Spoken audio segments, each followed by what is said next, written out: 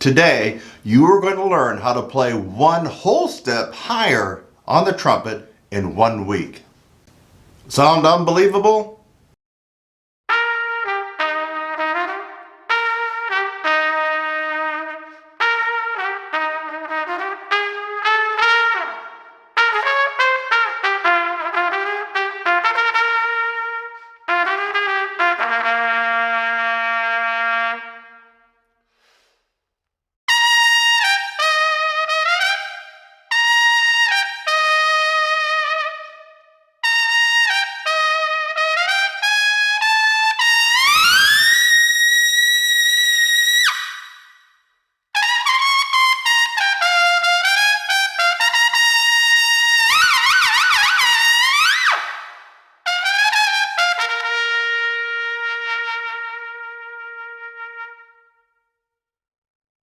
This is installment 3, or trumpet lesson 3 in this series on how to play higher in 1 week. Let me give you this friendly warning. This is not going to be a tutorial, a trumpet lesson about long tones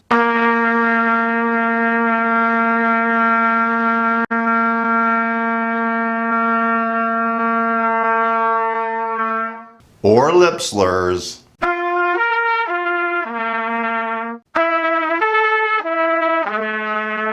Yeah, so I'm not going to give you that generic advice that you already know, or that you likely have already found on YouTube, or that you likely have heard from your trumpet instructor, especially if you're a trumpet major at some college or university. You're not going to get that here. You already know it, or it can be easily found on YouTube.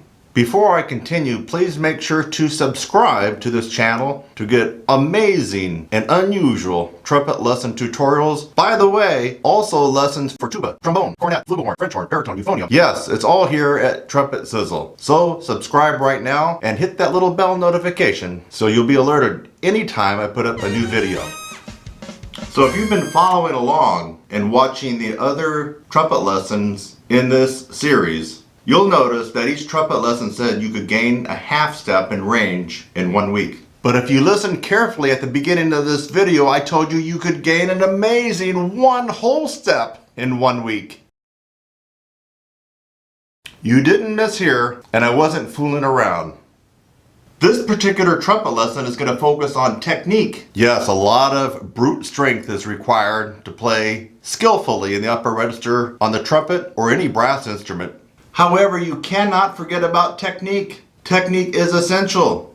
Unfortunately, so many people are using the wrong technique to play and excel in the upper register of the trumpet or any brass instrument. Okay, I can hear you say, Kurt, get on with this. What is this amazing technique you keep referring to that will give me 1 whole step in 1 week? Okay, you ready for the technique? You ready? Are you ready? The technique I'm going to share with you right now is called lip roll-in. Roll-in. R-O-L-L-I-N. Lip roll-in. And it really amazes me how many people don't know about this and how many people don't do it. And for those who know about it, they still don't do it. I can't tell you how many times I've gone on YouTube to see people start their playing and not roll in. And it looks something like this. The lips are just like this. The horn comes up like this. And that's it. There's no rolling. So if I'm going to play in the upper register, it's going to go something like this.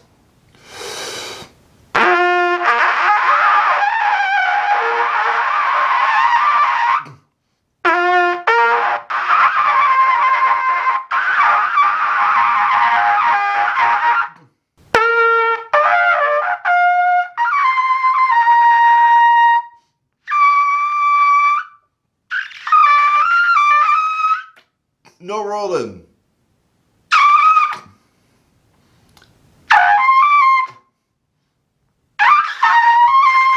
And what you just heard right now sounded like total crap. Why? No rolling. But you heard at the beginning of this trumpet lesson video, I killed it on Sesame Street.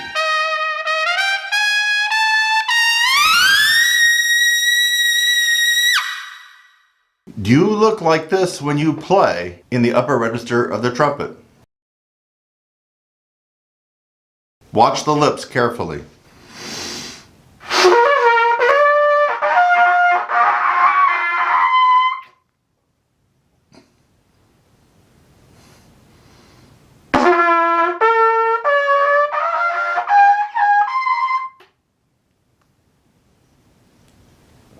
Let me actually roll in and show you the difference so you can hear it and see it.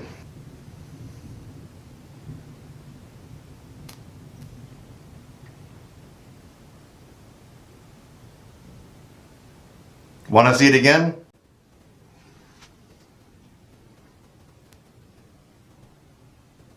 Now, let me go ahead and apply that technique of rolling to playing the horn. Remember, this could be applied to tuba, trombone, French horn, baritone, euphonium, cornet, flugelhorn, E-flat cornet. I put the mouthpiece up to my lips. If I'm going to play low, I'm going to keep a low C setting, what I call a low C setting. It could be a low B-flat setting if you're playing a bass clef instrument. A low C setting. Jaws drop down low. More of a pooch in your lips. Not much roll in.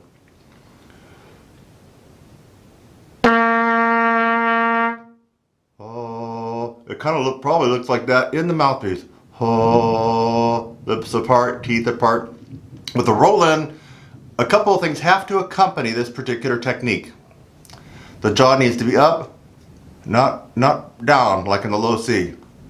Up, teeth almost touching. Lips up and rolled in.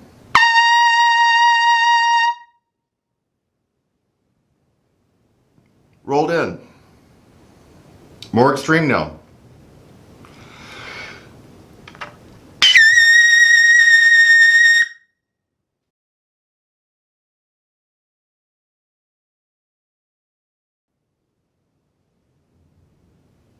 Extremely rolled in. If you can master this technique, you will be able to play one whole step higher in 1 week. Too good to be true? Again, this is not a trumpet lesson about building strength to gain 1/2 step in 1 week. It is a technique, and once you learn this technique, your range will go up 1 whole step. For those of you who are trying to count, that's 2 half steps in 1 week.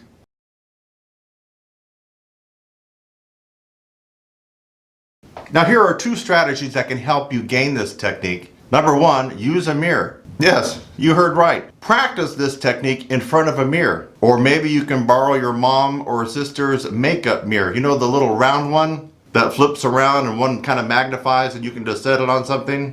So use a mirror to see what's going on and try to shadow and mimic exactly what you saw me do in this video. You're going to roll in. Strategy number 2, get with a professional trumpet instructor who can show you this technique in person or via Skype. Okay, so did you learn something today? If you did, here's a reminder again to subscribe to this channel. There's a lot of amazing content and actionable material that you can use starting right today. Now I want to turn it over to you. Are you going to use this amazing trumpet lesson technique to skyrocket your range in 1 week? Well, we're waiting. If you're going to try this technique, could you let us know in the comment section below? And what would really be appreciated would be after 1 week of trying this technique, how did it go? Let everybody know in the comment section. You're just going to be helping other trumpet players and brass musicians when you do that. Again, leave a comment. This has been Kurt Thompson along with TrumpetSizzle.com. And by the way, if you want amazing tutorials, exercises, practice devices, and practice aids to help make you a better musician, a better brass musician, a better trumpet player, then you need to go to TrumpetSizzle.com. And the last word, at the end of this video, you're going to see my top rated trumpet lesson video on the top 2 reasons why you can't play high at the end of this video. Go ahead and click on it. It's one of the #1 rated trumpet lesson videos on YouTube. And you watch that video and you'll see why. You're going to learn something. This has been Trumpet Lesson 3, or the 3rd installment in the series on how to play your trumpet higher in 1 week by moi, Kurt Thompson. I'll see you in the next one, my friend.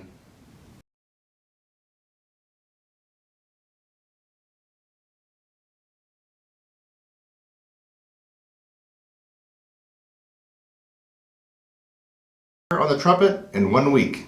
The trumpet technique that I'm going to show you today has really helped me improve my range, actually more than a half step. But we're going to let you guys experience the half step increase in range in high notes on your trumpet by using this one amazing technique.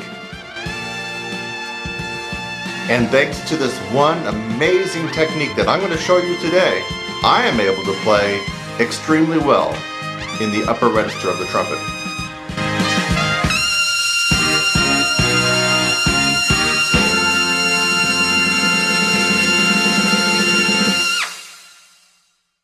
Now let me give you this warning. We're not going to be going over the same old that you already know about. Lip slurs.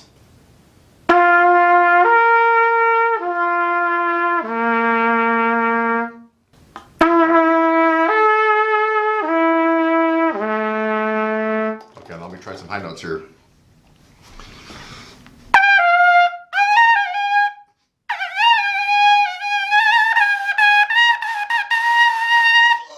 Why can't I play high? I'm playing lip slurs. Long tones.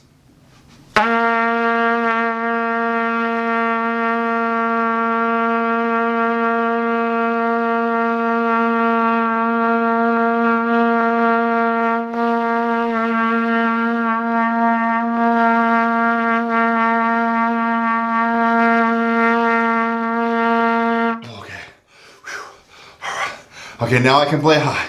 Just did a bunch of long tones.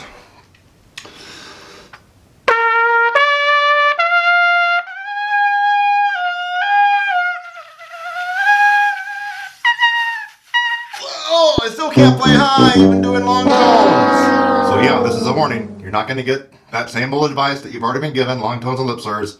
It can only take you so far. You are going to get an amazing, unique technique. I'm Kurt Thompson, TrumpetSizzle.com. Let's dive into it right now. So are you one of those trumpet players that want to play higher? Yeah, me too. You're going to love this technique. I'm going to give you the good, the bad, and maybe the ugly of this technique. It's so simple. You're going to be doing Roy Stevens' no pressure system palming. Make your hand like this. Not like this. Not like that. Like this. Give me a high five. Your hand stiff and flat. Now I want you to turn it over. This is my left hand. You're going to turn it over. You're going to make it like a shelf. Almost like a shelf. You know, like you could set something on. See? It's a shelf. You could set a mouthpiece on there. See? Just like a shelf. Take your horn. Put it on that shelf. Do not allow your fingers to do this. Even a little bit. Your hands and fingers need to be stiff and straight, almost like popsicle stick. Lay the horn on your hand. Don't grab onto it. Just lay it on like a shelf. If you're not careful, it could actually fall off. That's how you want to do it.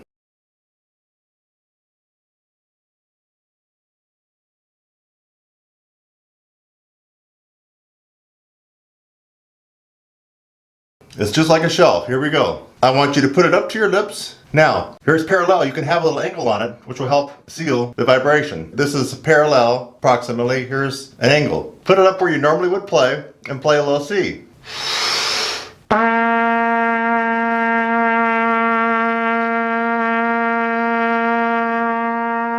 Easy, right? Yeah. Step 2 in how to play higher on your trumpet for this 1 week technique. On your palm again, and I want you to play 2 notes.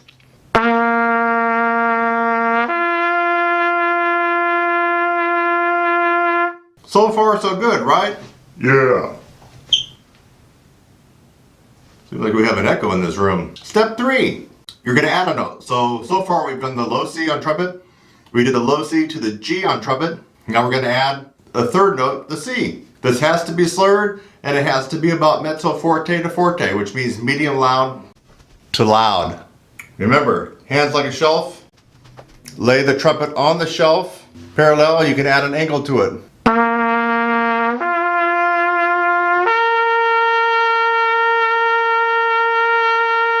You want to play as high as you possibly can. Now, you're going to keep adding notes until you can't play anymore. Let's add a note. Now we'll be going to E. You think you can go up to an E? It's not that hard, is it? Do you think that you can go to an E? It's not that high, right? Yeah. Shelf. Horn.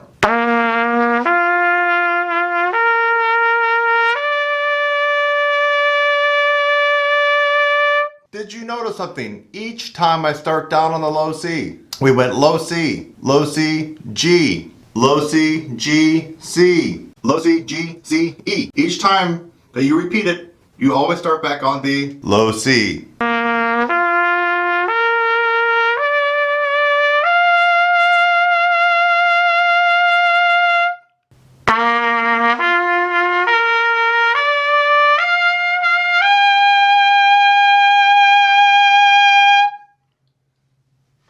Getting to that high B flat is going to be quite an advanced move for most of you, but some of you may be able to get it.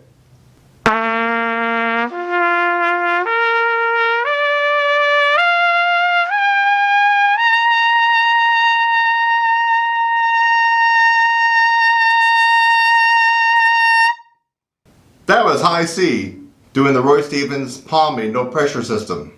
If you can get up to high C like that, and it was loud, you really have strong chops. You really have strong chops. Yeah. You want a half step increase in your range? 7 days, my friends. 7 days. Every day.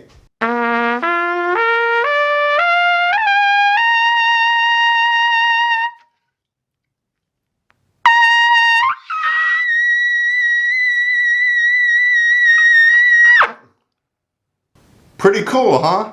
So now I want to turn it over to you. So did you learn something? Are you actually going to try this technique? Are you actually going to try it for 7 days? If so, let me know in the comment section. Love to hear from you. Especially if you tried it for 7 days and you got that high range happening. The last word, if you want exclusive tutorials, lessons, and strategies that you can only get here, you gotta go to TrumpetSizzle.com. I have something that's gonna help you get better. Tutorials, lessons, DVDs, practice aids, practice devices, exercises.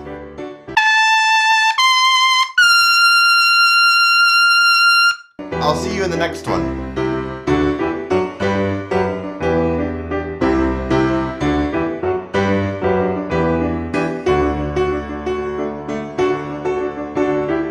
Alright, let's go on to some demonstration with some of the other instruments. What if you don't play trumpet?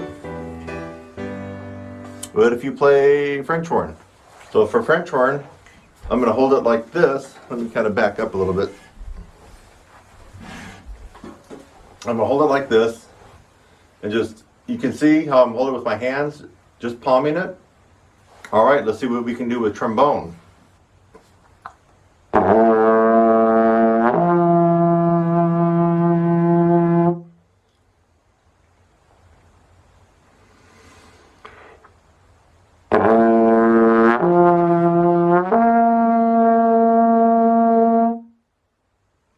Alright, here's your phonium, and I got one hand down here, and I'm not going to grip it.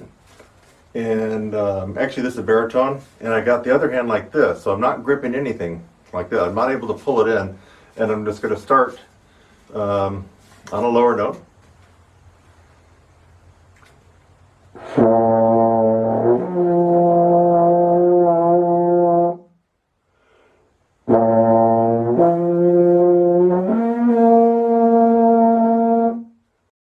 Now this guy you're probably going to have to get a little bit more innovative with.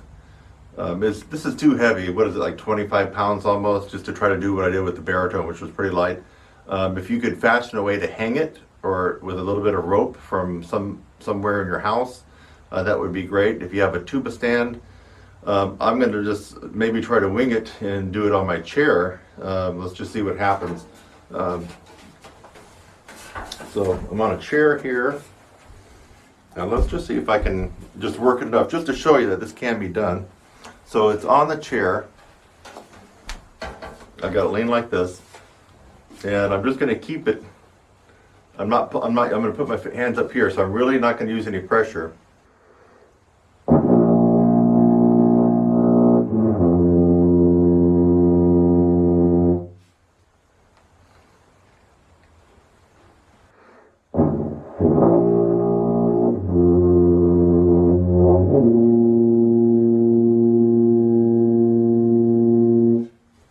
All right, are the wheels turning right now? So this would actually be better if you had a tuba stand and you just bring your mouth up to it and don't even touch it. But you could see that I was using no pressure, just with the tips of my fingers.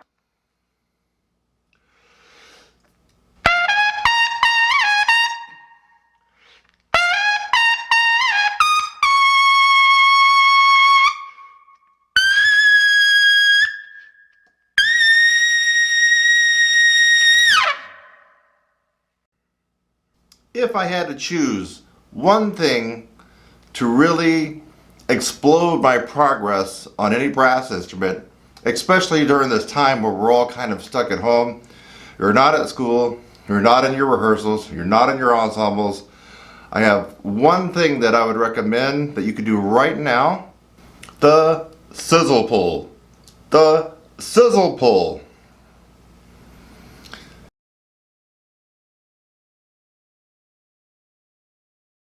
Is the logical evolution of the Pete. For many of you that have, let me get out of the way so you can really see it clearly. There we go, should come into focus a little bit better. For many of you who have the Pete, this is the evolution of the Pete. It does everything that the Pete does and a lot more. It's like the Pete on steroids. It has another, what, 10, 15, 20 variations that you can use. It's solid metal. It has some cushion beads on it, not to tear up the inside of your mouth. This is the sizzle pull. You can get this along with a tutorial for it.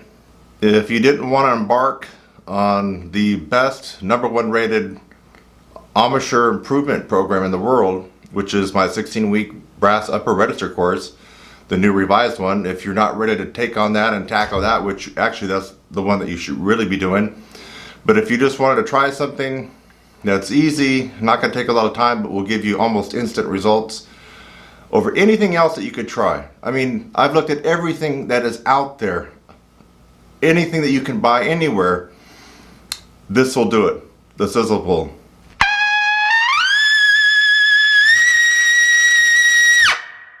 The sizzle pull.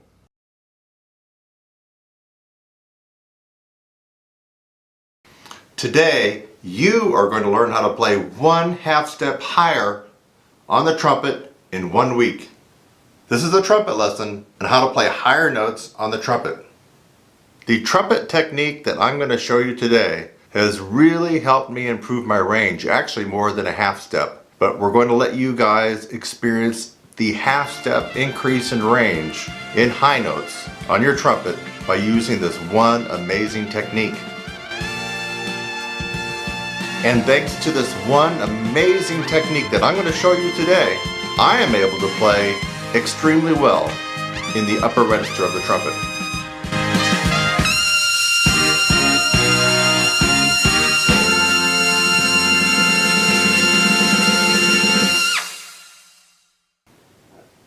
Now I should warn you, I'm not going to be giving you generic, same old advice that you've heard time and time again, maybe even here on YouTube.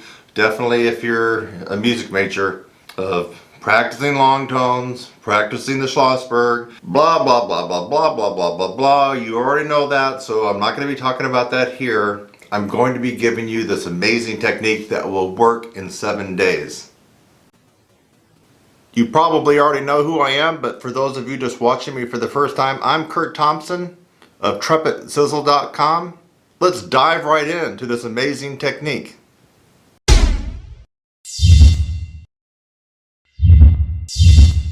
You know, a long time ago I was like you, struggling to increase my range, my accuracy, my power, and the real biggie, the endurance, the ability to last an entire rehearsal or performance.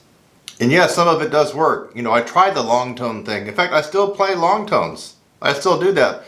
But not as a way to really jack up my range. I mean, I tried that. I had trumpet teachers that told me to lip buzz and mouthpiece buzz 45 minutes a day before I even touched the horn. I tried all that stuff. I didn't really get much out of it, folks. And we're just a few days away from St. Patty's Day, so why not tilt the odds in our favor? I got all green on because this is my lucky day, but it's going to be even your luckier day when you get this extra half step in range in 1 week. This is not a joke, this is the real deal for improving higher notes on your trumpet in just 1 week. This is quite cool. You just have to do it. Alright, here we go.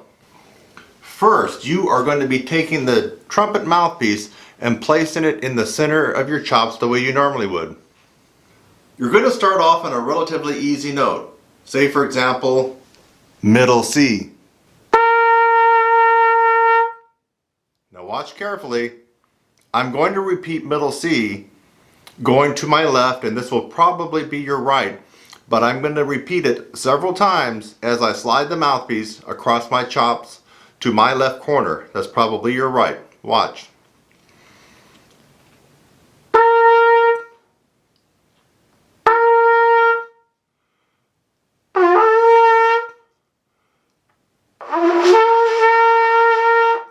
Now bring it back to center and go to the other direction. This way.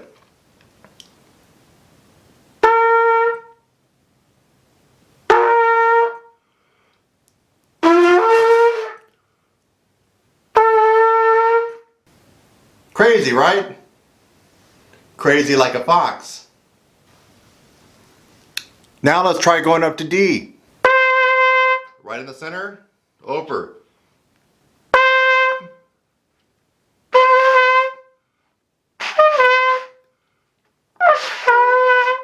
Bring it back to the center and head the other direction.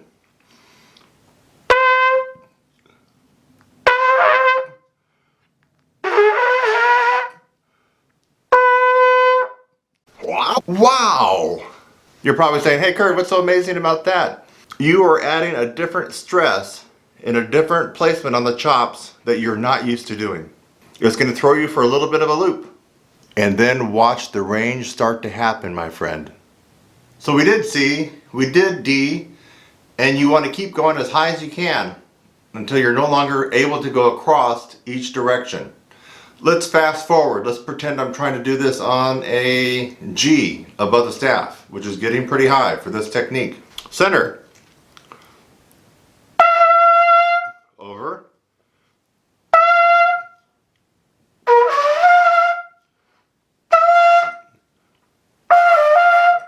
Getting tough. Back center. We're going to go this direction.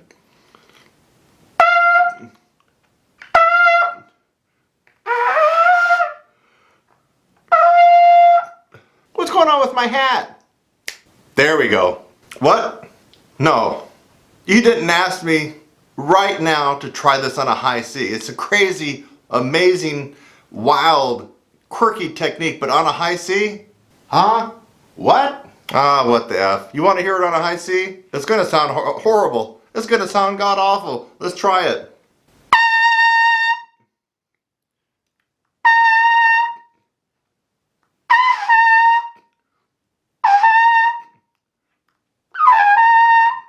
Center and to the other way.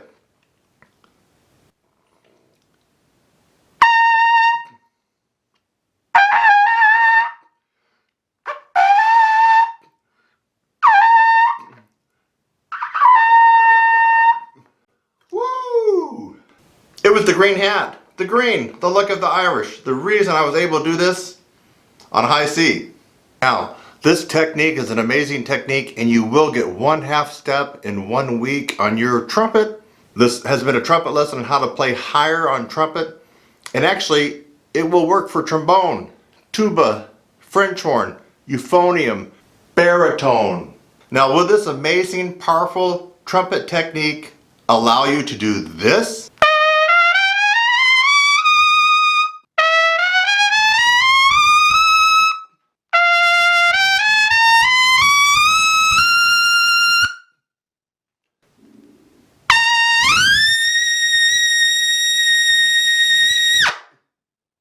Maybe not, maybe so. But you will get the 1/2 step increase in your range on trumpet or any brass instrument. I promise you that in 1 week. So after going through this one amazing technique with me and having observed how to do it, did you learn something new today? Are you going to try this technique? Why wouldn't you try this technique? Well, anyway, if you did learn something new today, make sure to subscribe to my channel, Trumpet Sizzle. It's easy. Just click on that rectangular red button that says subscribe below, right below. Maybe it's right there. It's right there. Just click on it and you'll be automatically subscribed. I'd also hit that bell notification. That way, every time I upload something you might be interested in, you'll get a notification of it right away. And by the way, if you want exclusive training, courses, tutorials, practice aids, exercises, all for brass players, trumpet, tuba, euphonium, baritone, French horn, cornet, flugelhorn, then head on over to TrumpetSizzle.com. TrumpetSizzle.com.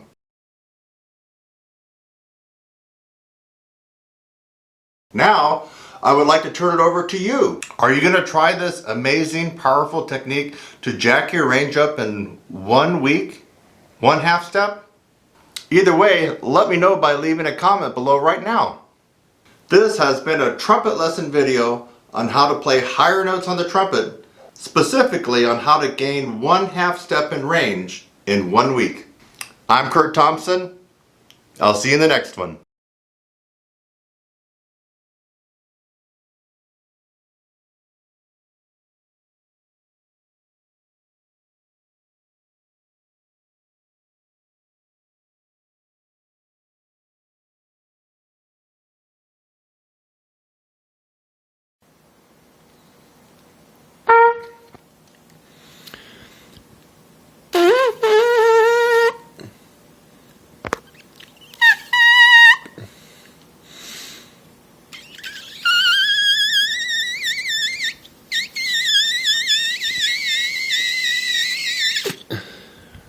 Okay, middle C, high C, and double C buzz. And that's the ultimate test in pure embouchure and lip strength. Notice I was doing the real lip buzz. I wasn't doing the little puff out your thing that 8th graders do. No, I was doing the real lip buzz with an embouchure set, my lips rolled in, like I'm blowing into the horn. So make sure you're comparing apples to apples. What I did was the real lip buzz, free lip buzzing, like you got your embouchure set. So if you do this, that's not what we're talking about. We're talking about real free lip buzzing, which requires an enormous amount of embouchure strength. And you can always just about count on the fact that you can buzz a certain note, it's likely you can play about an octave higher than that. Buzz a high C, you can probably play double C. Buzz a middle C, you can probably play high C. Buzz a double C, like I just did, you can probably play a triple C, which is true. So there is a correlation between your lip buzzing, your strength, and what you do on the trumpet, what you do on any other brasses. It doesn't really matter, tuba, trombone, whatever. So embouchure strength is the most important thing, the most important aspect of brass playing. Take it away and you really have little left. Little left. You might as well just become a singer. I mean, you really do. If you don't have the embouchure strength, you can't play. I don't know, maybe you can play in the low register, and that's about all you're going to get if you absolutely have no strength here whatsoever. Nothing really is going to happen on the horn. You could be Olympic swimmer with great lungs and air, no embouchure strength, and it's going nowhere. So there you have it. And I will continue on with this brass improvement series right here. Hey, today we're going to be talking about chop strength or embouchure strength versus air. And it seems like every other day I'm getting an email from somebody with a counterpoint of view for myself about air. A lot of times you hear me say air is not the main thing that's going to get you your range. and it's not the only thing. And then people think that I don't believe in air at all, and that's not true. But we really need to figure things out. Now I love Don Jacoby and his stuff. Bill Adams is wonderful. In fact, I do a little bit of his stuff in my 4-month upper register program, the lead pipe buzzing and stuff like that. So, and then the other yoga breathing techniques. But air, my friend, if you work only on air and think that's the holy grail to ultimate endurance and upper register, you're going to fail. That's just the bottom line. And we're going to find out why today. In fact, I'm going to prove that air is not the holy grail to upper register. It really is lip and embouchure strength. And then the second to that would be how you compress your air. So that is a very important part of being in upper register and playing that way, playing clearly in the upper register. So, and I'm not following a script here, I'm just thinking out loud, but you need to see a good up-close demonstration. That's why I have this camera so close. I want you to notice how much air I'm really taking in to be able to get in the upper register. And if you have half a brain, you're going to figure things out that you got to have the chop strength. You got to have the lip strength. Lip strength is a little different than your embouchure, than the muscles that surround here. Don't believe me? Watch some autopsies. It's pretty gruesome, but you're going to see that the musculature of the face right through here, our embouchure, actually is different tissue than what you have right here. And so this is a little something different here that we want to work on to get stronger. You have to have lip strength to withstand the pressure of the air coming out. So yes, you do need to be able to have great air flow and to be able to really compress the air. That's the most important part. So even if you only had one lung, if you had the mechanism set up to really compress that air and everything was synced and coordinated, I'm sure that you could probably still play decently in the upper register and expand your range. I'm confident of that. And let's find out why that is. So I'm going to put the mouthpiece up. First of all, I'm going to see if you can get the feeling of when I take a full breath. So here's a full breath. Okay, so you'll know when I'm taking a full breath. I'm sitting down, so you'll see that I have to do that. Now, if I take a partial breath, I'm not going to take a full breath. And by the way, this video's in lieu of me writing out a big email for my brass techniques improvement series. I'm just basically it's going to be this video, so you're not going to see a long email. This is the next installment in the brass players improvement email series I do on Facebook. So I'll just be watching this and taking notes. So check this out, and I'm going to try to make it clear when I do take a larger breath. So you need to see my lips. Try to get it close. I'm putting the mouthpiece up. I'm going to take about 20% air. Here we go. That's it.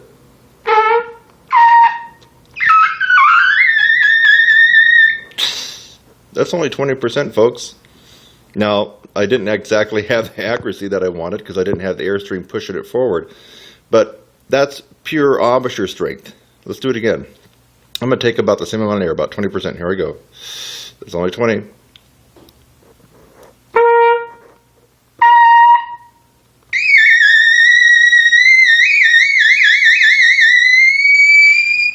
I think I got up maybe around the triple F range, give or take.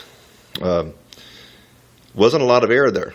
Now, I will put in a lot more air. So let me take in double that. Let's go up to about 50%. That's about 50.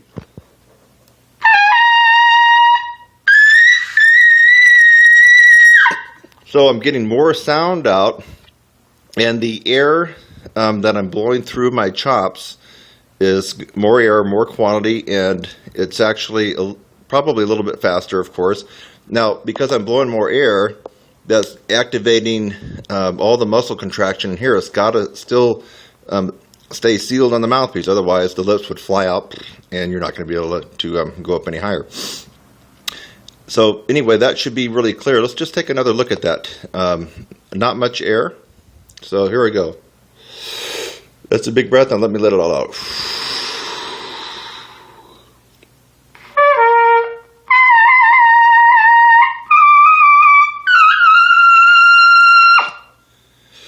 Basically, you saw me playing a double G, that's a double concert F, on the trumpet with virtually no air. Did anybody check that out? I basically had hardly any air.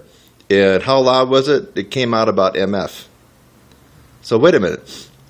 Now let's go back to Don Jacoby, and we can even include Stamps and some of these other guys, Bill Adams, real big proponents. Even my hero, Bud Brisbois, real big proponent of his wedge breath. He was the original wedge breath guy. Shu came after him. Bud Brisbois is the originator of wedge breath breathing, in case you guys didn't know that. And there's actually two versions. The Shu version, Bobby Shu's, is a little bit different, more applicable to like real-time playing. But Bud Brisbois basically said his way of breathing, this wedge breath, was the reason he could play so high. And tell you the truth, I don't believe that's true.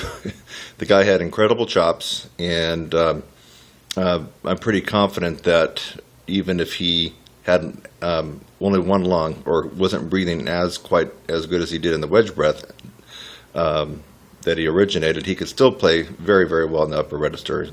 He had a natural setup, and so I think he was trying to explain why he could play so well. Sometimes when players are born with natural leverage and a natural ability to really compress air, they're not quite exactly sure what they're doing. So they look to rationalize how they're able to do it. You can watch Maynard, one of the ultimate talent in upper register. Just look at his face.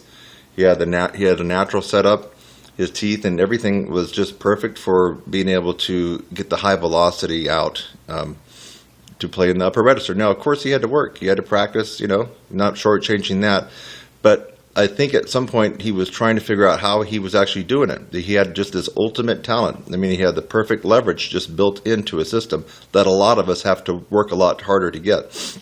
And sometimes we don't even get to that level. So you can watch in some of his master classes that he really explains about that he worked a lot on his breathing, and then he leans back. He's really big about bending knees and leaning back. And I'm going to tell you something. And Maynard is also one of my heroes, just along with Bud. But they're trying to explain how they're able to play so easily and well the upper register when, in fact, they had just like the ultimate amount of talent to be able to do so in natural setup. I'm confident that you can take in a big gulp of air and practice yoga, lean back, bend your knees, and you're not going to be sounding like Maynard. And you're not going to really get that much upper register. You're going to have to do something to strengthen this area up here in your face. You have to have the strength up here. There's just no question. And what do a lot of people tell you to do? Do long tones, take stuff up an octave, play in the upper register, and really work on your airflow, and you'll get there. Nope, it doesn't cut it. It doesn't cut it. Now, it might for some people who are already predisposed and have the natural great leverage in their face right here, their tongue. Maybe they got if you have a smaller oral cavity and you're using your tongue arch, you really can speed up there a lot faster. So there's a lot of things that really go into this to making natural leverage. So yes, the people that have gained a lot of range and can excel very well in the upper and extreme upper register of any brass instrument, if they did the long tones, if they really worked on their breathing, if they played stuff up an octave, they might actually just get to where they wanted to be and where everybody wants to be, but mainly because they had already a predisposition for natural leverage and a great compression ability just through their genetics. So the rest of us, you're going to have to really be strategic about getting this strength. And unfortunately, for most of us, not one method and not one technique is going to get you there. In other words, you can't just do Bill Adams' method and get there. It's going to work for some people, but will it work for you or me? I don't know. Claude Gordon, love it. And I actually got something out of it, but is it going to work for you? I've been teaching for a long time, and that Claude Gordon doesn't work for everybody. It works for me, and not ultimately, but it did help me out at one point. So I love the Claude Gordon stuff. Roy Stevens, so palming and all that kind of stuff. Will it work for you? It may. and it may not. Reinhardt, all these other methods that are out there. Cat Anderson is probably the toughest method to actually go through. So there's a whole bunch out there. The only question is, will it work for you? And those methods are successful for some people, but not for everybody. Of course, we already know why it's not successful for everybody. It's just fact. If one method was actually successful at producing gorgeous high notes and upper register abilities and endurance, then we would all only use that one method. Think about it. Let's use our brain here. If one method was that successful, you wouldn't be listening to this right now, and I wouldn't be talking about it. Everybody could just do it. So the fact of the matter is, not one method is perfect for everybody. As a result, that's the whole nature of my 4-month upper register course. There's 65 techniques, and these techniques come from every method you can think of. The bulk of it are actually my techniques, and I include a lot of breathing for compression and some other stuff. So you have to take the macro approach to really building the strength.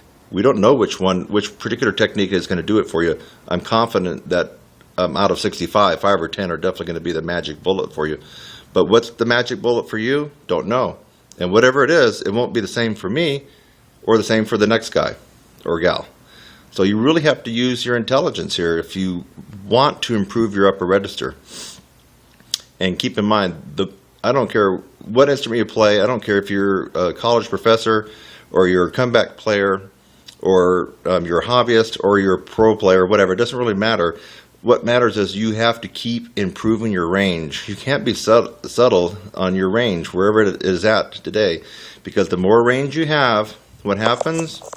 Even if you don't want to play double Cs, classical guys out there, if you can play a double C, what happens here? Boom. The pressure comes off your lips when you're playing in the tessitura that you normally play in, whether it's middle C up to maybe E's. So you don't have to have the desire to play double Cs.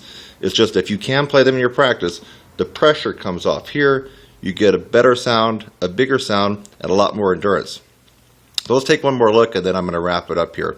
Really, the air is important. And to compress the air, you really have to arch the tongue in your mouth up, like you're saying N or E or T. Your tongue's actually like this. That it's doing the arch. Like that. And you're blowing the air from the back of your throat up and over the tongue, and it comes out the aperture. Now that's great. We got to have that air. But if you don't have the super strong embouchure, chops, and the lip able to contract and hold that air into the mouthpiece, all the air is just going to be useless for you. And that's this brass improvement email series. Hope you get a lot out of it. You're seeing a real good close-up of me, maybe too close. Let's take another look at the mouthpiece. So I'm putting the mouthpiece right on my chops and take a small amount of air.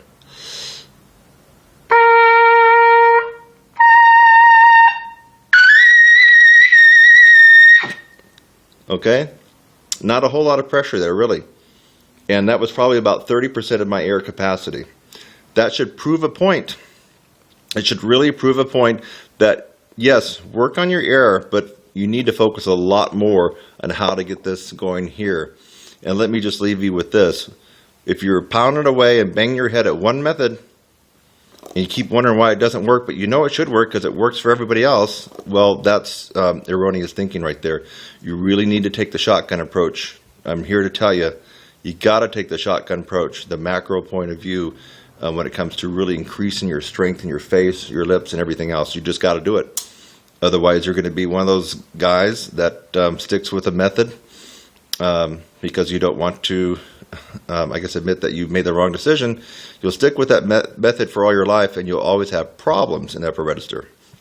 So, use your intelligence. Think about things in an intelligent way. And I'm Kurt Thompson. Hope this made a little sense to you. And today's date, by the way, happens to be March 7th, 2013. Take care.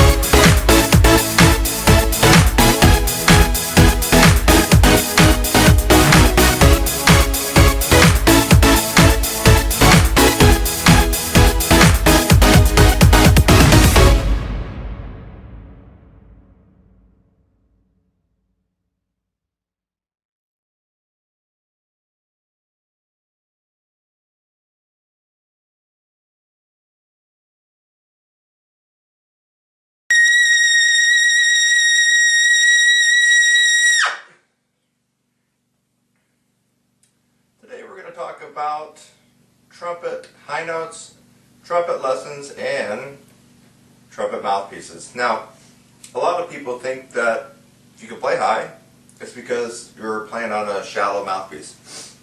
In fact, a lot of people that are unable to play high, when they hear someone play high, will say that they're using a cheater mouthpiece or a shallow mouthpiece to be able to get those notes. That's not necessarily so. There's the right tool for the job.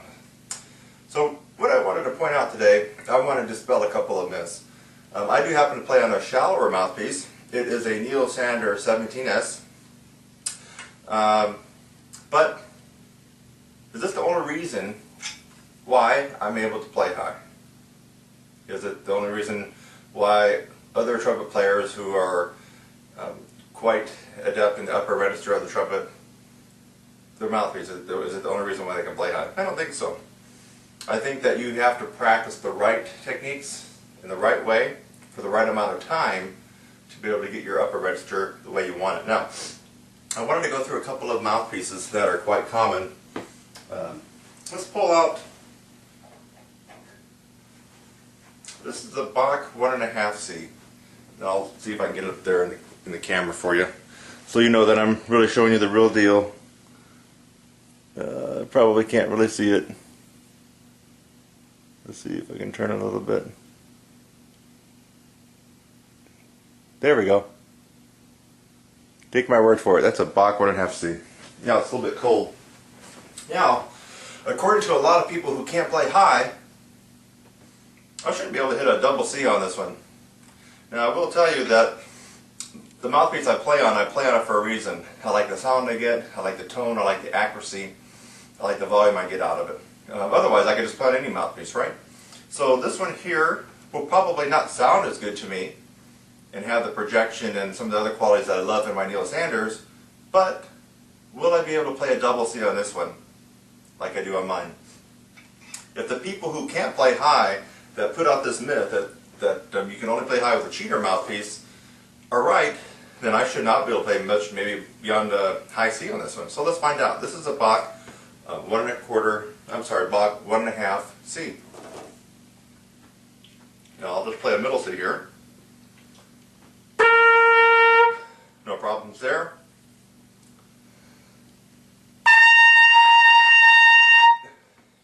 Does seem a little bit harder than mine.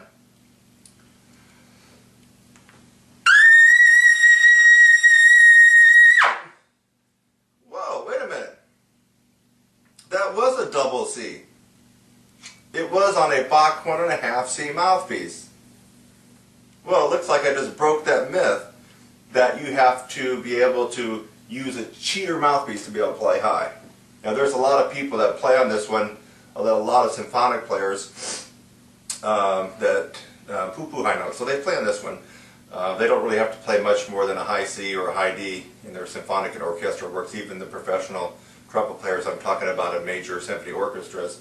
This is one of their favorite mouthpieces right here.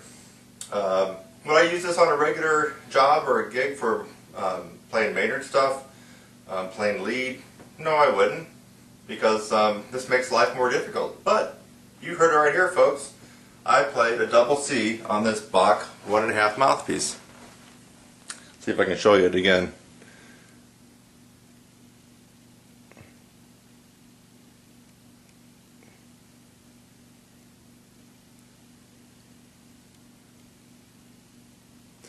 Well, before I put this one away, I got a couple other ones to show you. Let me put it right back in. This is the Bach 1.5 C mouthpiece.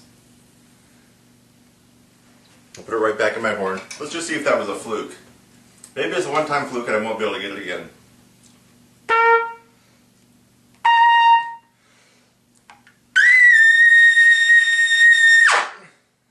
Nope, it wasn't a fluke.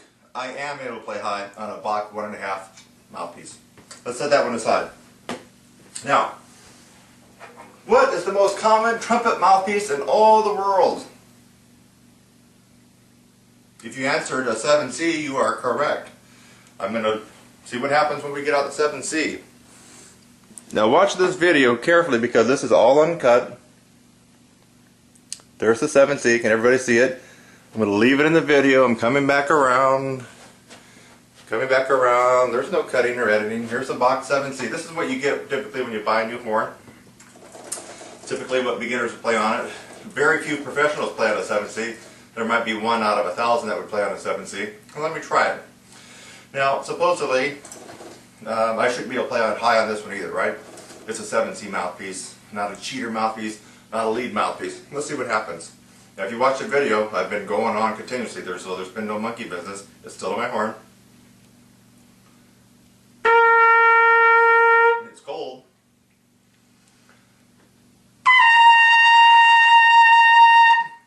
Try to double C there.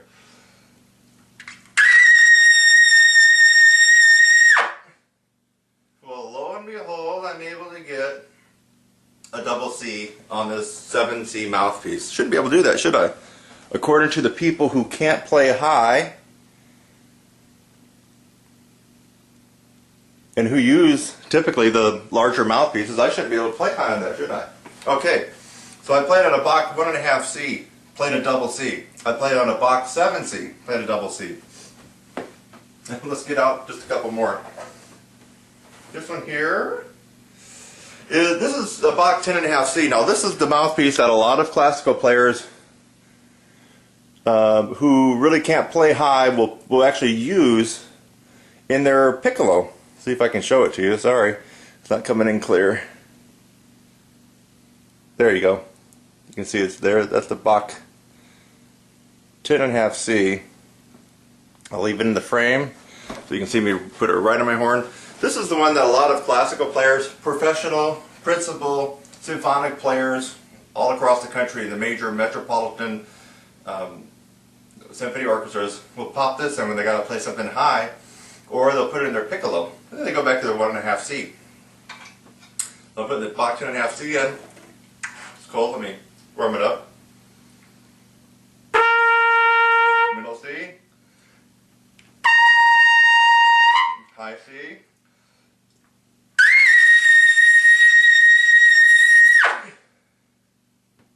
Double C. I'm going to pull right on my horn. You saw exactly what I was playing on. This is no trick photography here. It's a Bach 10.5C. Well, what is this? This is a Bach 12. Bach 12C. We'll try that one. I've actually never played on a 12C before. I borrowed a couple of these mouthpieces just for this demonstration. Bach 12C, I have no idea how I would play this one. It is probably a little bit more smaller than the 10.5C, I'm guessing. Middle C. High C.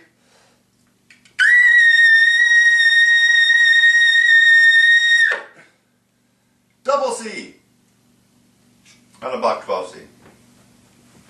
Okay, last one. I thought it would be kind of funny. French horn mouthpiece. Now I have no clue what I'm going to get on this thing. You can see it's a huge, huge, deep cup. French horn mouthpiece. What is it here? It's 11. It's a Vincent Bach 11.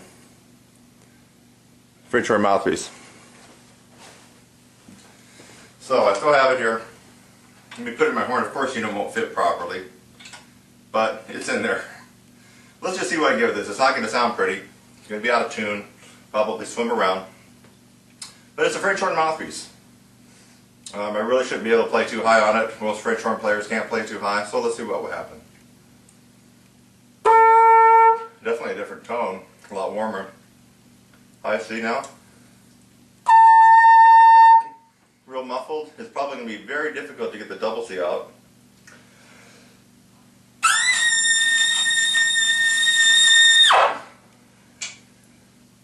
You heard it right there. Got a double C on a French horn mouthpiece in my trumpet. So, let's go back to my mouthpiece. Neil Sanders, 17S. There you go, you can kind of see it there. There we go. Neil Sanders. You can tell it's beat up. This is the very mouthpiece that I played Gabriel, Maynard Ferguson's Gabriel on quite a number of years ago. So if you happen to see my video doing that one, or hear it somewhere. This is the same mouthpiece I used for that one. Now let's go back. You're going to notice that I can, of course, still play the high note. It's just going to have more of a punch, more power. That's your middle C. Here's your high C.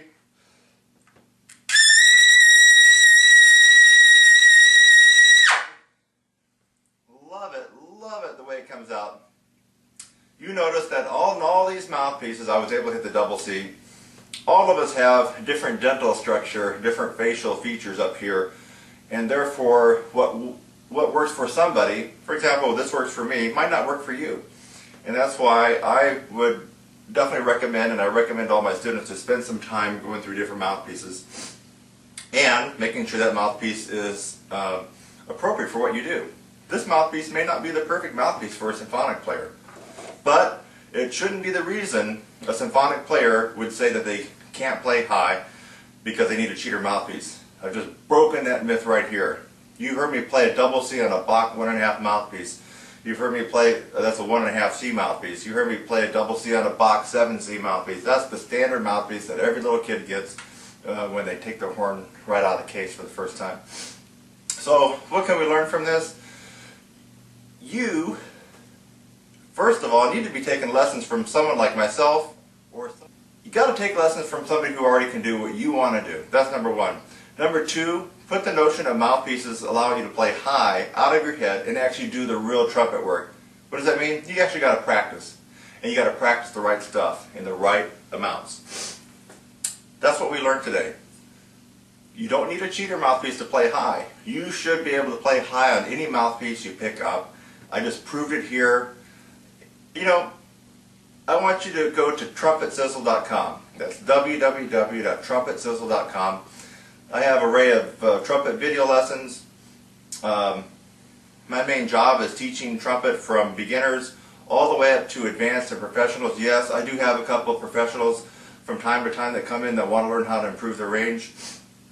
Always remember, it takes about 5,000 hours of concentrated practice from beginning, whether you started in 5th grade or if you're starting as an adult, doesn't matter, log those hours in. It takes about 5,000 hours just to reach the very bottom of the professional caliber trumpet player. So if you're wondering where you're at or why you're not where you want to be, think about how many hours you've logged in since you begin playing. And if it's not 5,000, chances are you need to put in some more practice time. And, I'll repeat it again, you got to get with the right teacher. In fact, let me just bring that up before we close it. You know, if you go to Google and you type in trumpet lessons, you're going to see quite a variety of people on there, including myself. I come on page 2 right now. I'm trying to get on page 1. But you want to get with a trumpet instructor who not only can tell you how to play high, show you how to play high, but actually has been out there in front of an audience with different bands playing upper register trumpet music. Anyway, what I've noticed is that a lot of these trumpet players that you're going to find that pop up on Google on page 1 right away, if you try to search their name and find out what they've done, what they played, some of them you can't even find a live video of them playing. But their marketing is really good. So I would just caution you that as you're looking for someone to help you out with your trumpet lessons and improving high range and everything else, you want to get with somebody who can actually play the trumpet, play the way you want to play, and has actually proved it with bands and other live audiences. Go to TrumpetSizzle.com. See you there.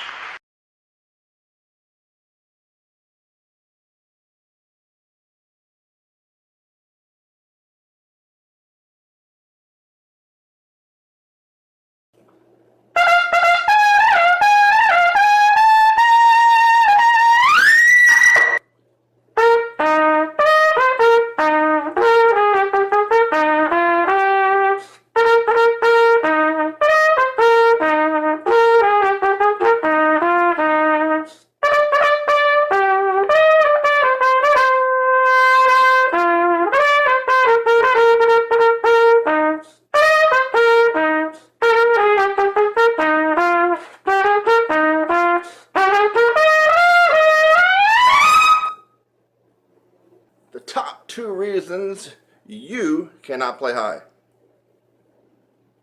Well, I just demonstrated one of them. This, the meat, the muscle, right?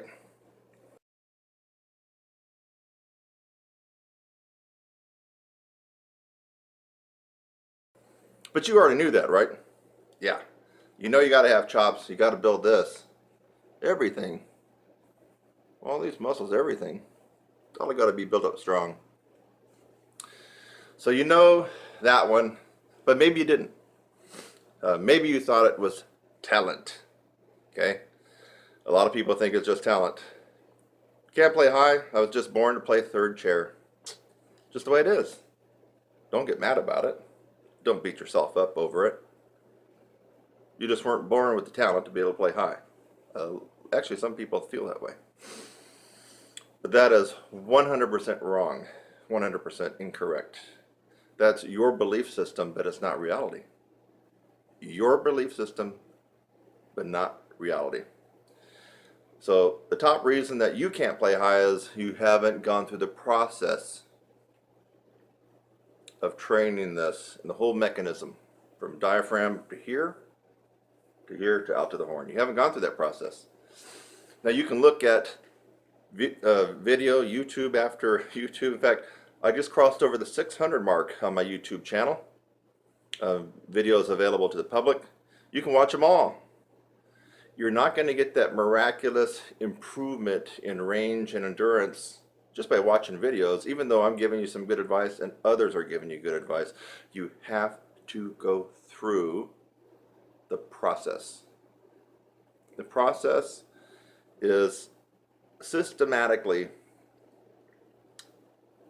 applying so many different angles at your chops, your breathing, your tongue, strategically over a period of time, infused with momentum. That's what the process is. And you're not likely to have gone through that process if you're watching this video, or maybe you're just watching it just for giggles. But you have to go through the process. It seems like a lot of teachers that can actually play decently high are not taking their students through the process. And as a result, the students don't end up playing as well as the teacher, and they don't even make that much improvement. It's about the process, not about one or two techniques or a routine that you're going to do. About the process. So, if you watch my stuff, you will get better, and you are certainly going to play a little bit higher, a little bit better, a bigger sound, a bigger tone, more accuracy, better endurance, yes. But you're not going to get that miracle, amazing, oh my God, I was playing high C's and D's a few months ago, and now I'm zinging out double high G's. Now I can actually do some Broadway shows if I wanted. No, you're not going to get that by watching just individual random videos on how to play trumpet better from anybody. You have to go through the process. I happen to know what that process is, by the way. And according to most of the people that have been working with me, it seems like they know it now too, and they can demonstrate it.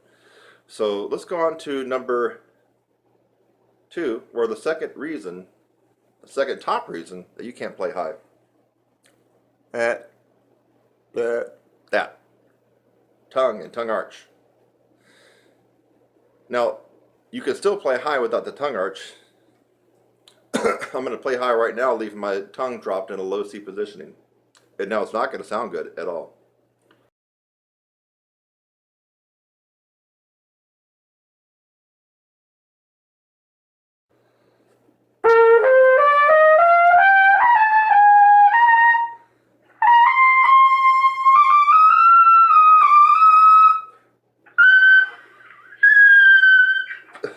Okay? How am I able to still get up there even though it sucked? I had the chops. But having the chops is one part of the equation. If you don't have the tongue arch, my friend, you can have the range. F, G, weak, kind of brittle sounding, stiff sounding, not that powerful, but I can get those notes. That proves to you right there that if you're still not doing some things right, that you can still gain some altitude just by developing your chops, but that's not going to be the panacea. And what you're thinking about is an end result of how you want to play. So the tongue arch, the less space you have in your mouth when the air is coming out, you're going to zing out higher notes because the air is going to be speeding past the lips, vibrating them faster, vibrating the air that goes into here, coming out here, it's going to all be faster. Okay. So how do we do that? It's the tongue arch. And it's kind of one of the most elusive techniques on the trumpet. It really is. I get people that can actually play pretty decently up to high C, D, even E, and they're not using tongue arch, but they're so used to not using tongue arch that they can actually play sometimes at the professional level or as a professional in a symphony. It's quite amazing how they can do that. They're making things in life very, very hard by doing that, but yet they've accommodated not knowing about the tongue arch or not being able to do it. So what if you had a screwed up embouchure, or what if you thought you didn't play correctly? Well, here's my natural setting. What if I played poorly? Let's move the mouthpiece over a little bit. There we go, see it?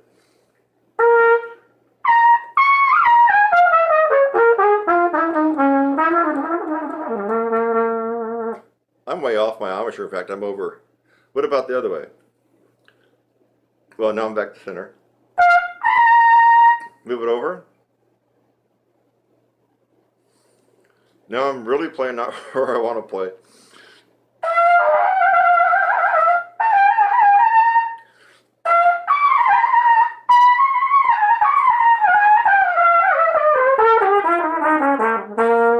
I can still do it, but it sucked that on that one side compared to the other. So I've showed you that with no tongue arch, I can still play high. Playing on a totally screwed up embouchure, one side to the other like that, I can still play some, actually into the upper register above high C. So it's the tongue arch. Tongue arch. So quit looking at whether or not you got a bad embouchure, a defective embouchure, whether or not you think that you're playing a little off center and your teacher's on you for that. Or you play too high, play too low. You can work on that stuff later, but that's not your problem. The problem is tongue arch, especially if you've got the other part handled, the musculature of the embouchure and the strength. But a lot of people don't got that handled either. But it's the tongue arch. With the tongue arch, you can do quite amazing things. So if you can play high B flats, B's, and C's with the perfectly executed and advanced tongue arch, that those high C's automatically turn into E's and F's with no change in the musculature and the strengthening of the embouchure here. Tongue arch works wonders. That's the second reason that you can't play that. And if it's the second reason, or it's the second place why almost all brass players can't get altitude and can't have good endurance. It seems to be mystical and ambiguous, foggy, murky, unclear what the tongue arch really is. But basically, if you can take the tip of your tongue, that's the tip. Take it and put it under, behind your teeth, your lower teeth. Here's upper, lower. Take the tip, go down, anchor it. I have the tip anchored right at the bottom of my lower teeth, where the teeth kind of almost turn into the gums, right at that gum line, or you run out of teeth, and you can feel the wet gum. That's where you anchor the tip of your tongue. Yeah. And then the tongue arches up, like you're saying in, or E-I-N-G, swimming, yeah. So that's when you're at maximum tongue arch. And here's a good test for you. I made another tutorial about this, but it was kind of shorter. So you can try this on different things. Here's me going from second line G to C on purpose. Okay?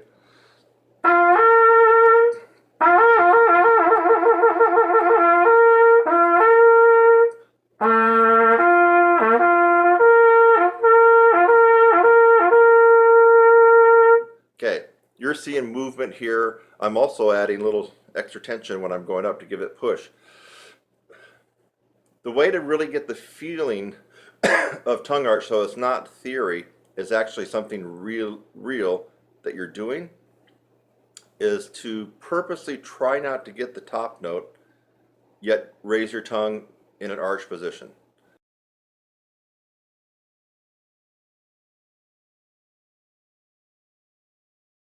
So right now I'm going to take a big breath, I'm going to hold a G, but during that time what's happening inside my mouth is this. My tongue is arching up. You already know that tip is placed behind my teeth. So it's going here, up. And I'm purposely going to try not to get the C. Watch what happens.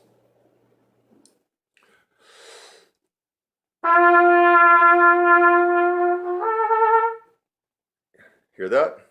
Of course it didn't sound good, but I'm purposely trying not to get the C. I don't want the C to come out.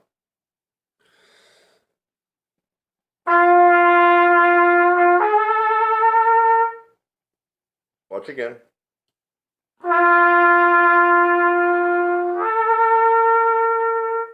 Again.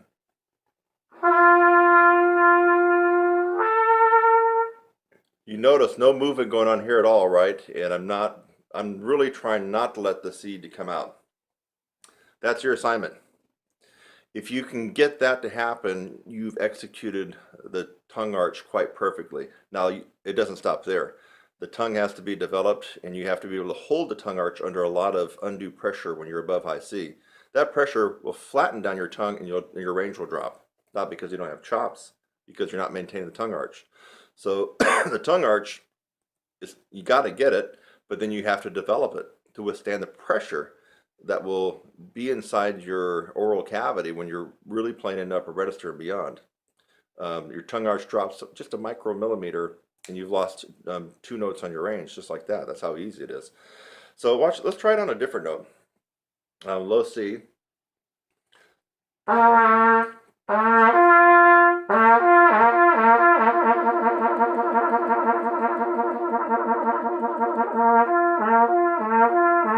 I'm trying to do that, right? You can tell.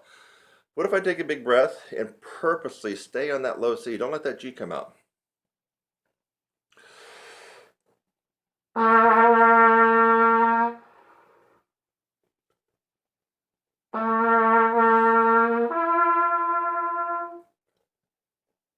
Take a bigger breath this time. The first one came out air because I didn't have any air left.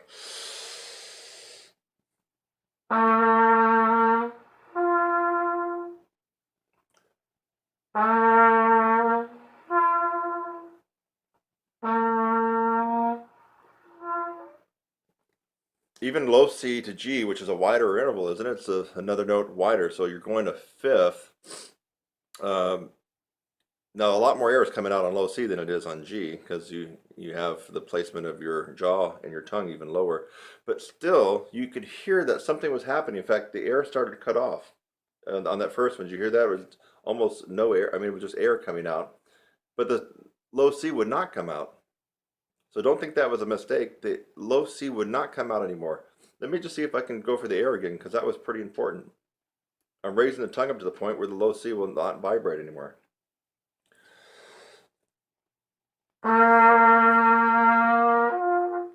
Well, now that time the note came out.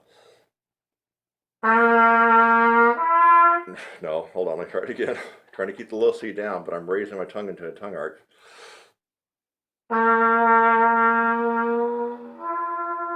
No, it's not going to do it this time. I guess it was kind of a fluke, but still, that was important to realize I'm trying to play the low C, which even beginners can get. So you know something was going on inside here. I mean, if I can't play the low C, something really is bad, and something bad's going to happen. Maybe the end of the world tonight. I can't play a low C, and if you can't play a low C, it's probably the same thing. Now, if I'm playing a low C and I do something inside my mouth that causes the low C not to come out, you know I'm doing something. You know something is going on. You just have to know that. So I was probably speeding up the air too fast for the low C to come out, and it was in the little twilight zone area right before the G was going to snap out. So I'm not even sure if I've even tried this on C to E. Now, I'm thinking that as you get more narrow in intervals, it's probably going to come out easier. So I'm not sure if this will be the best demonstration or not. Let's find out. So middle C to E. Oh, normally.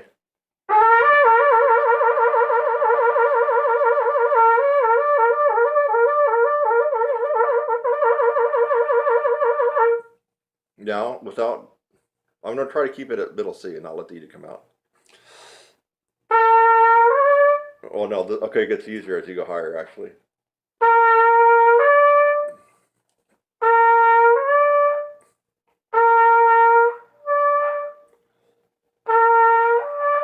Yeah, okay, so that's why I was experiencing that error at the low C to G. So this demonstration is actually perfect for you at G to C. And if you do have range up to about an A to a high C, you might want to try it from middle C to E because it's actually easier. But it might be so easy that you don't really get the feeling of it. So you've heard me do 3 different ones.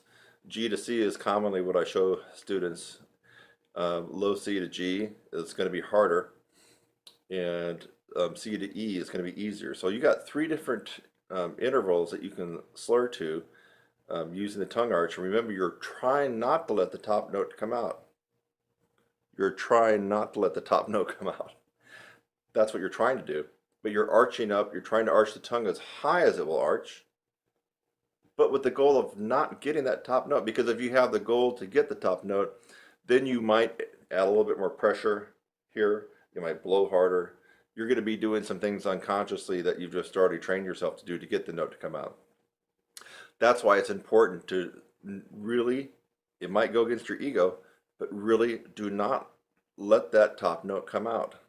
Just keep arching the note up and hope it doesn't come out. And when the top note does come out, if it does for you, then you know that you've got the tongue arch decently perfected, but just not strengthened. I mean, the tongue arch, you either get it or you don't, right? There's not really a gray area. You got to perfect it, you can do it, or you don't have it at all. There's not really a middle ground. You either got it or you don't. After that point, it's about developing your tongue and the tongue arch to really be refined and just amazingly versatile when you're playing. That's where I come in.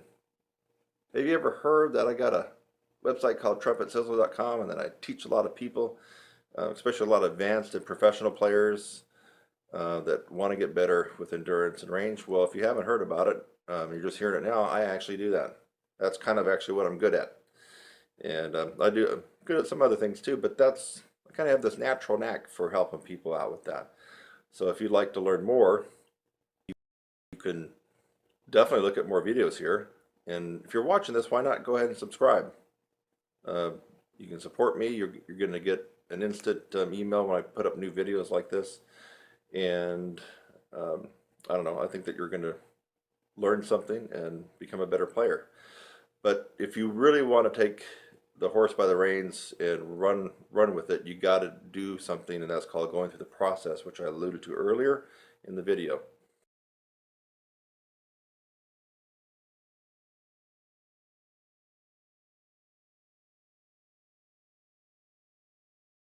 So, but this tutorial on tongue arch should help you.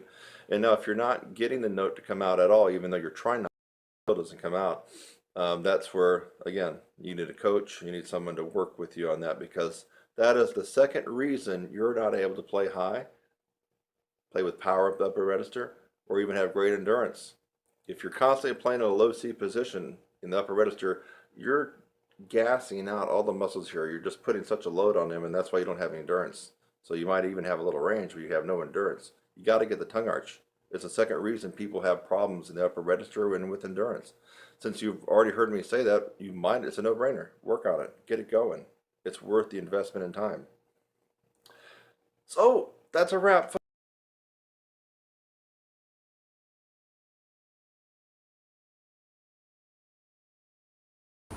Hey guys and gals, I've been using a cool little tip, shortcut.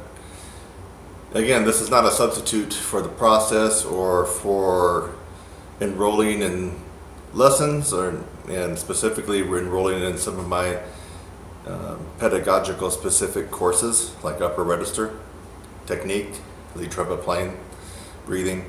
But I have found that this is a very potent and quick results producing technique. And I call it the frozen lip bend. I've scoured Google, YouTube, even that crappy little site called Vimeo. No, there's nobody else that has come up with this, so the date of this video will be the copyright for this particular technique. It's the frozen lip bend. We could almost call it deep frozen lip bends. And so you've seen people demonstrate lip bends almost in a half-step fashion, and it looks impressive. They're doing things like right.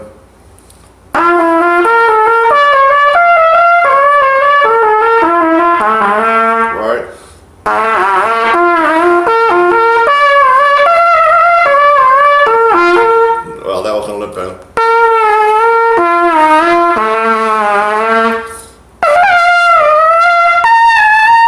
Okay. I was doing that in 9th grade, folks. I mean, come on.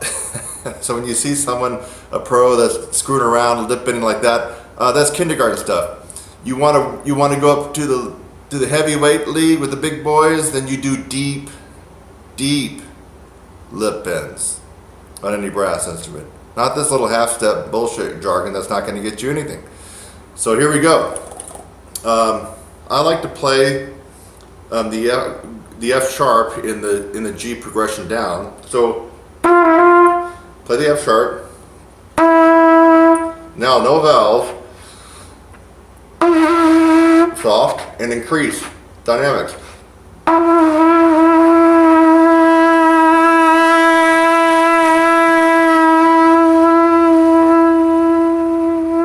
Control, baby, back it off.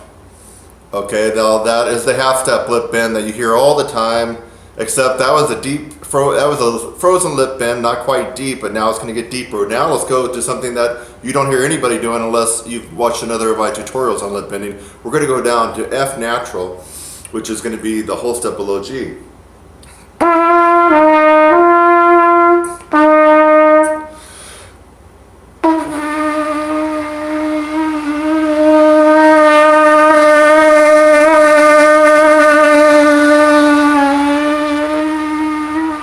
Control that baby all the way back to triple pianissimo, baby. All right.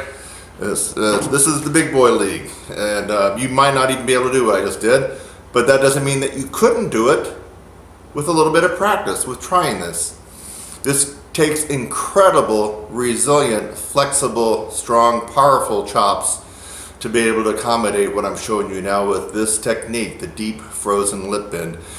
Let's go even deeper. Now, you'd never hear anybody, I haven't heard anybody lip bend down to an E in this part of the range of the horn of the trumpet. So G to, now we're going down a minor third.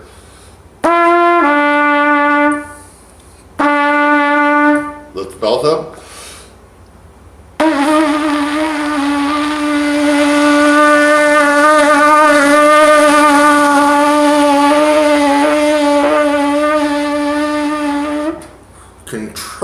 Incredible amount of control there and finesse to be able to accommodate that. You have a favorite celebrity trumpet player, and if you're friends with them, ask them to do what I'm doing. The odds are very considerable and stacked against them that they won't be able to do that. So now we're going to get into the extreme minority of all professional, actually this is not even professional, this is way above professional level playing. And you have to have worked considerably on the physical aspects of brass playing to be able to accommodate this, to go down a major third and control it. So G down to E flat.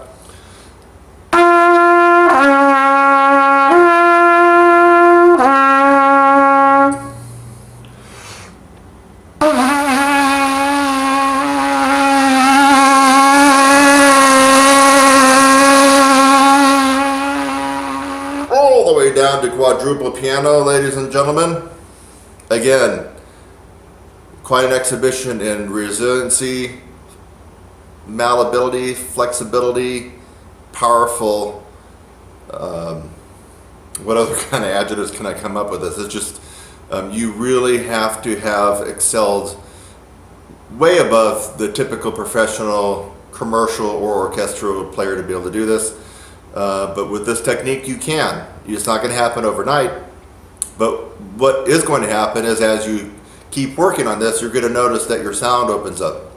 Your flexibility just becomes like a hot knife through butter as you go through all registers of the horn, and the facility of the horn is just going to be a piece of cake. Of course, your range is going to improve.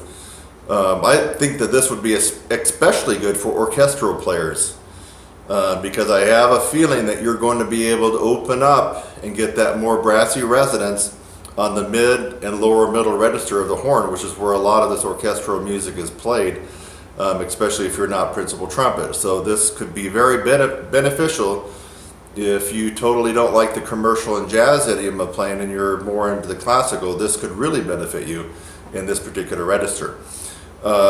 Now let's go to no man's land. We're going to go down to perfect fourth. Man, this is like super deep. This is like the 12-foot deep into the pool where the high dive is. So here we go.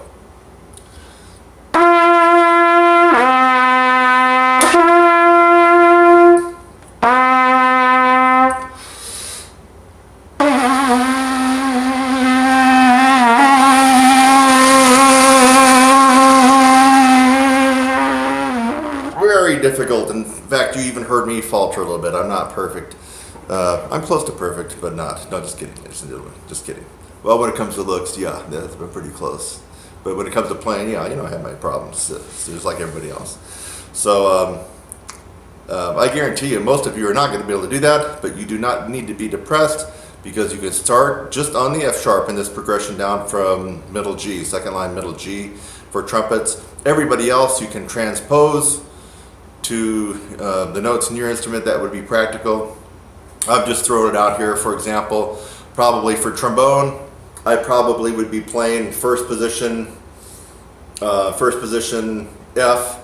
That's fourth line F in the bass clef staff. For trombone people, I would probably start right there, first position, and then of course you're going to have to bend it down without moving the slide, right? So you're going to find it very, very difficult. But that's just an example if you're playing another brass instrument. Now let's go for the quintessential granddaddy gold medal Olympic winner. If you can get this one and control it, and I gotta be honest with you, sometimes in some days I can't get this one. That's how difficult it is.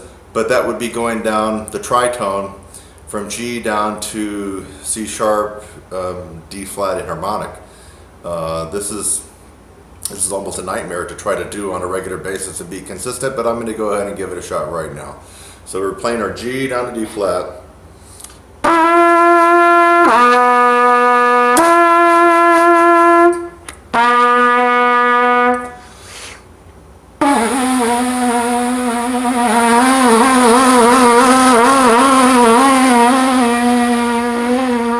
Oh, almost didn't get it. Folks, that was rough and tough and tumble. If you can do that and control it, you just certainly have to have chops. I would almost bet without hearing you playing anything else that you probably have a good core to your sound, amazing dynamics in all registers, and just great facility all over the horn, whatever brass instrument it is. So this was Kurt Thompson with another amazing proprietary and unique tip, trick, and technique for brass players that you've never heard before, and the date of this video will be its copyright. No one else has done the deep frozen lip bend. Try it, you'll like it, comment below. I'll see you in the next one.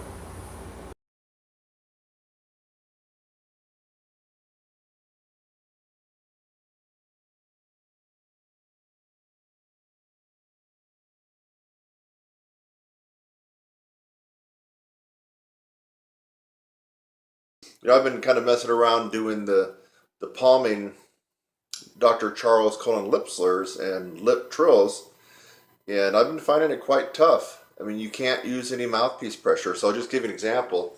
You do the horn here, it's palmed. So you make your hand. Now, French horn players will probably have to do this Trombone players maybe also. Baritone players, I'm not exactly sure how you would do that unless you could put your, like, you know how a tuba will put their tuba in a big tuba stand.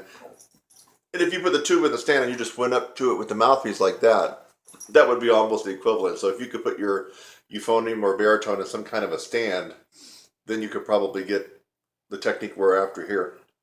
So you make your hand like a shelf, and I was just kind of messing around doing some lip trill, just seeing where I was at.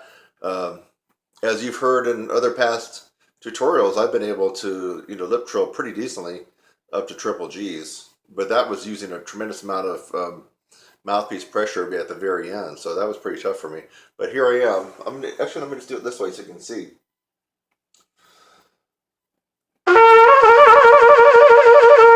That's C to E easy. Obviously that's E to G, G to B flat, B flat to C,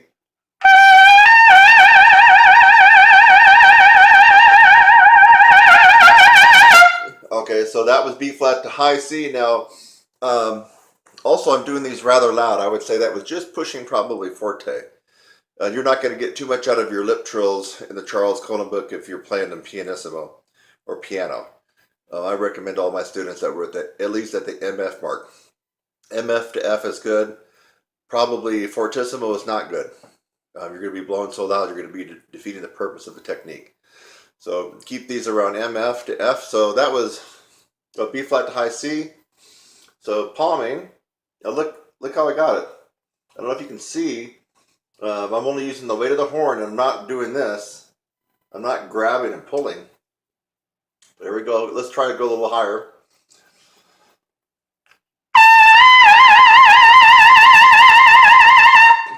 That was C to D. D to E. So this will probably come out flat.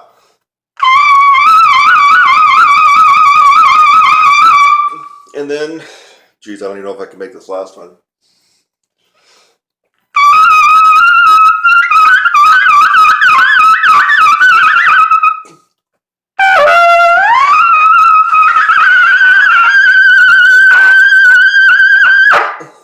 I can't get the G to lock in, but I will get it. So I was going for the trill from F to double G.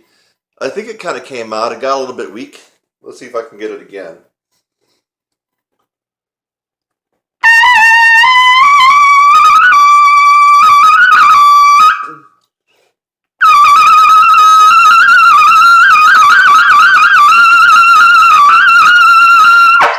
Whew, barely. So I ended up on a double G. Now, folks, I'm probably making that look too easy, so I want you to try it. And why would I say I'm making it look too easy? Well, one of the techniques in my course does kind of focus on the Roy Stevens, William Costello, no pressure system palming. Now, we're not doing it exactly as Roy would have had his students do, because I'm not doing the whole gap in the teeth thing and the forward jaw and the upstream type of embouchure that is the Stevens embouchure. So we're not really doing that, but we're actually doing the physical exercise to kind of strengthen up our chops. So the reason I mentioned that might have looked too easy is because when people come into my course, a lot of people have trouble just doing this.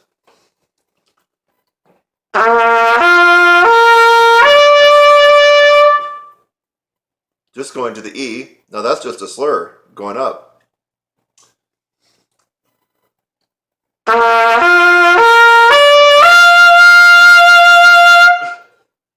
I would say more than half the people getting in my course cannot do what I just did there. That was simply going up to a high G. Low C, G, C, E, G. And to go up the next one, now we're going to whittle out almost all people that start my course.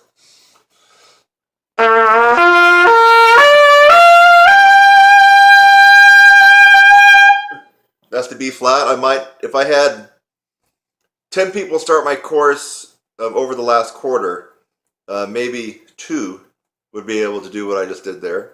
And then finally,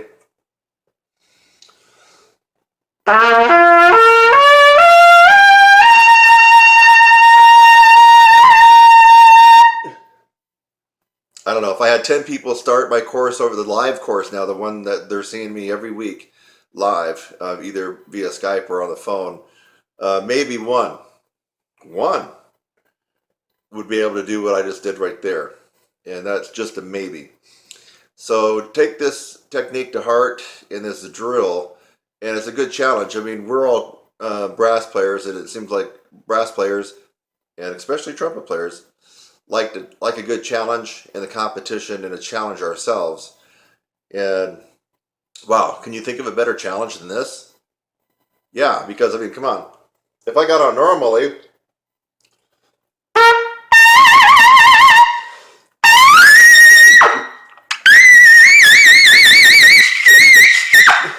I mean, what the hell? I just did that lip trill from double C to double D, and if I warmed up a little bit more, I know I can go another 3 or 4 steps higher because I'm playing normally and got the right pressure that I want. So this shows you.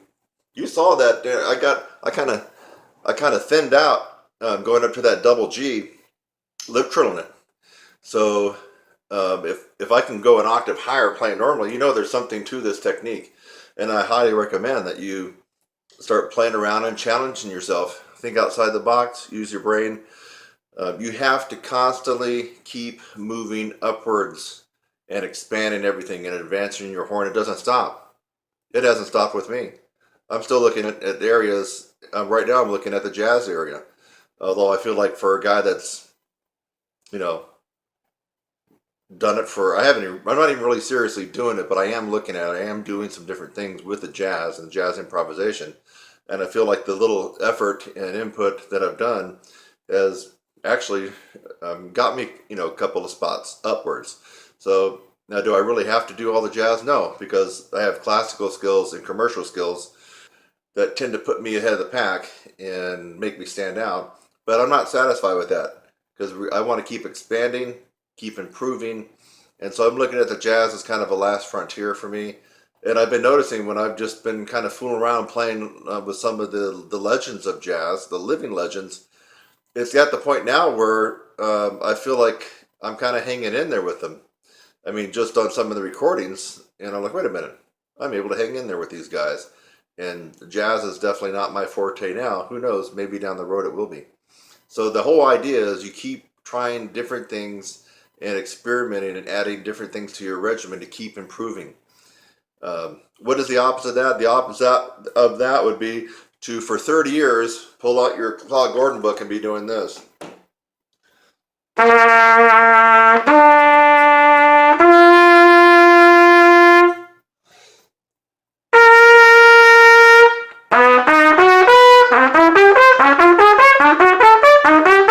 and on and up. I mean, if you're doing that for 30 years and you're doing nothing else, I can guarantee you just aren't that far along, my friend. Be smart. I'm Kurt Thompson at TrumpetSizzle.com and here on YouTube, you're a brass instructor. I'm a professional trumpet player and teacher, and I want to ask you a question. Would you like to learn how to skyrocket your range, improve your endurance, and reduce mouthpiece pressure? At the very least, you should discover that improving range and endurance is a process. It is not one book you're going to read, not one ebook. It's not one lesson you're going to take with a celebrity trumpet player. It is a process that you will have to go through. If you're willing to go through this process, I can almost guarantee that you will get fantastic results on this instrument or any brass instrument. And for right now, I would just like for you to subscribe to my channel. Look down below and click the subscribe link. I would love to have you as a subscriber on my channel, Your Brass Instructor. I'm Kurt Thompson. I'll see you in the next one.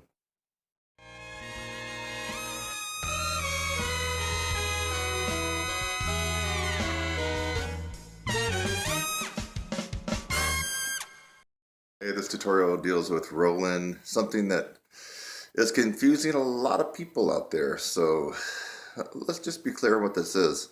In fact, here's an exercise that you can practice. Doesn't really matter if you play tuba or French horn or trumpet or trombone. You want to be able to make your lips disappear. Okay.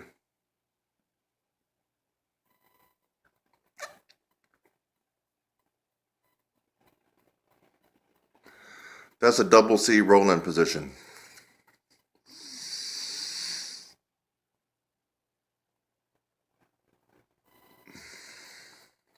I did a tutorial going over this, but I'm just doing it again. Practice. This is a technique. Just practice rolling your lips in.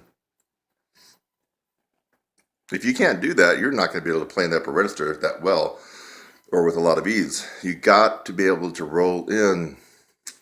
Teeth are shut. Don't be confused and think that you're doing this.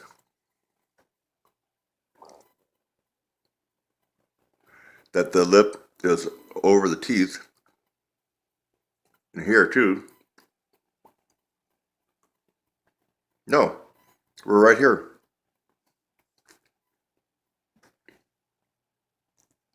See, teeth were shut. They're open for me to roll in. Open, roll in. Now they're over the teeth, or shut the teeth. So, a technique for you that would be of value is to make sure you get the roll in. And if you can't do it this way, you're not going to be able to do it on the horn in real time. So this is kind of a bike with training wheels right now. You're not using the horn, you're just practicing the roll in. Double C, that's a double C roll in right there.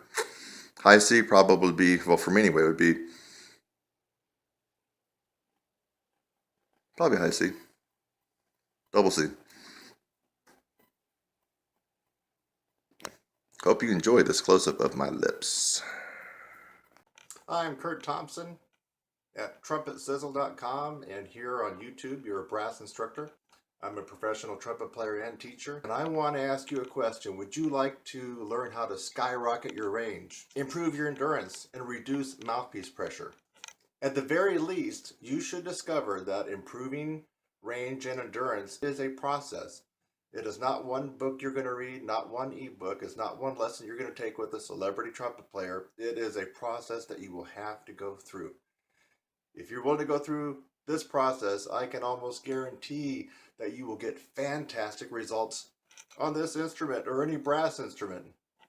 And for right now, I would just like for you to subscribe to my channel. Look down below and click the subscribe link. I would love to have you as a subscriber on my channel, Your Brass Instructor. I'm Kurt Thompson.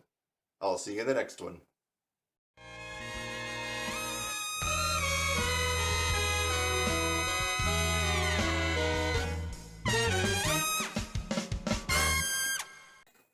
Hey, one of my students, Tom Granoff, told me about a master class that he went to quite a long time ago where Bobby Shue came in, talked about his breathing techniques like the wedge breath and all that, and then picked up the trumpet by a second valve and played a few high notes that were pretty meaty. And so I thought I would try to see if I can demonstrate the Bobby Shue. I would just call this probably the Bobby Shue no pressure high note test. So you can do this after you watch this. You can try it right out if you're in a practice room. So what I was told by Tom is that I guess Bobby just grabbed the middle valve like that and proceeded to play a couple. My valve's starting to unwind. Proceeded to play a couple of notes. So I'm going to try it here. Just a couple of notes.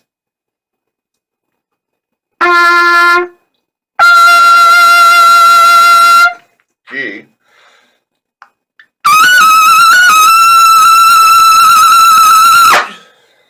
So that was a pretty loud double G just by doing the Bobby Shue method of holding on to the middle valve. Even though I was trying to pull in, you really can't pull in too much, folks, as opposed to when you got, both arms grabbing and pulling in. So you got just your fingers holding on to this. Part of it's holding the weight of the horn from dropping. So anyway, that's the Bobby Shue no pressure high note test. You saw it here probably for the first time because I just found out about it from Tom Granoff. Thanks, Tom. Thanks again for watching this video. I hope that you got something out of it. Sometimes I make a video just to make you laugh. A lot of times I make a video to educate you on something and maybe even help solve a problem. So I hope something like that occurred for you in this video. And while you're at it, again, subscribe, click on my website link, and go on to the next video. It's lovely out here. Have a great day.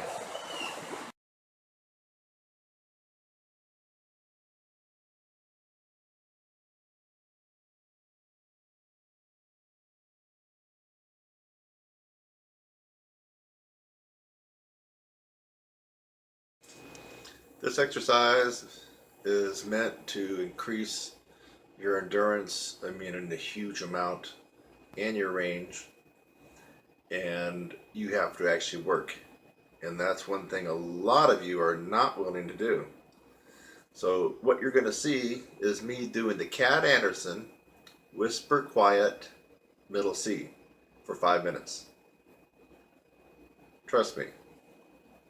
You do that for 30 days in a row and you're going to notice something big time happens to your endurance, and you'll probably get a half step pop in your range.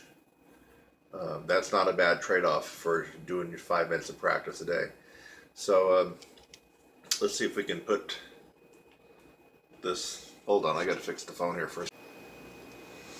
Yeah, so I have this set at 5 minutes. I was just trying to adjust the screen so it won't go off. And this was set at like 30 seconds just to go to sleep. So let's do it for 5 minutes. In fact, once you know what I'm doing, why don't you get out your horn and go right along with me, and let's kick some butt together. Okay? So let's start the countdown. By the way, if this note sounds pretty on your horn, you are doing it the wrong way, my friend. Listen to how I do it. This note does not lock in, and the closing your teeth stuff is optional in my opinion. I'm going to just do it normally without my teeth shut. But it's going to be at the threshold of where the tone quits. The tone should be kind of bad on this one. The pitch should waver around because you're never locking it in. You're playing at about 4 Ps. Here we go. 5 minutes.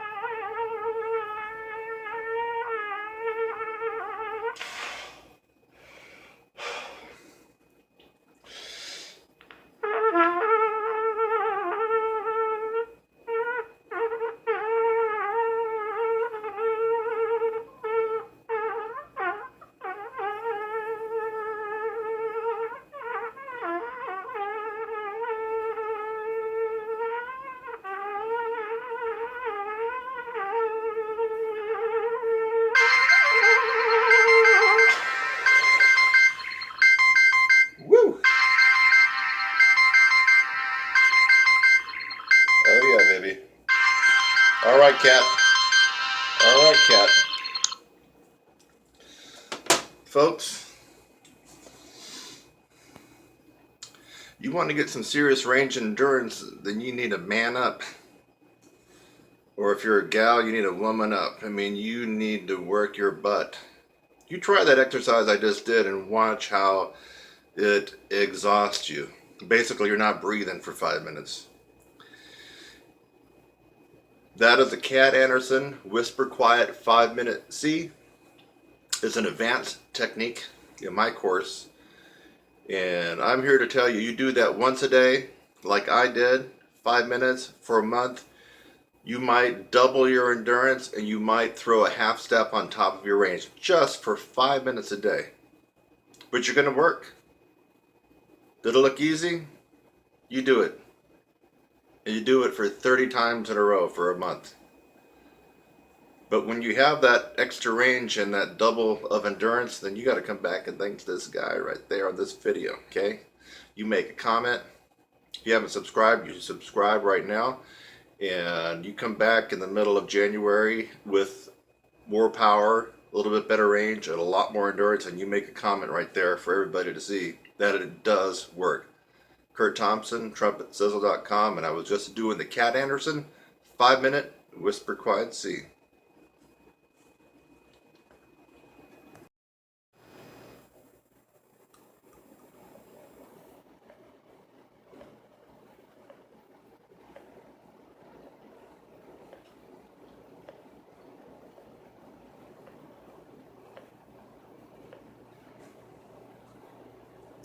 Say hello to my little friend.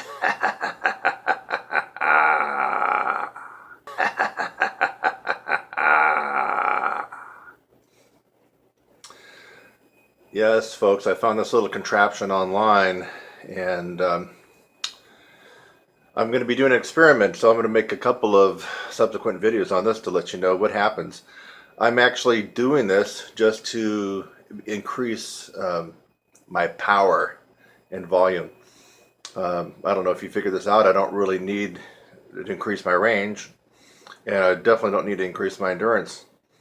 But power, I'm all for being the most dominant, powerful brass player anytime, any place, anywhere, baby. And let's just see what this does. I just did like, 10 reps of that, and feel there's something going on. Now, this is an isometric activity, kind of, because you actually have a device. So, I mean, you're actually doing, an exercise where isometric means you're kind of like tensing muscles against themselves. Kind of like if you just kind of grip your fist, go like that, that's kind of isometrical. Where if you had something that you were squeezing, that would be just more of a regular type of calisthenic exercise. So, for those of you who follow my stuff, I think you might get a kick out of what happens. I like to give things a decent amount of time, so I'm going to give this little contraption here about a month to see what happens and see if I notice when I get ready to blow.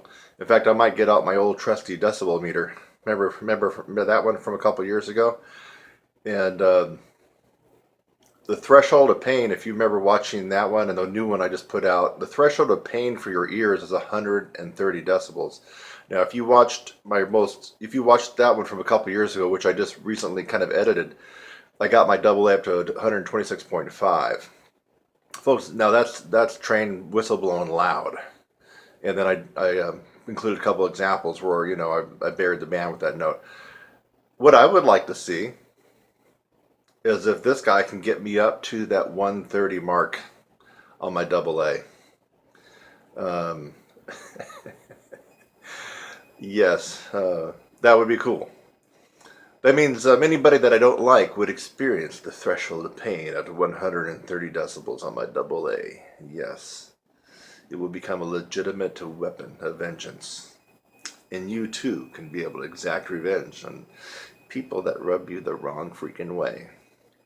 So, for those of you who play trumpet, watch my progress on this little contraption. And by the way, I'm thinking that even if you don't play trumpet, guys, this could be a wonderful Christmas gift for your girlfriend or wife. You know what I'm talking about, baby? Yes, so even if she doesn't play trumpet or is not a musician, you still may want to order this for her. Get my drift? Let's exit with a little bit more exercise here. Ready?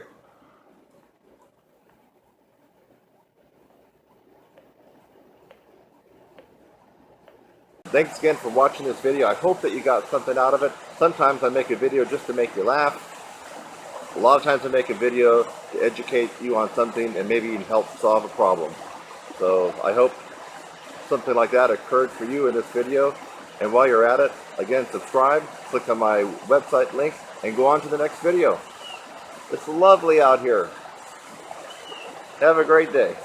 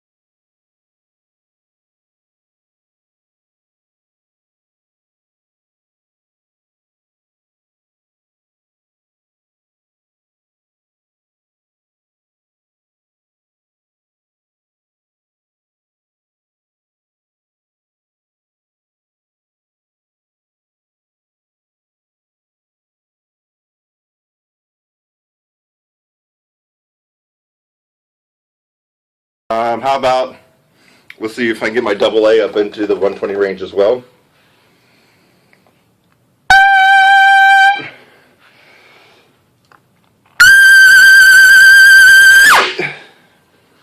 I'm proud of that. That's almost 130. I think I got up to 127 range.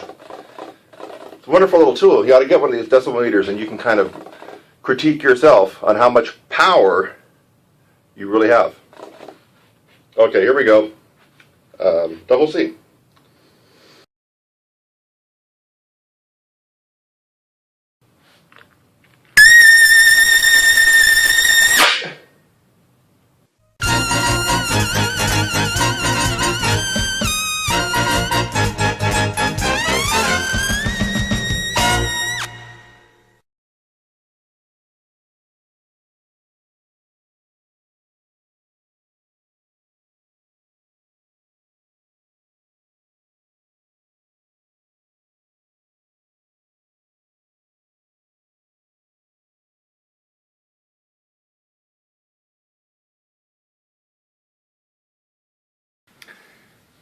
Lip buzzing is a poison, so you really have to be careful.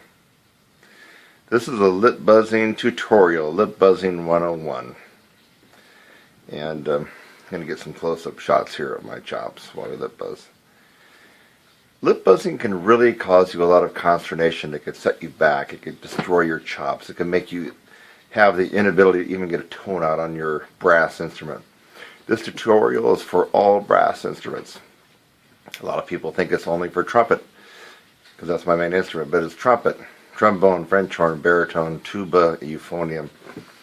If you buzz a metal mouthpiece into an instrument, this tutorial is for you. First of all, lip buzzing is a poison, and that's why some people have tried it and then eschew it because it really screwed them up. You know, some people take nitroglycerin for heart problems. Think about it, folks. Nitroglycerin explodes. That's that little liquid that if you have a certain amount of it, you throw it, it will really explode like dynamite. So nitroglycerin is a poison, but yet people take it for their heart problems. Zoloft and Lexapro and a bunch of other drugs are good for people that have depression and bipolar disorders. You take too much of it, you're really going to be screwed badly. Anything you can think of that can help you in small doses could also kill you. Let me think of one other thing. Well, let's just pick Vicodin. You know, Vicodin, the painkiller. You know, you take a little bit of it, it makes you high, gets rid of the pain.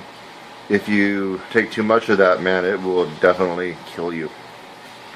So, poisons can really be beneficial, and they can also kill you. And lip buzzing is a poison.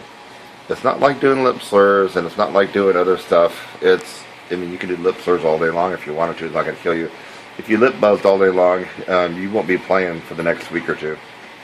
I can guarantee that. So, lip buzzing is a poison, but it's a necessary evil to incorporate because it does focus on one thing. Here. Lip strength.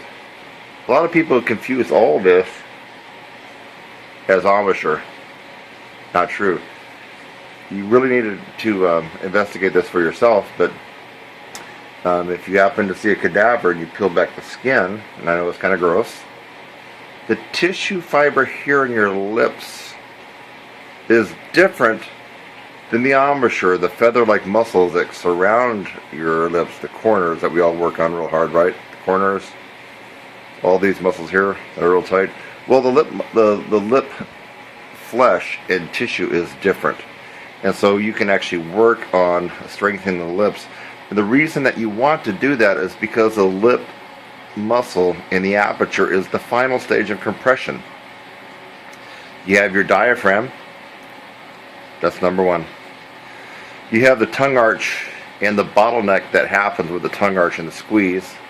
Number two. And then you have the aperture, which is the third and final stage of compression. The aperture is just a fancy word for the little hole. That's the aperture right there. The little area where the air comes out and goes into your mouthpiece. That's the aperture. Excuse me. Those are the three stages of compression. And you must work on all of those if you want to get a good tone, good power, and of course good range and endurance. If you fail on one of those, you're going to be lacking. And a lot of people tend to fail on the aperture part. Basically what happens is if you don't have a strong lip strength here, when you blow enough air through the mouthpiece, your lips will blow apart. What happens when your lips blow apart? When your lips blow apart, you have more air going through the aperture, but at a slower velocity. So think about that. Your lips blow apart slightly. It's not exaggerated, but they blow apart enough to slow the air down. You get more air through the aperture, and your range goes down. Okay? What happens? You end up cramming the mouthpiece against the horn. Cramming the mouthpiece against your lips, and your lips start swelling. Your endurance goes out the window, and you end up having a bad night of playing. So, lip buzzing 101. You really need to get involved with lip buzzing. But the thing about it is a poison. So if you lip buzz 30 minutes, 45 minutes, or an hour, like some college professors told me a long time ago when I was in high school, I couldn't play for a couple of weeks. It screwed me up. I lost range, endurance. It's horrible.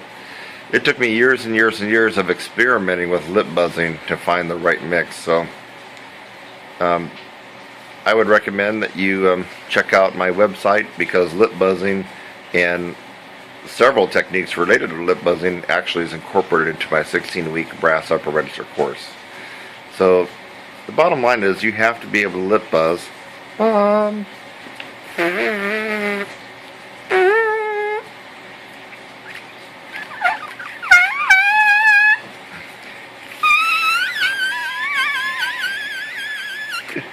Almost a double C there.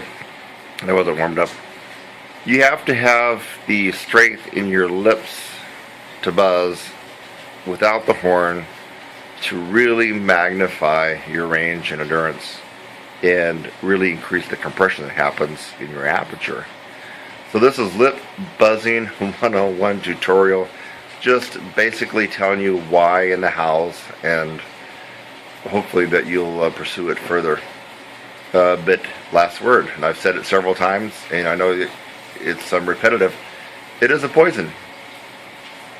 So you go beyond a certain time limit with your lip buzzing or buzz too loud, and you will make things really, really bad for yourself. Maybe the inability to play for a few days or a couple of weeks, so be careful.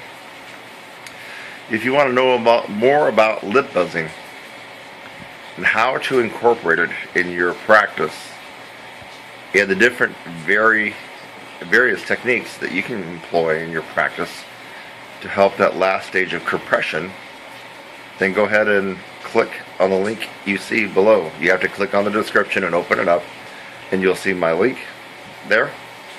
Go there and you can email me, or simply email me at kurt@trumpetsizzle.com. KURT@trumpetsizzle.com. So I hope this video tutorial made a little sense to you. If you don't employ lip buzzing at all, I'm convinced you will never gain and master the range on any brass instrument. That I can guarantee. You must master the lip buzzing. I will see you later, my friend. Bye-bye. Why do you really need to have more range than what you see on the page in your rehearsal and your ensembles? Well, I'm going to show you why. I'm going to show you why that the notes and the highest notes that you have in your ensembles is not where your range needs to be. Your range really needs to be a lot higher than what you have to play in your music. And the reason is you need to have a cushion of 3 to 4 notes of range above and beyond what you are required to play in your ensembles, from orchestral to concertos to lead trumpet to rock, and I'm about ready to demonstrate a couple of those right now. Having more range simply allows you to play a wide variety of music without killing yourself. And here's a really awesome piece that I love. I've played before and I plan on playing it again. Concerto in La Bemol, or otherwise known as Vivaldi Concerto in A flat for piccolo trumpet. Now, I don't happen to have a piccolo handy, so I'm going to use my big horn, which means I'm going to be using my piccolo fingerings on the big horn, because this is a transposition that I'm doing, and of course some of the notes may be a little bit out of tune on the big horn. But I'm just going to go down to one note before, let's see, where are we? Maybe near the very end. Like one note before number 3. That's the second line from the bottom of this first movement, Allegro.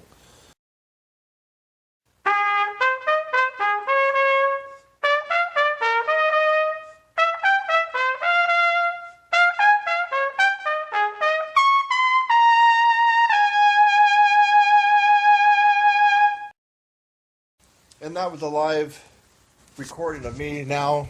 No dubbing, no punching out, no punching in, no nothing. And that just gives you an example. I did that on my big B-flat trumpet. So, classical music requires chops, requires range. And if your range is an E-flat on trumpet or a concert D-flat, and that's it, you won't be able to play this particular piece because you'll be killing yourself with the pressure. So that's why we have to have more range than what we really need when we're looking at a piece of music. To play this piece and make it sound good and easy, And with a gorgeous tone, you can't have just a concert D flat range. You really need a concert G flat or concert G, really, to have that big cushion from what you have to play on the page to what you have in your practice room on your face. So that was Antonio Vivaldi Concerto in A flat for piccolo trumpet.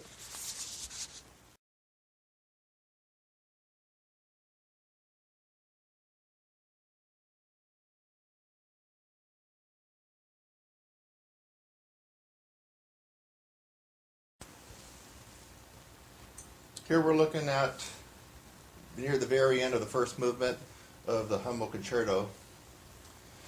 And actually, if you play the Humble Concerto on an E-flat trumpet, it's a million times easier, but you will see a lot of people play it on their bighorn. In fact, I'm going to do a little bit right now. Some of the stuff that I'm going to be playing goes up to a high C on the B-flat trumpet or concert B-flat. If your range is only a high C or high D, you're going to have a lot of trouble with this piece. And any piece that has high C range, you have no cushion. You're going to be playing on the skin of your teeth. You're going to be using too much mouthpiece pressure. You're probably out of tune. You'll probably miss a lot of notes. You won't have any endurance. It's not going to be fun. That's another reason why you have to have a lot more range than what's called for in a particular piece. I'm starting at, it looks like measure 273. It's the second line down, right near the end of this first movement.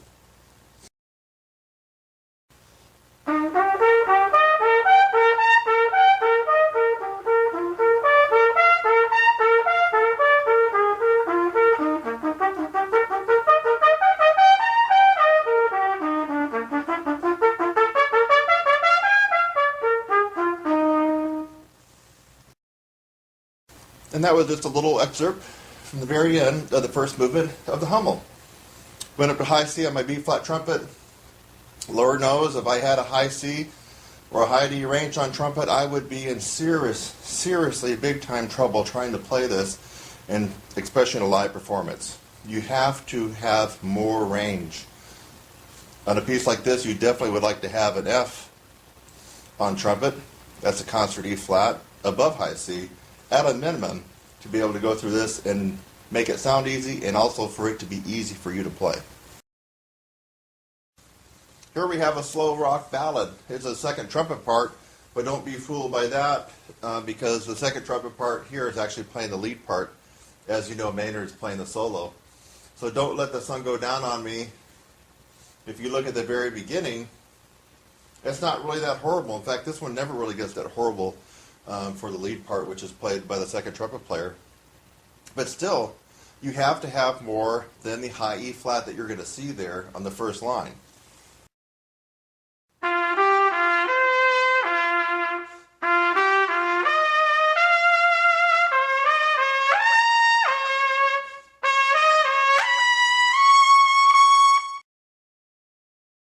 That was the first line and a note.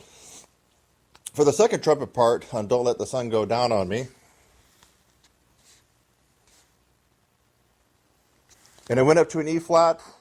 If you can play an E flat in your practice, or an E, or even an F, you're going to really have a lot of trouble with that line, because you need to have at least a double A flat.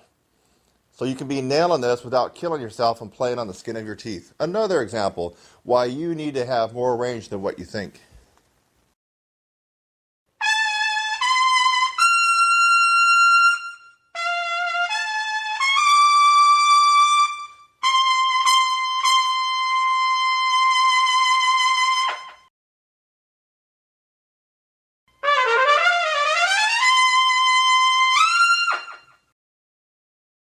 That's a little lick in Birdland right after measure S.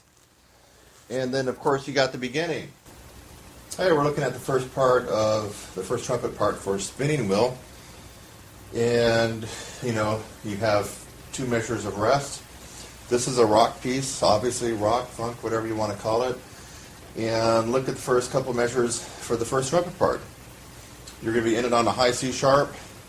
And lordy, if you just have a high C sharp or high D as your max range, you're going to have a lot of trouble playing some of these fun rock and pop charts.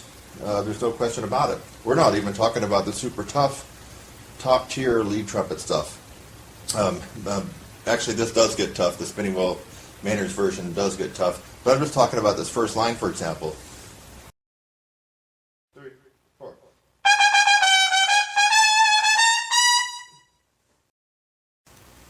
To put some meat on the bone and have some sizzle, you have to have a lot more than a high C sharp or high D on your B flat trumpet to be able to play stuff like this. You really do. Otherwise, you're going to kill yourself. You're going to be out of tune. You're going to be wondering why you're using too much mouthpiece pressure. You're going to be having endurance problems. Another reason why you need to have more range than what you actually have to play when you're looking at a piece of music. So I just did that, the first couple of measures there, just to show that you do have to have more range than just what's on the page. Otherwise, you're going to run into problems. Demonstration and explanation why you really have to have more range than what you think. It's amazing how many students that get in my course and they'll tell me that they have a high D or a high E flat, and when I ask them, well, what typically do you have to play in your big band or your rock band or your orchestra or your community Broadway shows?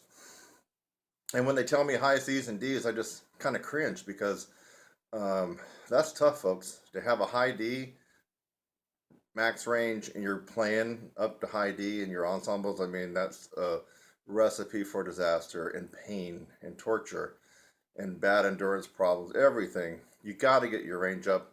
I hope that some of the examples I provided, even to you classical players, I provided an example of the Hummel and also the Vivaldi Concerto. I mean, it really makes sense. You have to get your range way, way well above what you are required to play in your daily performance and rehearsals. I'm running some very good Black Friday specials that are going to conclude this evening. I'm going to try to get this up. If I don't get it up in time, I'll put a note below. Look below, and I've had a couple people request that I extend it until tomorrow on Monday. So depending on when I get this video up, if it doesn't come up until mid-evening, that doesn't give a lot of people time to react to this particular video. In which case, look down the notes, and I might extend it until tomorrow. But really, my programs, I'm cutting some of them almost in half just for this weekend, just to get you involved so you can see what all the buzz is about, why people are getting good results. So TrumpetSizzle.com, I'm Kurt Thompson, and look down in the description below this video. You're going to see some links where you can click on and start learning how to play first trumpet, lead trumpet in a rock band, swing band, jazz band, or if you just want to up your game for concertos and pick work. You got to take advantage of these programs now. They will resume at their normal offering price probably late tonight or late Monday night. You'll have to look down in the description to see what I decided to do. Bye-bye for now. So you want to play like Maynard, huh? Yeah, you and about a million other people do too.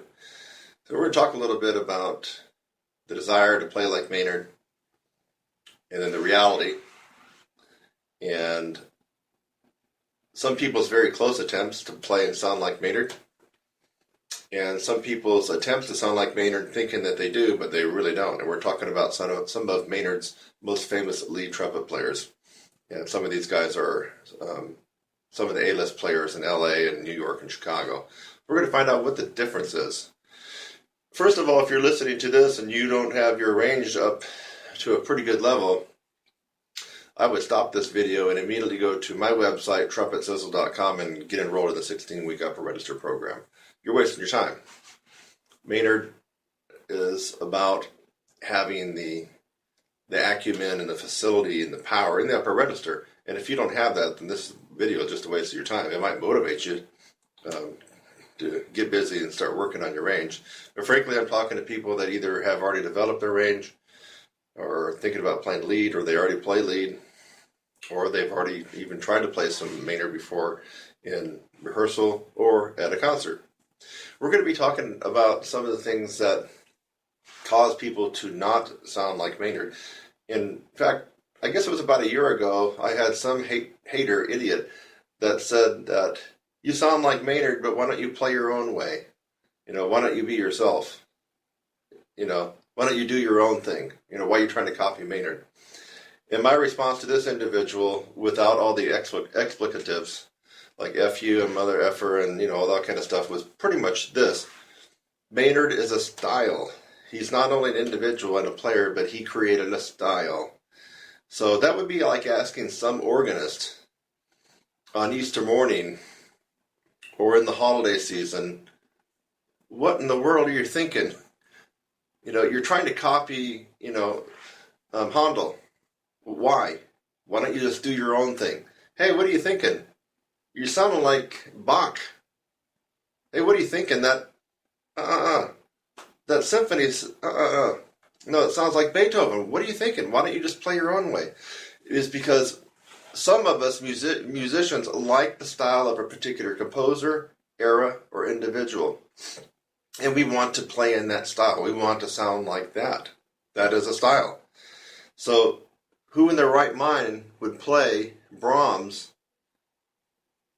and try to sound like Scott Joplin? Right? Ridiculous. So when we're talking about trying to sound like Maynard, trying to play like Maynard, what we're really saying is we want to play with his style, in the style of Maynard Ferguson. Can anybody ever play like Maynard? No. Even the people that come closest still do not play exactly like Maynard. It's impossible. He was a one of a kind. So no matter how hard you try to copy Maynard, the best that can happen to you is you become better because you have some of the essence of his playing in yours, but you will never be a Maynard clone. Nobody is. Let's get that out of the way. So when we're trying to play in a particular style, we can call player Maynard Ferguson a style. He had a style, and his style was very smooth, rounded, singable, powerful style, and which is not a lead trumpet style, and that's where the problem is for you folks that already play lead, that already have range. And I'm going to do some demonstrations on what I've heard. People, and I'm talking about some high-powered, high-caliber people that came from Maynard's band, and one of them gets all the gigs in LA, seems like, gets just about every gig, and he's been featured on several Maynard. He's never done a Maynard tribute. A Maynard tribute means you got to get out there and face the audience, in my opinion, at least 8 Maynard songs by yourself. That's a Maynard tribute by one individual. So this particular person I'm talking about has never done a Maynard Ferguson tribute like I have, like Eric Miyashiro has, like a guy up in New York, Ron Reski, has. But this guy is the top dog in LA. I think we all know who we're talking about, but I'm not going to mention names. He's never done a Maynard Ferguson tribute. 8 songs on a concert at least. And no stand. If you're going to play in the style of Maynard, you do not use a stand and bury your freaking head in the stand. Hello? Are you kindergartners out there? Maynard was not only about his style, but he was about his connection with the audience. I think on some new charts you might have seen him go over there and glance at his stand, possibly, but on the songs that he knew well, he got right out there in front and wanted to connect with the audience. And being buried in a stand, like you're the studio sight-reading fool that you are, you know who I'm talking about, Mr. LA guy, that's not Maynard. If you have to have your eyes locked on every note on a solo that you've been playing for 20 years by Maynard, that's not Maynard. Okay, you just totally missed it. So, playing Maynard is in playing a particular style. It doesn't mean that you're going to turn into a Maynard clone. You let me know when you find someone that's turned into a Maynard Ferguson clone that plays exactly like Maynard. I want to find out who that would be, because so far that's never happened, ever. So, now that you know what we're talking about playing in a particular style, the Maynard Ferguson style. We want to play in that style because he set the bar for having this ridiculously melodic, lullaby, cantabile type of sound in the upper register that almost sounded like he was singing on a lot of the charts, right? Yeah. So I'm going to pick out a couple of songs that are well known, not some of his more obscure ones, but they're well known and people try to play. And I'm going to try to differentiate on how the style would be correct for Maynard, the Maynard style, and how it would be incorrect if you're playing it as a lead trumpet player. There's a difference. So let's try to find something. I have no music in front of me. Look around. I'm in a practice room. The only thing I have in front of my stand, I got some Clark, baby. So I don't have any Maynard music in front of me. It's going to have to come from my head. I got Herbert L. Clark there, but that's not going to help us out with a Maynard. So we can take what I consider one of his easier charts, and this is one that a lot of people can start working on if you haven't worked on Maynard Ferguson and the style, which would be My Funny Valentine. Now, we're not going to go through the easy ballad stuff in the beginning. We're trying to capture the part where people really screw up. Not necessarily screw up the notes as far as missing notes or accuracy, but screw up the style, and they end up sounding like a lead player. So nearing the end, it's kind of like the push. Let me see if I can get my bearings.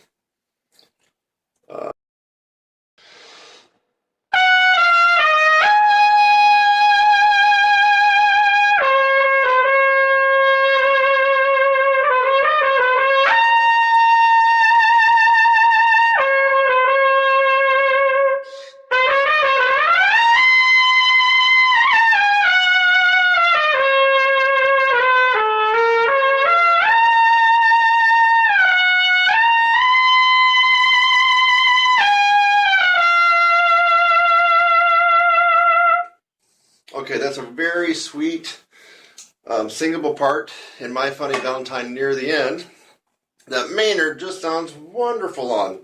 And I've actually gotten pretty close of capturing the Maynard style myself on that particular section. And that's when people actually work with me and learn the Maynard, we work on that one of the first ones.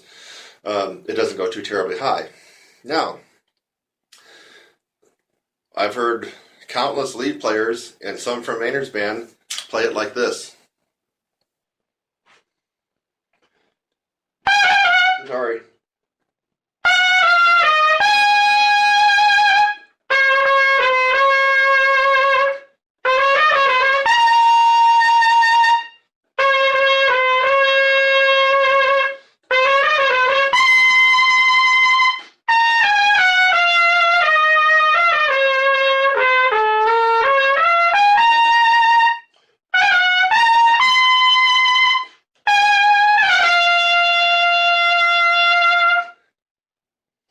All in all, they're hitting the right notes, right? Yes, they are. What's the difference? And as we get into May 4th, we're getting very close to Maynard's birthday of 2016, which is on May 4th. You're going to hear people pop up playing some of the Maynard stuff. I'm confident of it. In fact, I heard there's a big shindig in LA with some of Maynard's alumni. Now, I want you to use this tutorial and listen to what they do. You're going to notice almost all of them, except for probably Eric Miyashiro and maybe one other person, is going to sound like the lead trumpet player trying to play in the Maynard style, not playing the Maynard style.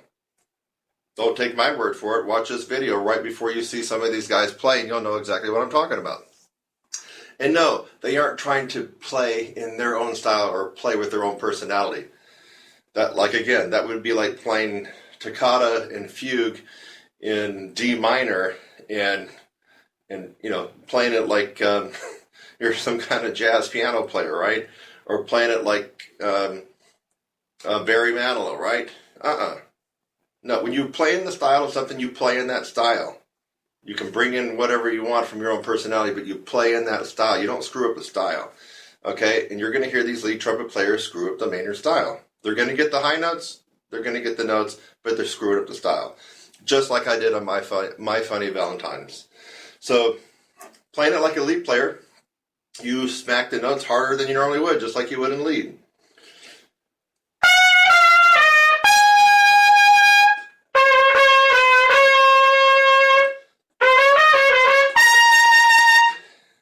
That's a lead player mentality. Lead playing the Maynard Ferguson solo. No, you've just totally screwed up the entire style, my lead playing friend. So that's one example about why even people that are the top professional level lead players cannot seem to play like Maynard and play in that style. They're playing like a lead player, right? Lead player.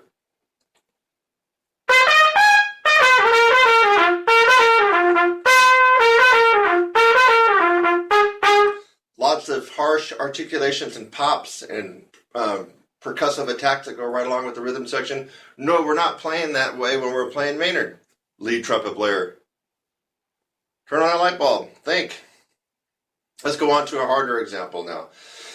What would be harder? Okay, a lot of people try to attempt this particular song, and most crash and burn on it, but the ones that actually get through it are not sounding like Maynard. So, again, I don't have the music in front of me, and I'm having to do this off the cuff. I'm just trying to get the song in my head. Let me see if I can get it.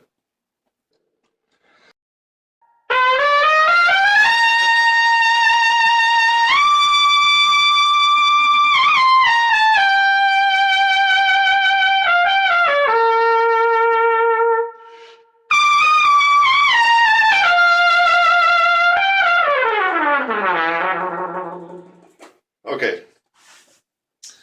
If you don't recognize that, that's from the Big Push, kind of in the middle of the piece of Danny Boy, from way, way, way on back. Way, way, way back. I believe that probably was in the 60s.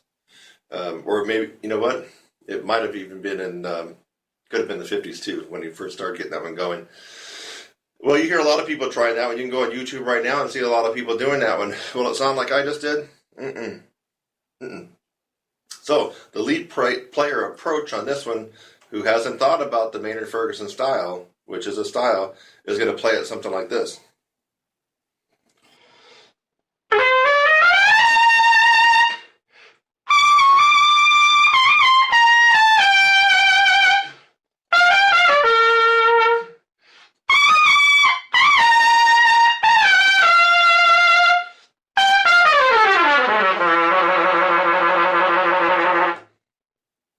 I got pretty much all the right notes, didn't I?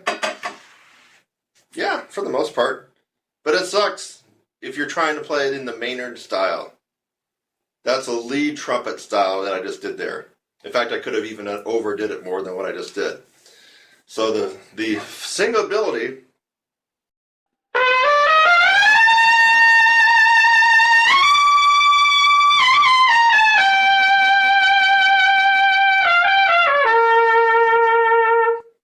in the Maynard style makes the solo. Not your high notes or how loud you can play or how rough you can attack stuff. Lead trumpet players out there. That's another example, Danny Boy. Listen to everybody playing Danny Boy, except for Eric Miyashiro, and it's going to sound kind of like I did on the lead trumpet part of my demonstration here. Okay, let's move on to some other ones now. MacArthur Park. MacArthur Park is the one that everybody tries. This is one that features that top LA trumpet player who's got his, he looks like this when he's playing. He's in the stand, he's playing like this. He's played this a million times, but he's still got his nose and his horn there in the stand. Yeah, totally not playing the style of Maynard. And then his playing is not in the style of Maynard. People go ooh and ah because he's hitting high notes. I don't go ooh and ah on his playing at all. Ever. Zero. Nada. So, what is he doing that's not in the appropriate style of playing Maynard? Well, let's see what part of MacArthur Park are we going to pick. Let's see here. I guess maybe near the front of it.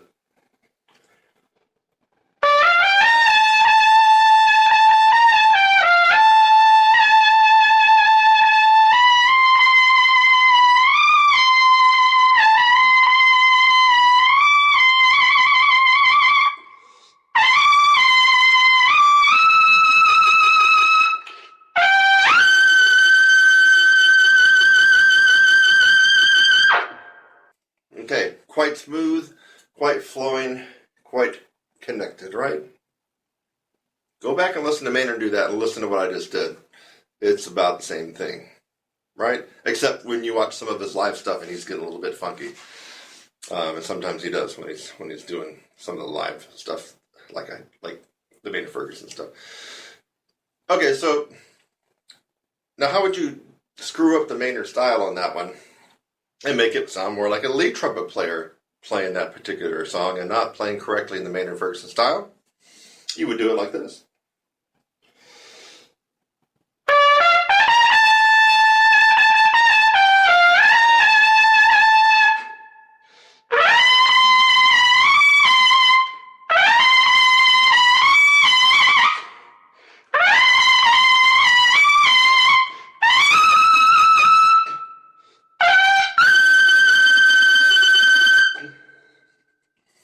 That's a lead trumpet player mentality coming at what could have been a gorgeous, beautiful, singable, melodic solo, and you're pounding it and you're pounding it and you're pounding it like a lead trumpet player. Almost like the whole agenda is just to get the high notes popping out loud. You totally screwed it up, Mr. LA studio guy from Maynard Ferguson. Old-timey band. You screwed it up. How come you can't play it like Maynard? Like I just did? Because you're missing the important part of the style. Okay? It's not about playing lead trumpet with the Maynard solo. It's about playing the Maynard Ferguson solo style, which this person obviously, until now, still hasn't got. Let's go on to another one. Yet another one. So this one's one that is also very famous. You might even hear it on May 4th when they do the tribute. Let me see if I can remember how it goes. Yeah, that's it.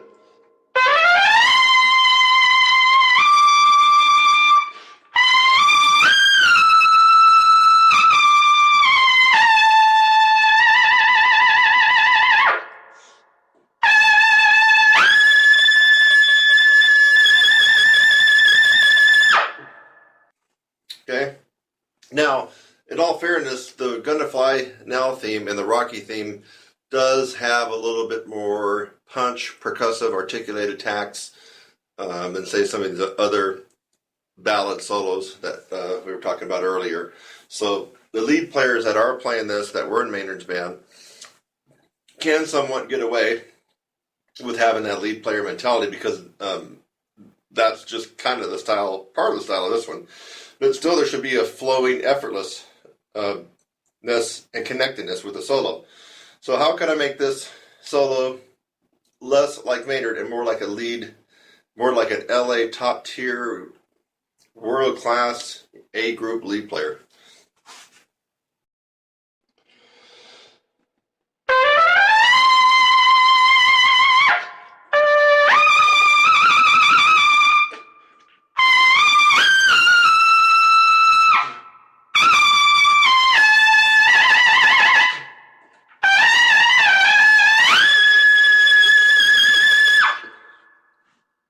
You could tell the difference in that it was a choppy, lots of taking air breaks and stuff like that to make sure you're getting the high notes, as opposed to the nice, smooth, singable style that should be in that particular piece. But like I said before, it is a rock disco piece, so there is going to be more punch to it than the typical Maynard Ferguson style.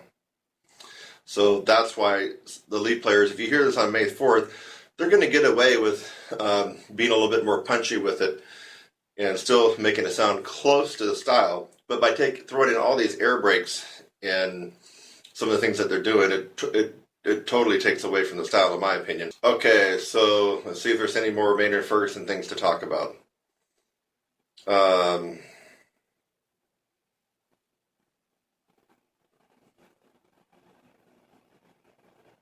maybe the Gospel John thing, right?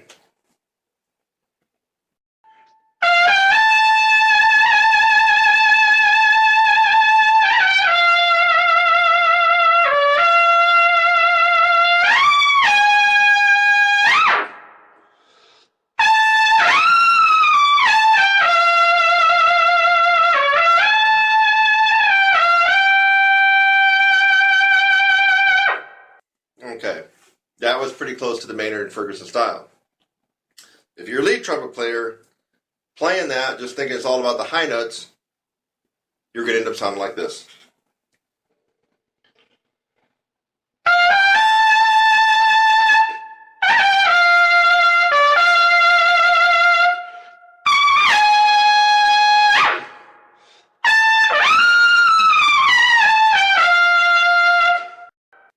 Okay?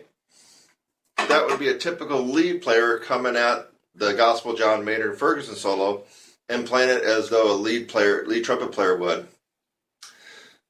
Is he getting the notes? Pretty much. Is it loud? Yes, that was loud. Is it really in the style of Maynard? No. Maynard would never play You would never play Gospel John like that. That's how a lead trumpet player would approach that solo, and not Maynard Ferguson.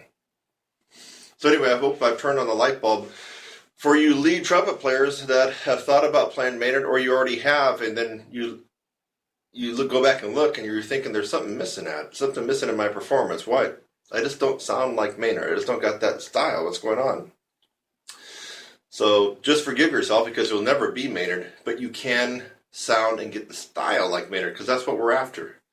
Again, if we're going to play Fur Elise, da da da da da da dee da da, right, by Beethoven, we're not going to play it at da da da da da da da da da.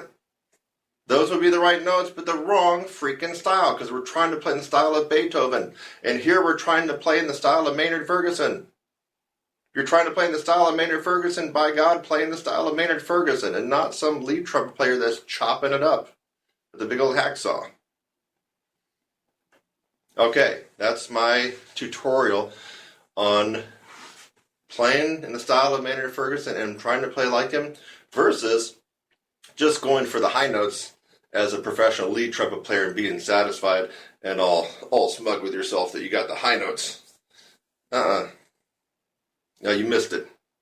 And then this stand,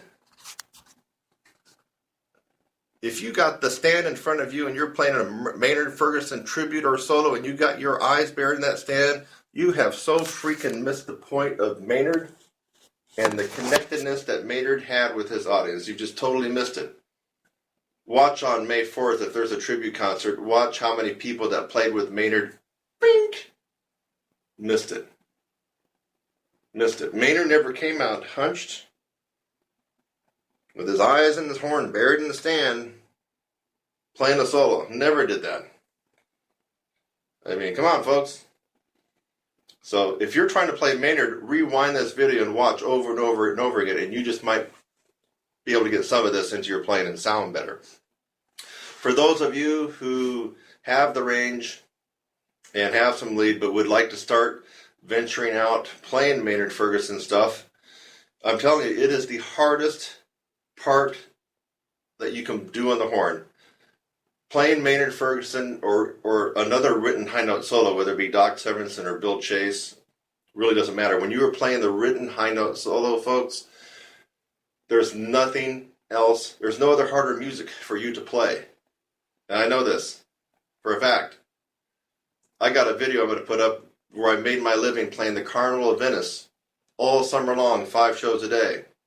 Okay? I've done that. I played all the toughest Empire brass and Canadian brass quintet music. I've done it all. I played all the hardest piccolo pieces, Michael Haydn, Brandenburg, the toughest Vivaldi piece on piccolo. I've warmed up on the Hindemith. I played the Hummel and the Haydn. I've done the Tomasi. I played Alan Vizuti's Cascades. I've done it all. And then I played the hardest lead trumpet parts known to man. What's the hardest thing? None of that. The hardest thing is to stand up, pick up your horn, walk out in front of the band. It's you in the mic or you in the audience, and to play that known written high note solo that everybody knows. So second book jazz players, there's no finger wiggling your way out of this one, my friends. There's no taking the horn off and listening to the rhythm section do a little something while you're resting your chops. When you play the written high note solo, it's game on. It's you play to the end. You make it or you don't. It is the hardest. I've done it all. It is the hardest.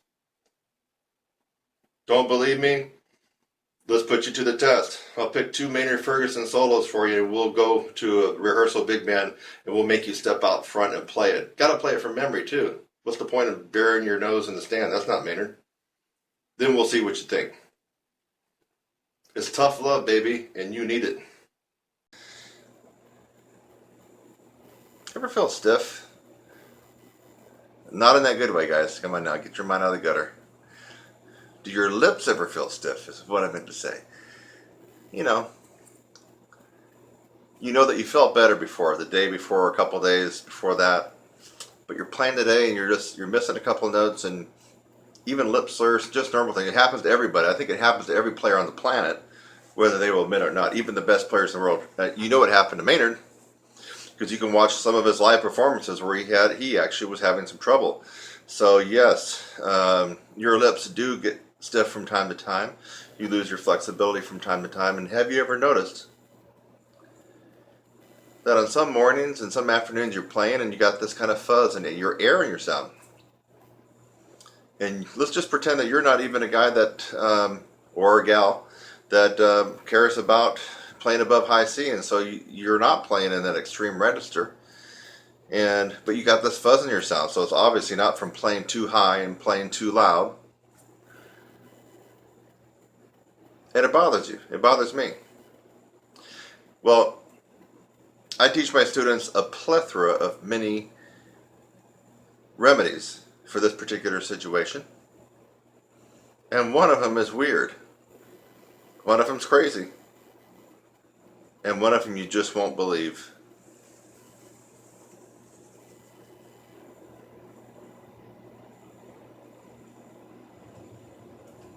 You know what this is? Who can tell me what this is? Take a wild guess. No.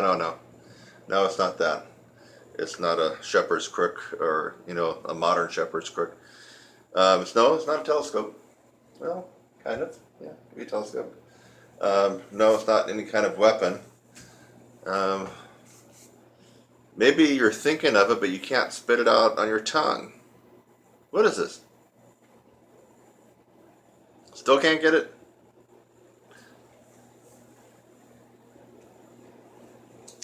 This is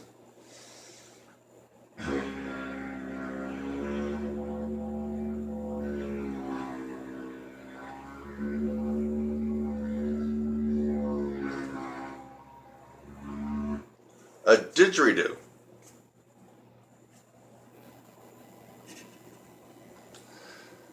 Didgeridoo. Indigenous to Australia, but you can order the plastic PVC pipe version in many parts of the world. And obviously, if you want the real thing with the real wood that comes from Australia, carved by the indigenous aboriginals from Australia, of course you're going to pay about $1,000 for it. We don't need to do that. We're not trying to learn how to play this guy. This is a didgeridoo. We're not going to learn to circular breathe, and we're not going to learn to play this instrument correctly. We are going to use it as a tool to dissipate tension, brittleness, and stiffness in your lips, your chops, and to help get rid of that fuzz and extra air that's in your tone that is not normally there. But on some special occasions it is, and usually it tends to be when you've played too much, or had a gig that went overboard, or there's other reasons. Maybe you didn't have time to divide your practice out, and you had to practice 2 hours at one pop and then get on a plane or something. So there's a lot of reasons why your lips might get stiff, and why you might get that air in your tone, and why you might find yourself having difficulty doing things that otherwise would be easy for you. That's happened to me in the Clark book. In case you didn't know, I kind of know, my way around the Clark book a little bit. And but sometimes, especially after I've done a lot of lead work or a lot of jazz, you do 2 hours of improvisation with the Jamie Aebersold stuff, and let me tell you, this is going to about fall off, and it can stiffen you up. And so I have got to the Clark book in the morning, kind of warming up, and I'm going, what the hell's going on here? I mean, I can't move across the horn easy like I normally can. I'm all stiff. Well, my go-to tool, this is just crazy. You're looking at me and you're going, he's got to be crazy. Well, I am a little bit crazy, but I also am crazy like a fox. This guy, get one. If you got $25 or $30 US dollars in your pocket, or you can beg, borrow, or steal it, get one of these guys. You can order it offline, from what I've been told from some of my students. Now, I got this at a exotic musical shop in San Francisco in Chinatown, where they have zithers and African congas and congos and you name it, maracas and shakers and stuff, and they had some of these. So I got mine for about 50 bucks in San Francisco, but you can order yours online for $25, $30. So I'm not pulling your leg on this one. I'm not. I'm being serious. Very serious. Little dab on this one a day per will do. So did I say that right? A little dab per day will do. That's right. So I like to do it 1 minute 4 times a day. Now some days I don't do it. I don't have the time. But definitely if I feel something sneaking up on me, like my lips are starting to stiffen up, I'm playing all of a sudden, where's that air coming from? I will get this guy out and make sure I do it 1 minute 4 times a day. Do not use your normal embouchure. So this could work for all brass instruments. If you're a tuba player, baritone, trombone, French horn, cornet, trumpet, doesn't matter, but you can't come at the didgeridoo like this. No. That's going to make things worse, folks. You're coming at this soft, relaxed. Look at that. Lips, relax. Like your lip flapping. Watch.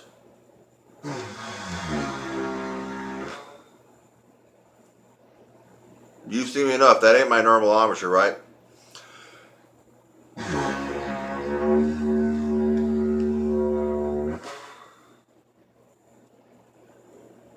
No. So, pay heed. Do not use your normal embouchure, and don't get goofy and cocky and try to think that you're going to invent some kind of new way to build high notes or range by blowing hard on this and using your normal embouchure. You will destroy your chops. I'm not kidding you. Some brass players actually, or brass teachers, will actually have you tear down your chops if you have a really screwed up embouchure. And the way they do that, especially for high brass players, is to give you a big tuba mouthpiece or a baritone mouthpiece and just have you buzz on that mouthpiece, totally obliterate your chops and the sensation and the feeling of where your normal embouchure was. So you don't want to be playing this guy in any kind of embouchure. We're just doing it.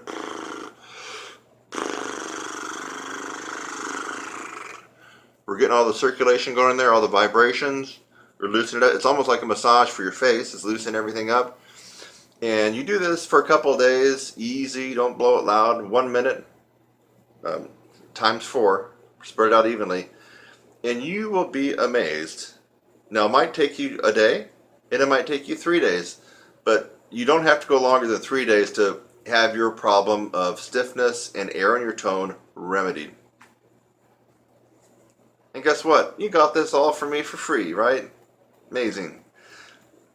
But I gotta plug my course, right? You know I do. I gotta plug my course. So you should have thought, wait a minute, how is he coming up with all this stuff? And guess what? There's a ton of stuff like this that's a little bit quirky and wacky that I got in my 16-week course. Stuff you've never even thought about.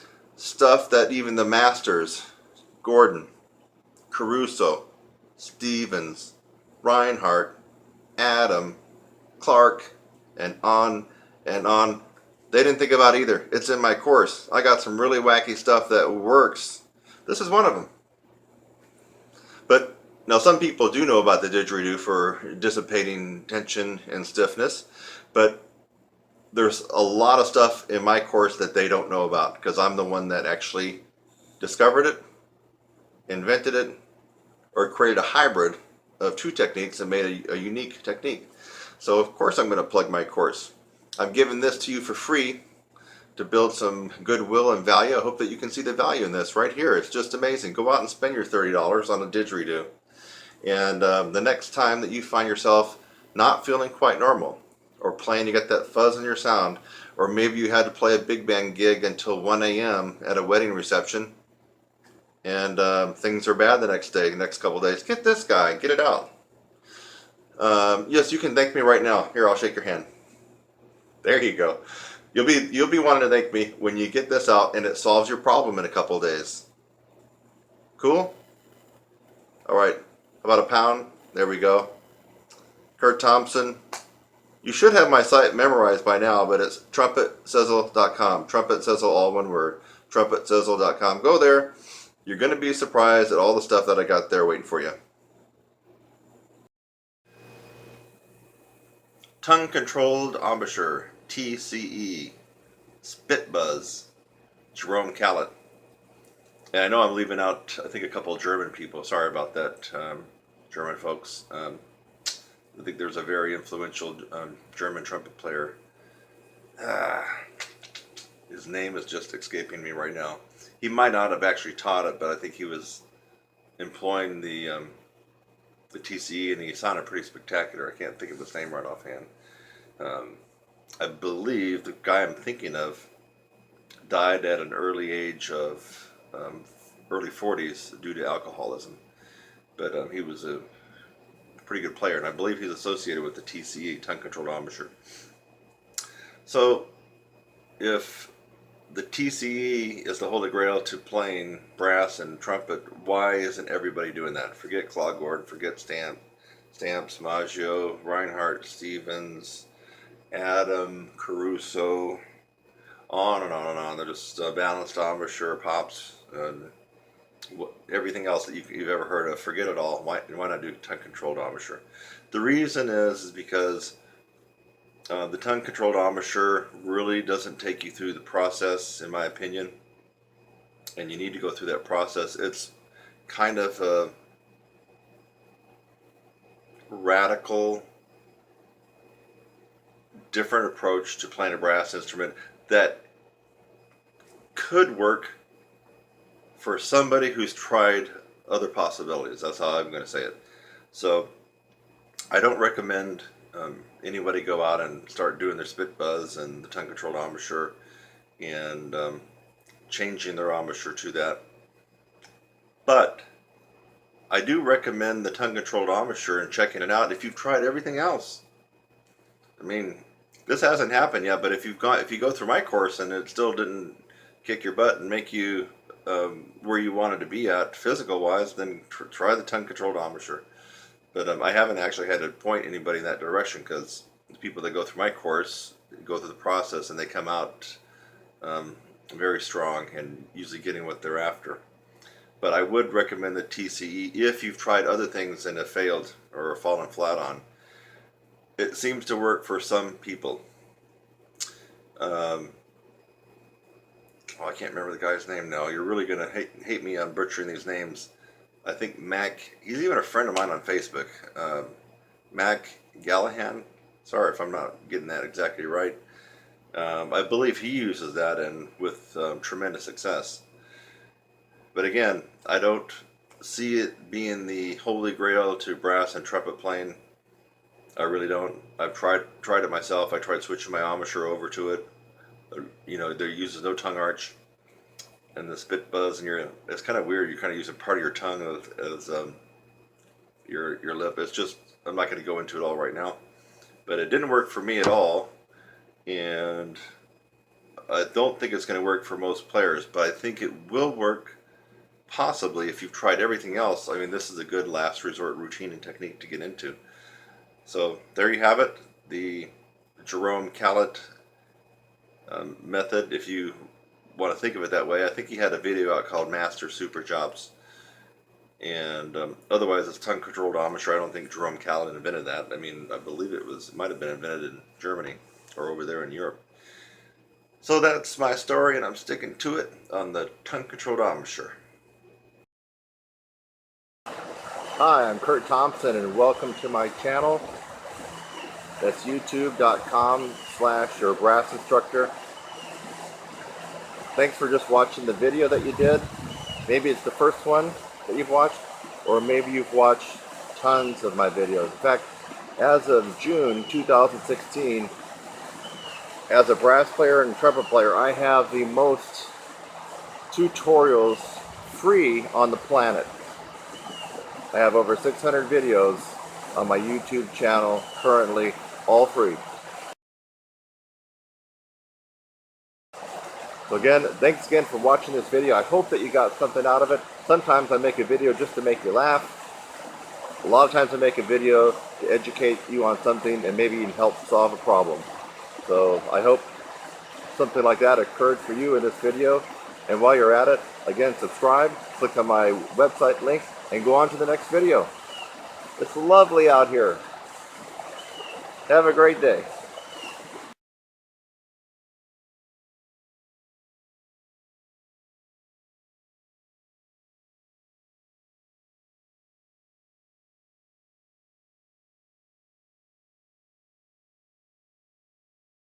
Back to nature with Bill Adam lead pipe buzzing advanced trumpet lesson here. Kurt Thompson, I'm going to expose you to a very, very useful, powerful, and efficient practice technique. And this is actually going to be more doable and more absorbable if you've already been doing the Bill Adams routines and the Bill Adam routine. I always like to pronounce his name with an S. For those of you who don't know, Bill Adam was the best trumpet teacher at Indiana in Bloomington, bar none. There's no one that's even close to him before or after. And it's just too bad that he's not still teaching. And he's, of course he's getting older. In fact, I haven't even checked to see if he's still around, but I hope that he is. Anyway, even if he is, I mean, he's just the best teacher at Indiana, and he came up with a lot of cool stuff. And I played with a lot of IU guys back in the day, and these guys were all good players with huge, big sounds. And I believe that they got that partly from Bill Adam lead pipe buzzing. And we're not going to go into his whole routine because you could actually spend an hour and a half or 2 hours doing all the Bill Adam lead pipe buzzing. But I tweaked and twisted and manipulated my own advanced version of Bill Adam lead pipe buzzing. It's just a little snippet. And so what we're going to do is we're going to be starting on perfect force from second line G to middle C and working our way down. And as you'll soon discover, this is going to be very, very difficult to do unless you have extreme flexibility and power built up in your chops. So G to C.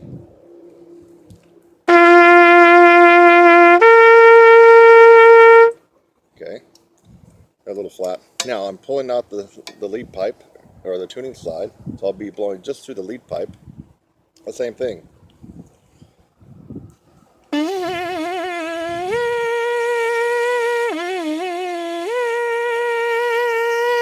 So you can see that I'm actually blowing out through here and not through the whole horn. And you probably could tell by the tone quality. Okay, let's work our way down. Now, most of you probably can get that one. That was G to C. How about F sharp to B?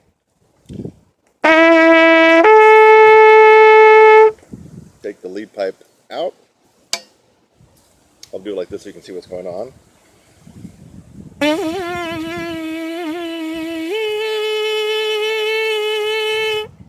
Okay, you probably are noticing it's getting extremely hard, and it's going to get about impossible in the next one or two for you. It's going to feel that way.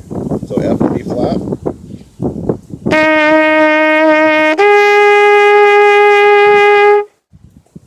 Pull this guy out. F to B flat.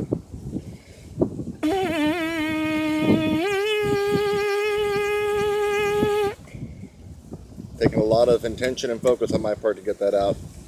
And now we're going to go to a little fly on my lead pipe. Now we're going to go to E to A. So 1 and 2, bottom of staff, E to A.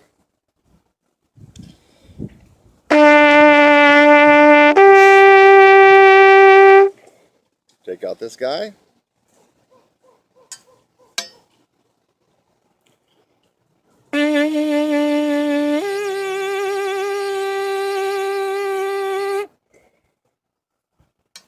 For many of you, that would have been almost impossible.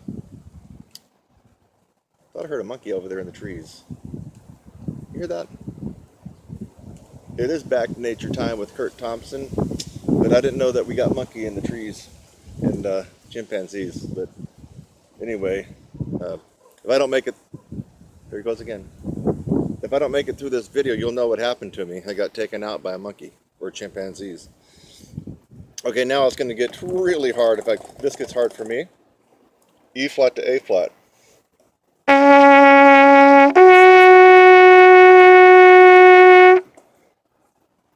Pull this guy out.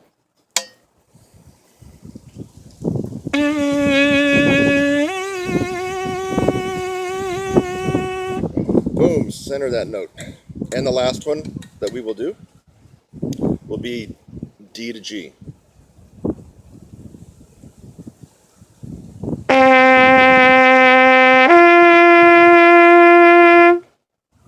That one more time.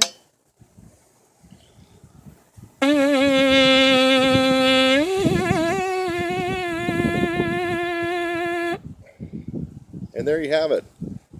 You can consider this extremely advanced. And I put this particular technique that I just did to even the best players on the planet. And if you just sprung it on them and made them do it right without even having a chance to look at it, probably 9 or 10 out of them, I don't care who it is, would have difficulty going through this advanced Bill Adam lead pipe buzzing technique. So the physical part of the horn, yes, the high notes, but listen, so many people that can play high have a real shrill, thin sound. And so it's not about just being able to play high. If you have a real shrieky, shrill, thin, falsetto kind of sound, who cares?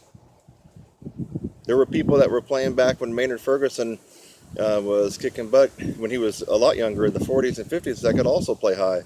Well, how come we didn't hear about them and they didn't get that famous? It's because they had that shrieky, thin, falsetto kind of sound that nobody wants to listen to. Maynard's sound was thick and brassy all the way up. That's why. So this is a technique here that will improve your sound. So with whatever range that you have, you're going to have a thicker, fuller, maybe even warmer type of sound in the upper register, and then all registers really. Now, if what I just did today on the horn seemed almost impossible to you, there's usually just one reason why that would be. It's simply a lack of embouchure strength. Not really talent here. A lack of embouchure strength. So you don't need to feel like you don't have the talent. You actually got what it takes, but you have to have someone show you the right way to do it in the most efficient way to do it. So if I perked up your interest and you'd like to learn more about the stuff that I do, which for the last 9 years in my online programs, is it 9 years? Sorry, 7 years, has been truly effective for just about anybody that has gone through my courses. It's not a walk in the park. You will pay your dues, you will invest time, and you will invest money. And it will take some hard work and effort, but the results are pretty amazing. And they're long-lasting for your life. So it's something that if you've been thinking about it, you just need to pull the trigger and do it now. Take care of this, get it handled. I'll see you in the next one. Hey, you won't believe this. One weird trick to solve your dizziness problems. I don't know too many tuba players that get dizzy from blowing high notes. It might, I don't know, could be there. Trombone, maybe more. But basically it's your lead trumpet players that are playing above high C. They get dizzy. I'm not going to go into the entire medical delineation of why you're getting dizzy or maybe not, but basically it works like this. You have a certain amount of blood in your body, right? Gravity makes a lot of your blood go down to your lower torso. Now, when you blow hard, you see the veins popping out. What's going on? You're blowing, you're spreading the blood away from your brain and your heart.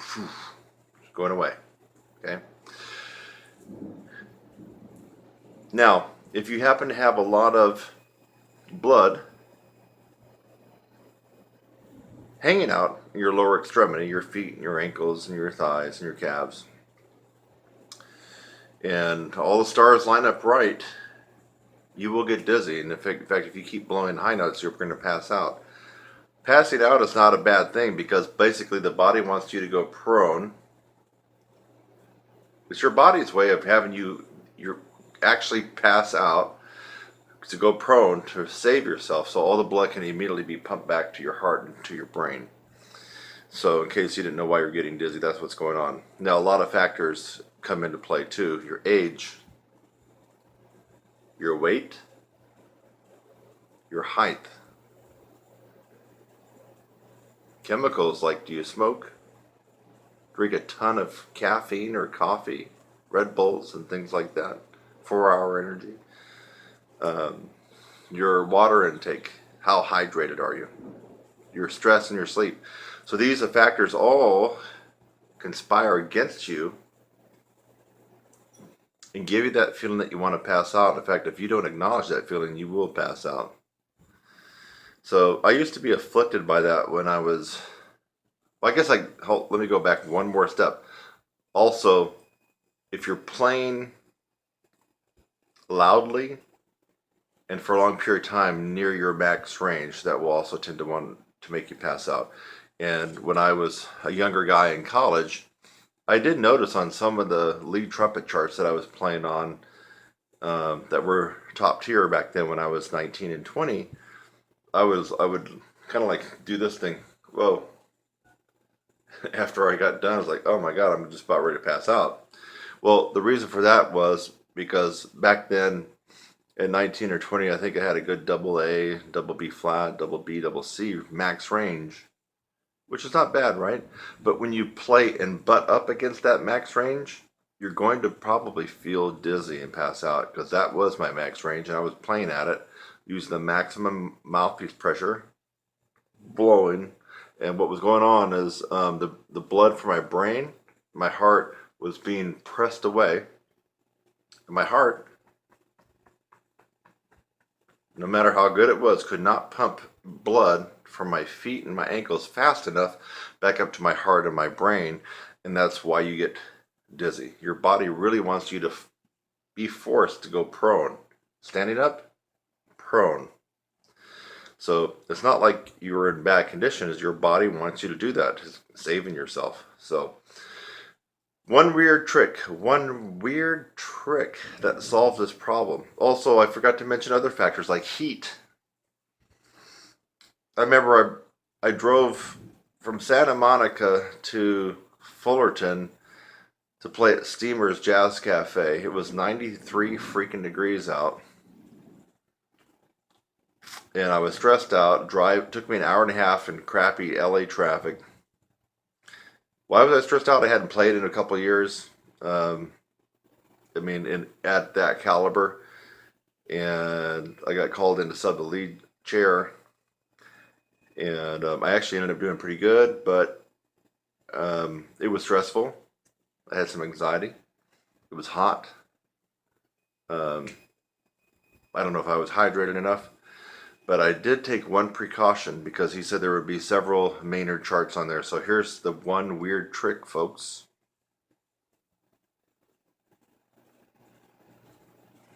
Compression socks, baby. They look like women's nylon hose, right? But these guys are medical grade 30, I believe it's 30 milligrams of compression. When they go on really, really tight. Two of them. On that particular day, just because I knew that I hadn't played, I played in a couple bands before, but it was easy for me. Old-timey white tie, wood choppers, ball kind of stuff. I don't really count that as, for me, playing. It was okay playing. But this particular band had a lot of pros in it, and they were going to be playing some really tough charts. And I wanted to go there mainly to be recorded and be able to put those up on my YouTube channel and other sites, and I've done that. And you can see me playing some different stuff on YouTube with that particular group. I think the guy's name was Don Kubik. He's also a friend of mine on Facebook from like 4 or 5 years ago. But he runs a big band in the LA area and made up of mainly working professional LA players. Now, I got called in and played the lead book, baby. Sight read it and nail it down. That's when, the pedal hits the metal, right? And because of the temperature, because of my stress, anxiety, because of what I knew was coming for me, I wanted to make sure that I could go through the whole book and hopefully my chops would hold up. But if not, I didn't want to pass out. And that's why I was actually wearing these. So that particular day, what I ended up doing is right before I got in the car and got in that hour and a half of traffic from Santa Monica to Steamer's Jazz Cafe in Fullerton, which is Orange County, I got on my bed and I put my legs up on the wall like this. So if you can imagine me, I'm laying down and my heels are hitting the wall like that. And I'm letting all the blood drain back down to my torso.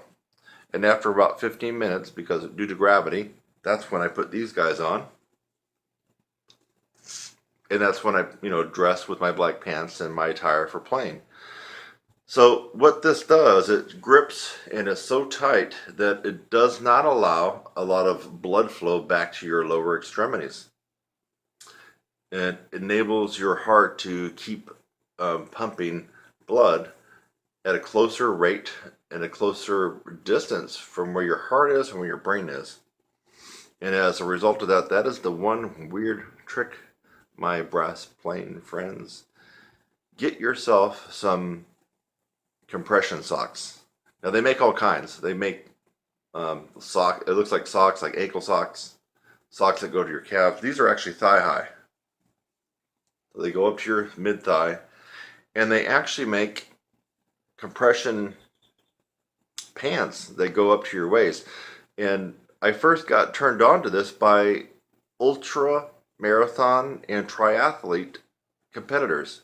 Believe it or not, if you see them wearing all black tights when they're running, now that costs a lot more than this, but those are compression tights. And so what that does is it gives them a lot better endurance. Their heart is not working so hard to pump blood from their feet back up here, because those compression tights from their ankles all the way up to their waist is forcing the blood to stay more in their mid torso.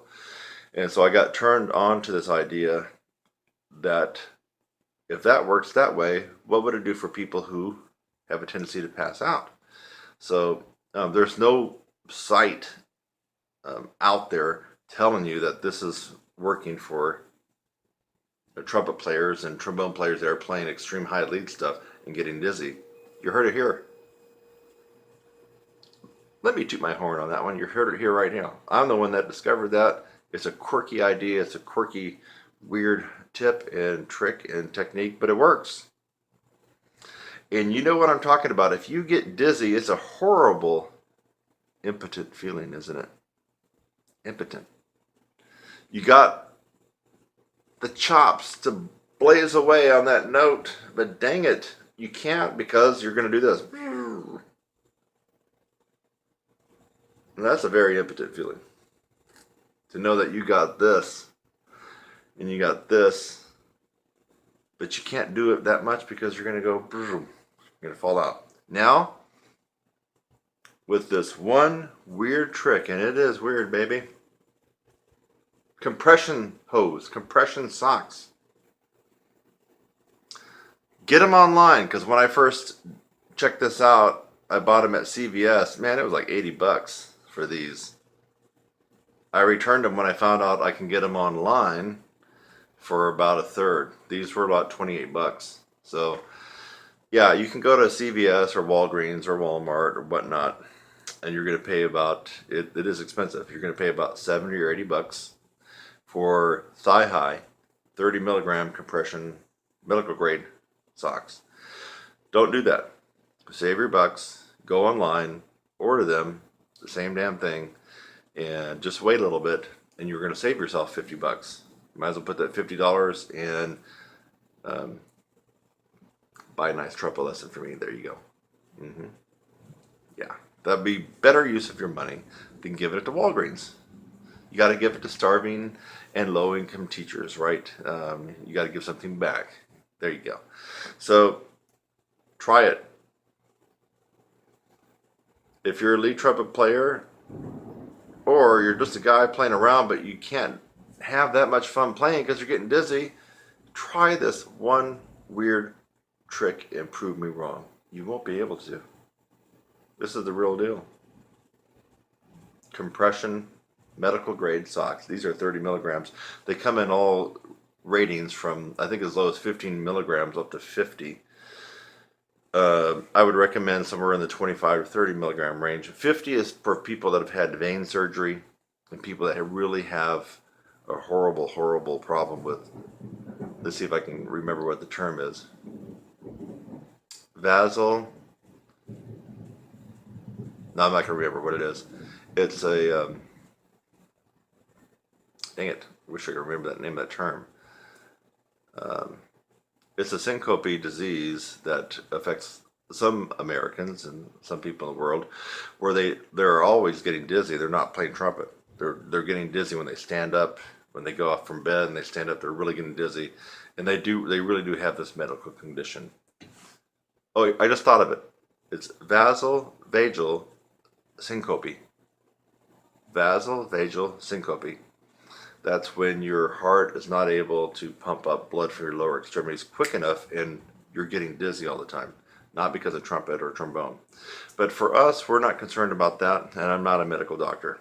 It's a weird trick. Go spend $30, $40 on some medical grade compression socks, and you're going to be amazed that when you go out to your gig or your rehearsal, you can blow your brains out and you will not pass out.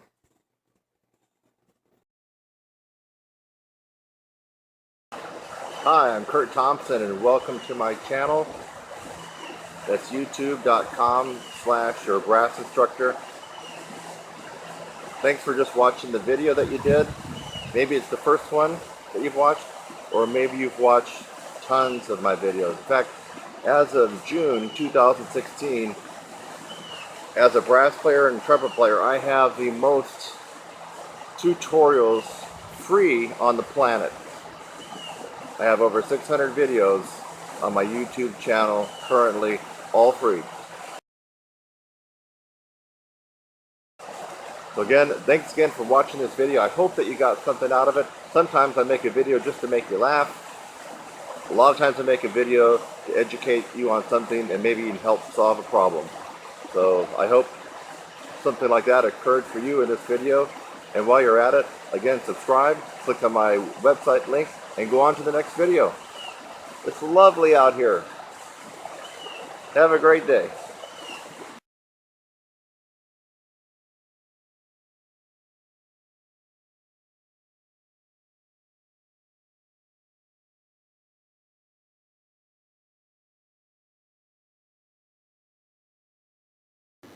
Hey, I'm here going to talk about tongue arch a little bit.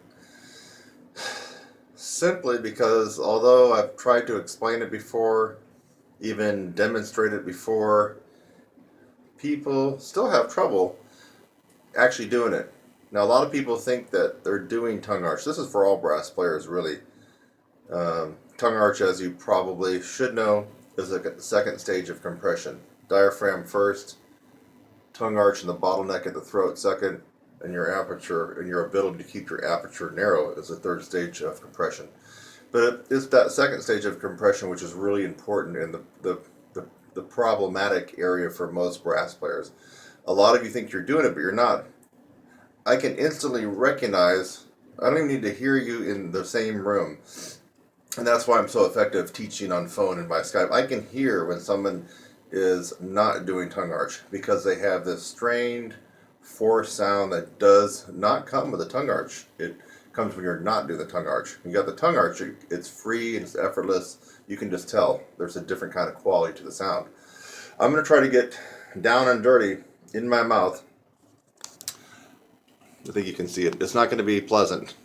But some of you got to realize what's going on. When I talk about roll in and roll out, a lot of people don't get that. I'm not sure why that is. So first off, you need to understand the concept of roll out and roll in. Roll out, roll in. Okay? When you are going higher, eventually, when you really get an expertise at the upper register, you can do both of this in real time. And you can do it in the form of a glissando. Here's like low A. I'm not warmed up, folks, so pardon me here. Look at, that's kind of a roll out, isn't it?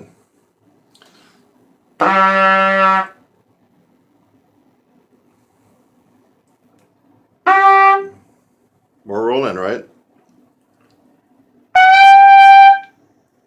Even more roll in.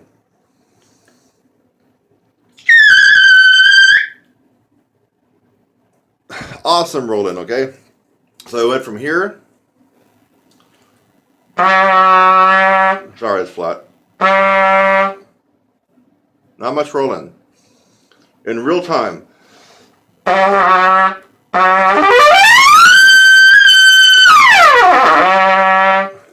little bit sloppy. That's real time rolling, folks. To be able to do what I just did, you have to be able to roll your lips in and roll them out in real time. Now, for those of you who haven't graduated to that level, and actually it's very, very difficult. I have to say that I don't meet too many people that can do that. It's just difficult. So your second best way to do it would be to already have the roll in place. Okay? So when you're wanting to play higher, or if you have to start a higher passage, you need to already be rolled in. You can't start above the staff with a roll out. It's just going to have that strain sound. Even with my tongue arch. Let's roll out.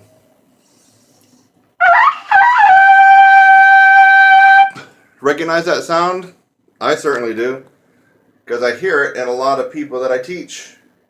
And most of the time when they get done with me, they don't make that sound anymore. Because they've learned proper tongue arch and roll in. So you can't start a passage. Let's go back real quick. Ultimately, you want to be able to do what I just did. Roll in and roll out in real time. Okay? That's ultimately. But during the interim, while you're still getting this down, you at least got to roll in when you're starting a higher passage. So you can't start above the staff with a roll out.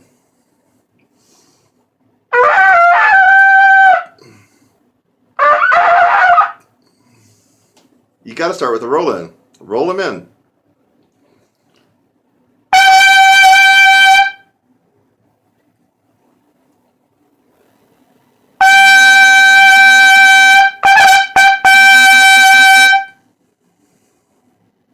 Rolling.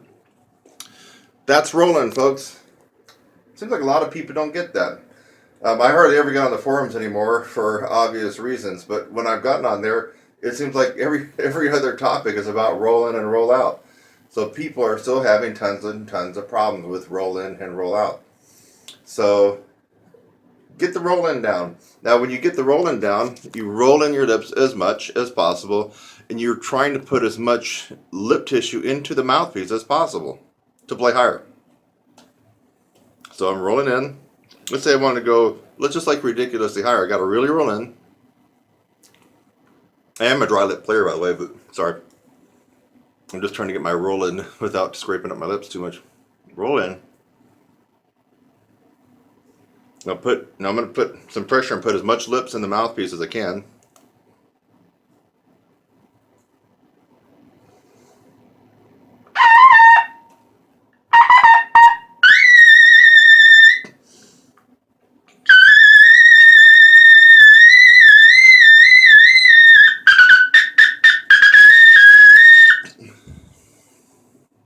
Actually, that wasn't too horribly difficult for me. I'm not really warmed up. It's almost impossible to play too low, or even low at all, with the roll-in as extreme as I was doing. Watch. I mean, even that high C felt low to me. So roll-in extreme.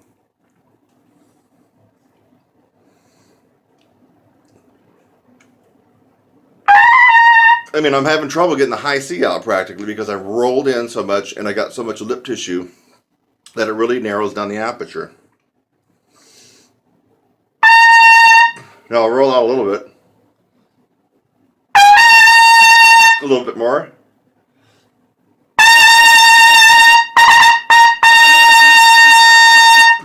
So for me, I actually had to roll out considerably to accommodate the high C, probably because I'm used to playing so much past that. And for you, you're going to have to feel where you are on the instrument. You have to get the roll in, folks. It has to be there. Learn it, do it, use it. Now, if you got the roll in without the tongue arch, remember in the beginning I was doing the roll out on the high A, but with the tongue arch. What happens if you have the roll in with no tongue arch? Other people sound like this. So you got the roll in part down, but they don't have any tongue arch. So it sounds like this. Roll in.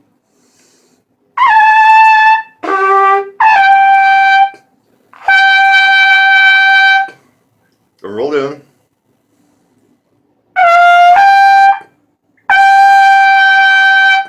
Again, the hallmark of somebody who is not doing the tongue arch properly is a very forced and strained sound. And of course, you don't really have a lot of good range if you're not doing the tongue arch at all. So, hope you recognize that sound. If you hear that in your own sound, you need to start paying attention here and get with the program. Get that tongue arch down and get the roll in. So, roll in, but no tongue arch. Listen to the difference when I go higher. Okay, roll in, drop my tongue.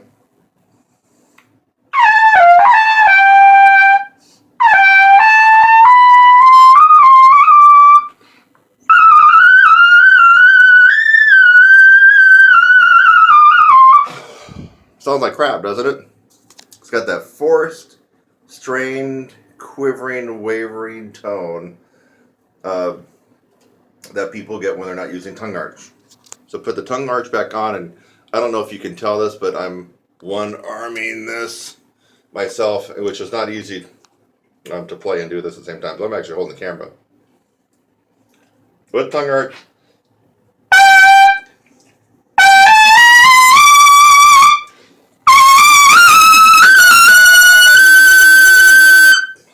Notes lock in. In fact, that almost hurt my ears, folks. That was louder than, okay? This was loud.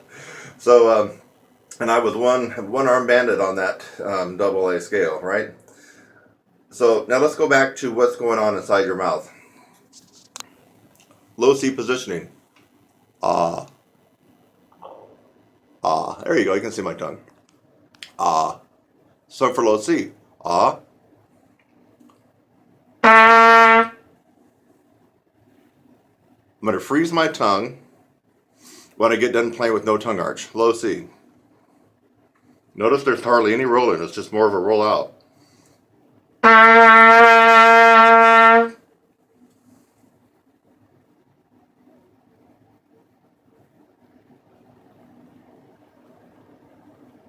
That's where my tongue was. Flat with that kind of dip into it. Let's see what happens if you do the tongue arch. Now the tongue arch should be with your tip of your tongue, right there, behind your teeth. Here. Okay, now you got the first part of the tongue arch. Now the tongue arches up. That is your tongue arch when your teeth are shut.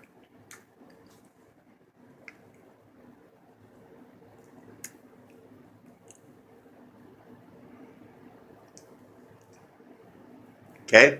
That's not here. Some people are doing all kinds of wacky crap and it's not going to help you. In fact, I don't even know how some people can do it. Your tongue arch is not just arching up like that. I don't even know how you can play if you're doing that, but some people are arching it up, but they still sound pretty bad. And the reason is you have to have your tongue anchored. The tongue can be anchored at the top of the bottom teeth. Here's the bottom teeth, obviously, near the top. Right there. Or down lower. I'm right down almost at the gum line.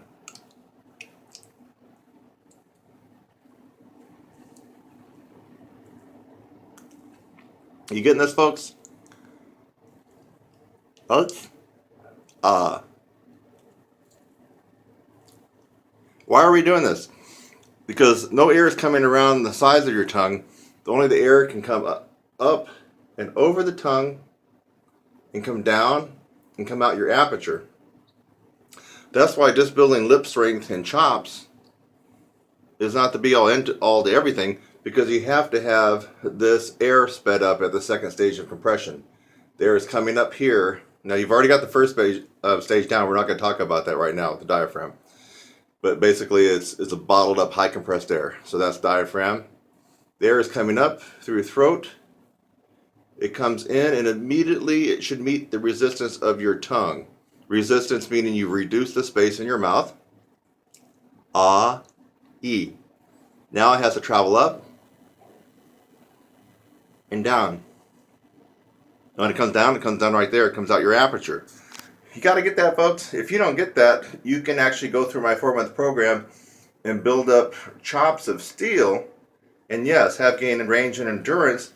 But you haven't hit that sweet spot. You're still going to be struggling with mouthpiece pressure, even though you have strengthened all this up. You have strengthened up a lot of things during my course, or if you take somebody else's course. But if you don't get the tongue arch, you're really missing that sweet spot that a lot of people that excel in the upper register are enjoying. It just makes life a lot easier and more efficient. So you got to get that down. You need to invest whatever time it takes for you to get the feel down for yourself. Ah. That's low C for me. Ah. Ah. Ah. Ah. Ah.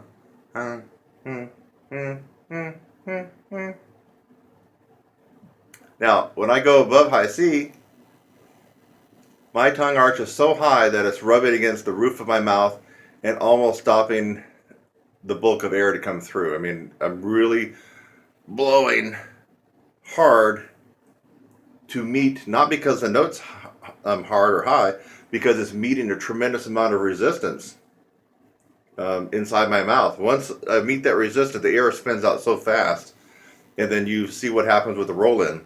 Everything links and syncs up to be able to get those high notes out with the least amount of effort and the most amount of efficiency. So, again, low C. I'll freeze it.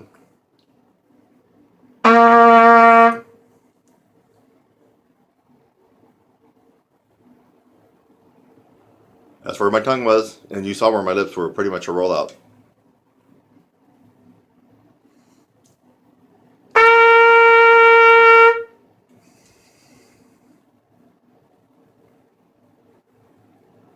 Tongue still low, but it is higher than it was with the low C, and my jaw is up.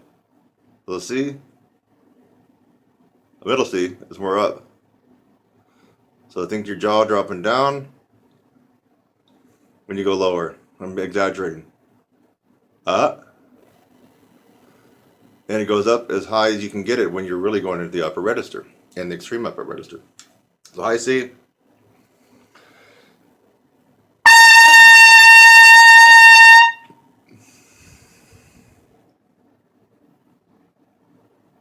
Hey. You see the beginning of my tongue arch? So I didn't even have a full tongue arch for my high C. Don't need it. I guess I'm just a little bit lucky. I just don't need it after doing it for all these years, because I also have this to rely on. And I also have a lot of hot air. I think people know that one, right? So that's even when I'm not playing the horn. Now let's go a little bit higher. Roll in.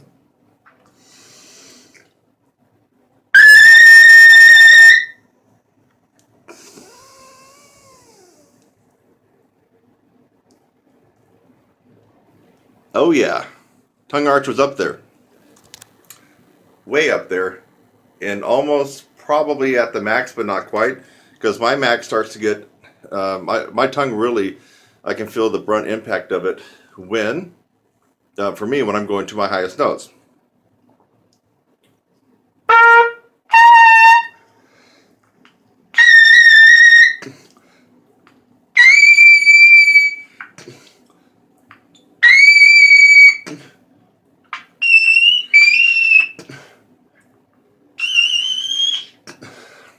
Got the B out, not the triple C.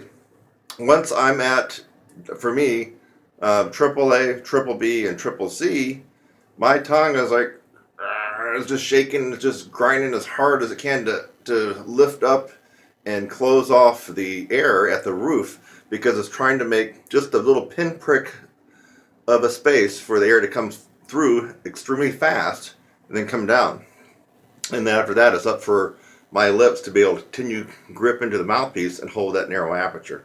As soon as you have a millimeter flinch where your lips can't do that, all of a sudden you could drop a fifth when you're up that high. So I hope this video helped explain what most of you think you are doing, but you're not. Tongue arch, just like diaphragm, is not theoretical. It's something that you really employ. So tongue arch, take a good look.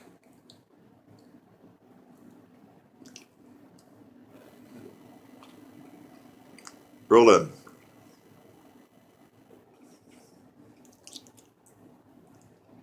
Tongue arch. It's not pleasant to look at, but so many people have problems with that you just need a little tough, unpleasant love in this video. So we talked about roll in, roll out. I got up close and personal. Roll in. Sorry, roll out. Roll in. Roll out. Roll in. You need to understand that concept, and you actually need to be able to apply it. That means really do it. Not something you're thinking about. You are really doing the roll in and roll out. You are really doing the tongue arch and then flattening the tongue back out when you go lower. You are really moving your jaw up and down depending on what register you're playing in. These are things you're really doing, and if you're not really doing, but you're just thinking about them, you really are having problems, and you're not sounding the way that you likely could.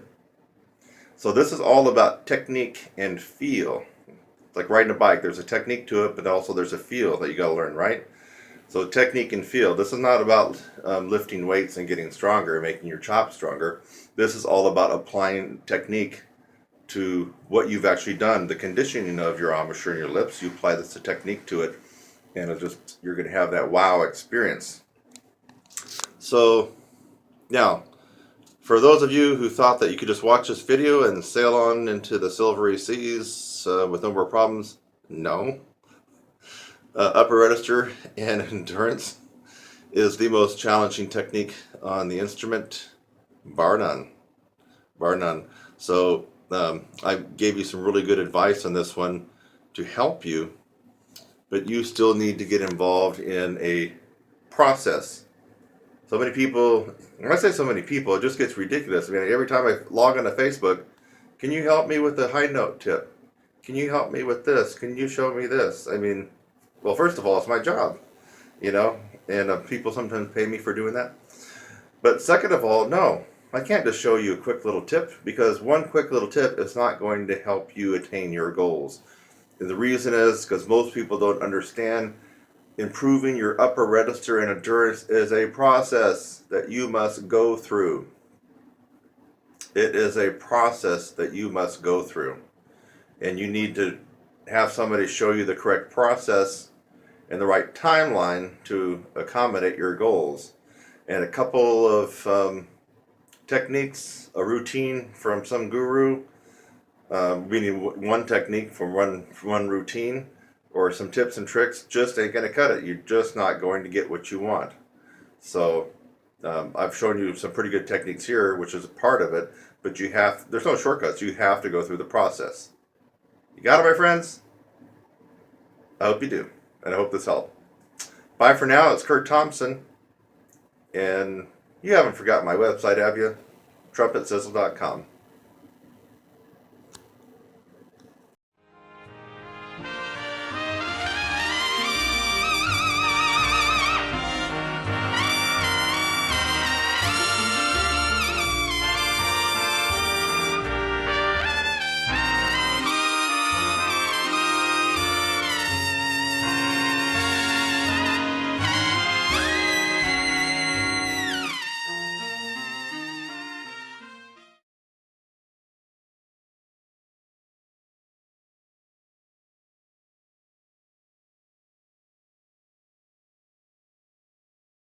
It's about time we had a discussion about air and embouchure strength again.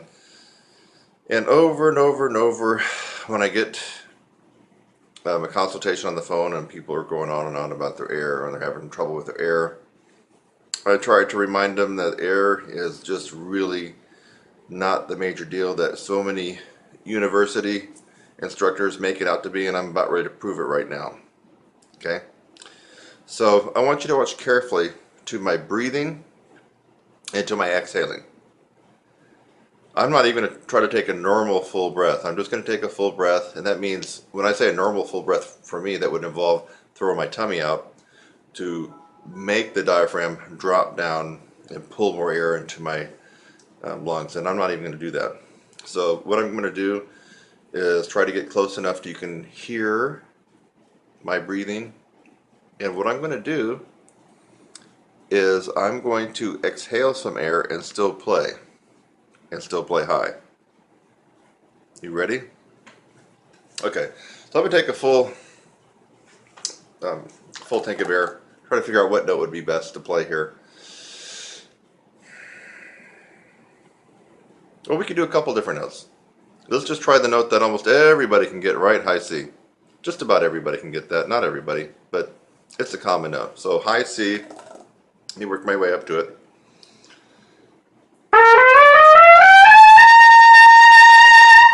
Right there is about forte, really, folks. So I'm going to take a big breath.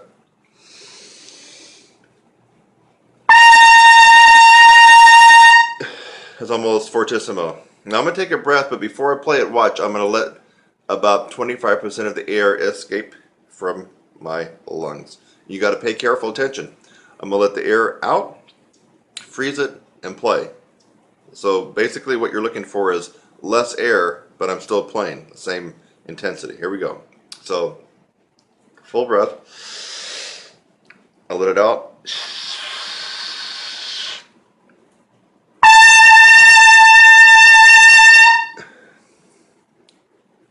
Loud, powerful, full. Now let about 25% of the air out, okay? Let's say I really was horrible at breathing and taking in the right amount of air and using the proper breath for our instrument. Let me let out 50% of it. 50%. So here we go. Same thing, but listen for the hiss and listen for no inhale. There's going to be no inhale. I'll take a full breath. I'm going to let out 50%, freeze, and play. That's what you're listening for. You're not going to hear me inhale because I'm going to be playing. Here we go.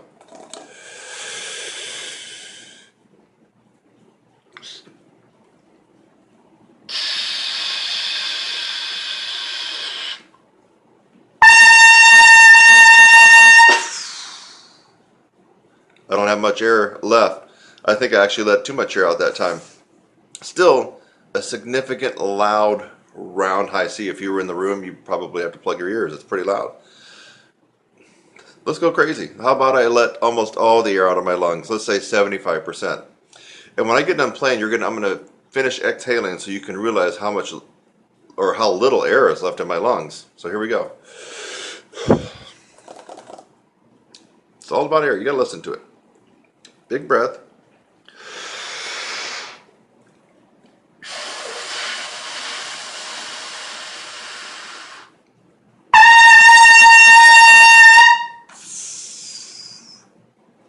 Not much air left. Not much air left. That was probably down. I probably let about 80% of my air supply out, or maybe even 85%. Can you see that? Or this? Think, folks. Just because he or she has a PhD doesn't mean anything. It means they were good at taking tests. They're good at doing this, and doing this. You got to think. Smart. Get your advice from somebody who knows what they're doing. Why don't we take it up to a more advanced level, because I feel like high C is doable by most people. Let's take it all the way up to right past upper register. And who knows what that means? Upper register is high C to double G. Let's take it out. No argument. It's the high C to double G. You go past double G, you're going into extreme upper register playing.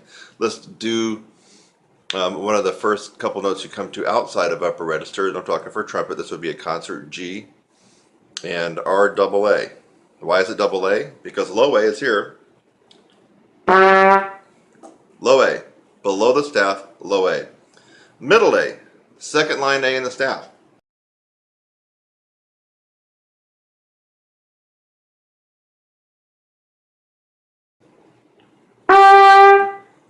High A is right above the staff. Now if we double that, we come up with double high A. It seems that there's an argument on whether that's high A. It's double high A. Hello? We're not playing piano, folks. Are we playing piano? I don't care about piano. I care about this. I don't care if it's a transposing instrument either. We're playing this instrument. That's a low A. Middle A. High A.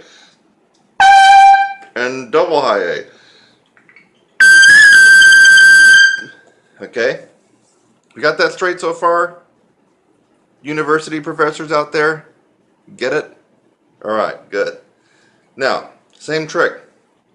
It's not really a trick, it's just a feat of embouchure strength. What really is going on here is embouchure strength, folks. I don't care how much you breathe, really. I mean, breathing is part of the compression, and I will advocate that in our course, but if you have one lung and asthma, you can still play lead trumpet. You can still play piccolo trumpet. You can still do the Maurice Andre stuff. Don't let anybody fool you and tell you otherwise. It's not your air, it's this. You don't got this, you're screwed.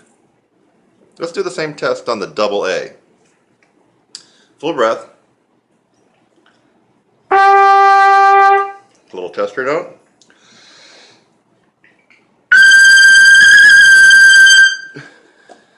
That was definitely fortissimo, bordering on 3 Fs right there. Now you're going to watch me exhale. Listen carefully. I'm going to take a full breath, exhale about 25%, and then play. Not going to be able to take another breath. Listen carefully. It's all uncut and unedited.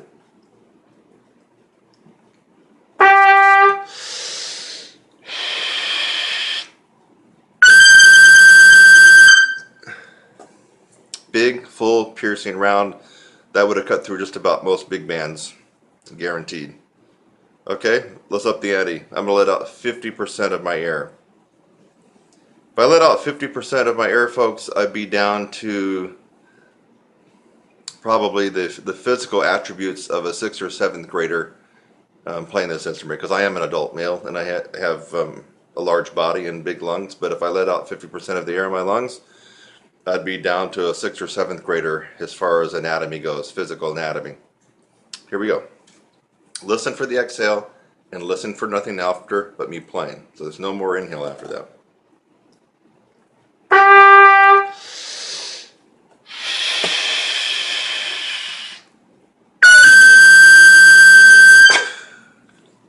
Okay, that was half a tank of air, baby.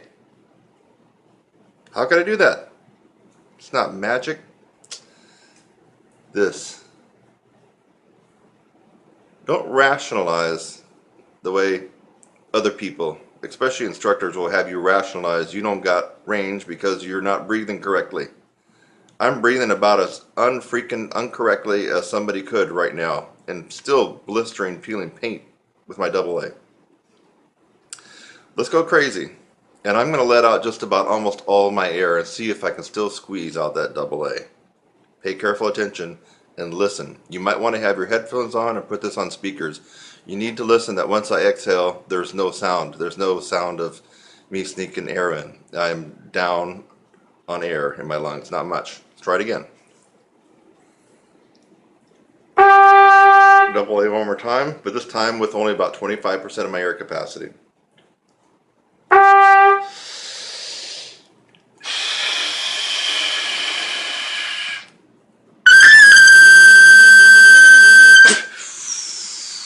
That's all I had left. No more air.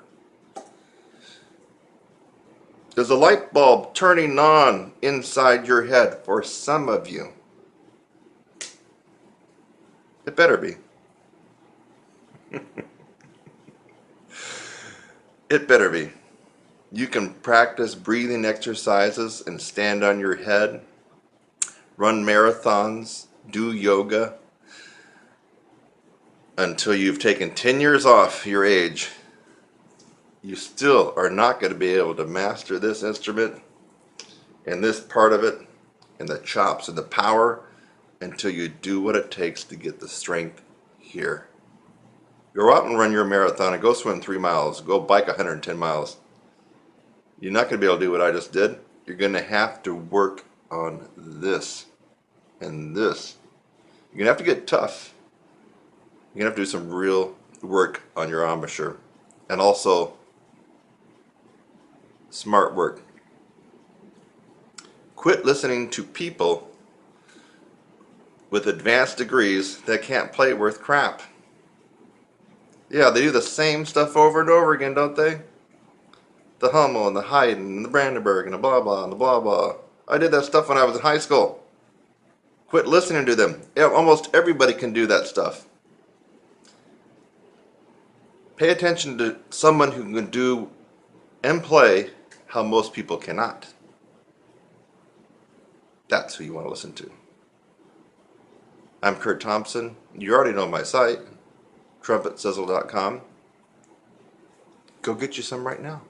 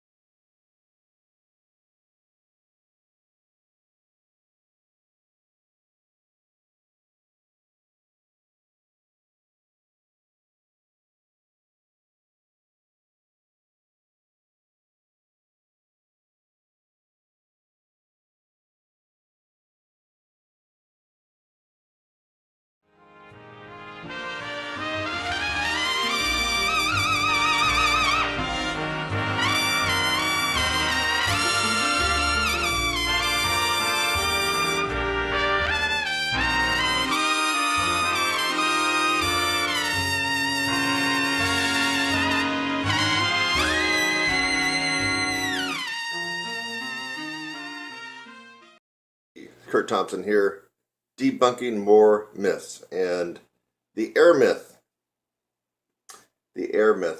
a couple of gurus in the past are really known for talking about the airflow, moving the air. And I buy into some of that, really do, for especially playing in the low register and the middle register. Quantity of this air that they're talking about, really breathing from the diaphragm and all the way up and letting the air come out and help you sing up in the upper register, that is a myth, folks. And let's talk about the physics so you can understand when your university professor tells you it's all about the air. I actually had a French horn, Dr. Olson from Austin Peay State University. I remember when I was trying to get past upper register in college, first couple of years, and get into the extreme upper register so I could do some of the Maynard. My trumpet professor there, who was a great trumpet guy, he didn't really have that much of an upper register, and at least in my opinion. And so I took a couple lessons with Dr. Olson, who was all about air. He told me the reason that I couldn't play in the extreme upper register of the instrument is because of my lack of air. And I really needed to work on airflow. And anyway, I did a lot of his exercise. He was a French horn and faculty member. tenured at Austin Peay State University, Dr. Olson. Ken Olson, I think is his name. And I remember working on some of his techniques for a couple of weeks, and I got worse because I was trying to do the technique of using a lot of air and just no pressure here and no strain. He said, don't even tense up at all. No muscle power here, no nothing, no lip. It's just all air. Well, as a kid, of course, I was trusting him since he was supposedly the expert. Now that I am in the position where I'm at now, I know he totally was talking out his ass. He didn't know what he was talking about. Physics. This is your lips, obviously, and your embouchure set. And you're going to have a little bit of a hole that will form.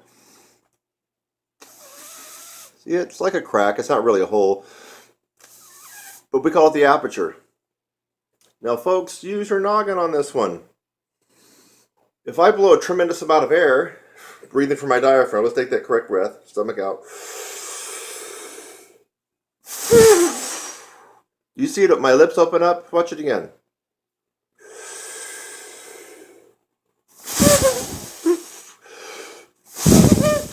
My lips are opening up significantly. Why are they doing that? The tremendous amount of quantity of air and the speed of air is causing my lips to blow out just from the sheer force and the sheer quantity of air coming out. My lips can't contain it all. Now, if you're really thinking about this and you know that you need the most narrow aperture possible to jettison out fast air vibrations for the upper register on any brass instrument, what does that tell you? That tells you that the more quantity of air you try to blow out, especially if this is not strong, you're going to have a limited upper register. Now, even if this is strong, and mine's pretty decently strong, it's the physics. I can't blow as much air out as a lot of these college professors and your own private instructor might be telling you to. And I got a pretty strong embouchure, and I can't hold all that air. Can't do it. What happens if you don't have a very good strong embouchure like I do? Well, then you're even. You got like two strikes against you right there. So we have to use our noggin on this one and realize that it's the compressed air, not the quantity. And that's what, you don't really hear that from university music faculty, compressed air. You hear air, airflow. It's all about the air. Diaphragmatic breathing, that's what you hear, but you don't hear compressed air. So they're confusing a lot of people. The reason is because they can't do it themselves. They don't know what's going on. Okay, so you're going to have to back off on some of the high notes and just let the compressed air do the work. So if I take a big breath, let's see what we got here.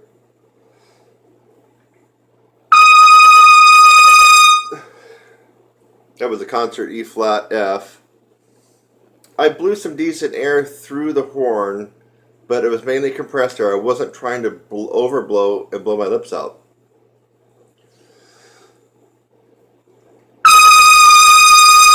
Now if I try to go more, I'm really shoving a tremendous amount of air through the horn, and I start to notice my tone quality goes out the window. The note chips a little bit and dances around. The reason is I'm fighting to contain this narrow aperture with the strength of my chops. And all that air is just blowing my lips out. Remember, as soon as your aperture widens even slightly, we're talking about a millimeter, your range drops. Listen to that again. As soon as you cannot contain the narrow aperture here, and if we're talking about micromillimeters, a millimeter, just a fraction, your range drops. Boom. That's how tight the clearance is right there. So if you're trying to fill up and blow this huge amount of air in the upper register, you're actually fighting the wrong fight. You're making things really hard on yourself. Now, if you're trying to play in the middle register,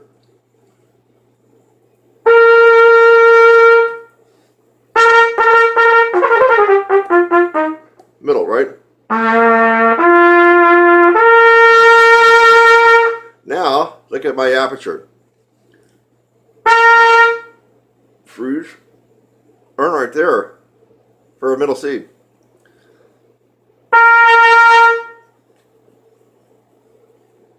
Way, that's like a million times wider than I would use for above high C. So because my aperture is already wider, and of course I got my low C tongue position, there's no compression going on there really, except for the natural compression from the diaphragm and maybe the bottleneck in your throat, but there's no tongue arch. Other than that, there's not really any compression. So I am able to blow. That is where the university professors are correct when it comes to your air. So when you're in the middle and low register, they are correct about that. Then it is a lot about air more than anything else. So if you can think of in terms of trumpet speak, let's say the middle of the staff, middle C, which is third space C in the treble clef staff, maybe D, maybe E, but now you're getting to the top of the staff, but right around there, C, D, E, and down. Now all that air advice you've been getting from your instructors and your college instructors and your university professors, that is good advice. That is good advice, because you do need to have worked on a lot of air and breathing techniques for that. But it's counterintuitive. I know it seems counterintuitive that you need a lot more air and have to huff and puff, but you're actually working against yourself as you go higher. You actually have to use less quantity of air.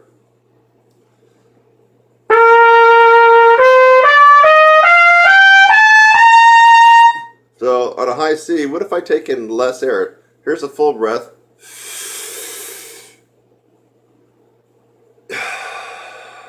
What if I take in half a breath for the high C?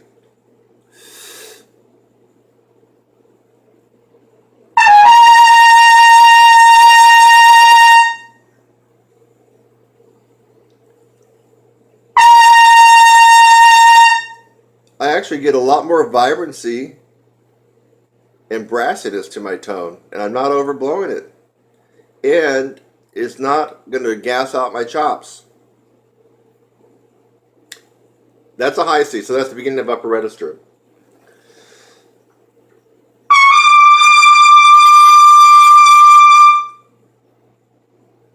Ooh, that's a very, very narrow aperture for a high concert D, which would be high E on trumpet.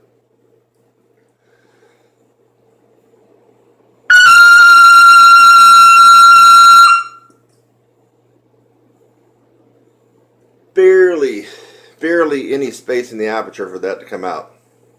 That was a double high G. And of course we all know what a double high G is, right? University professors?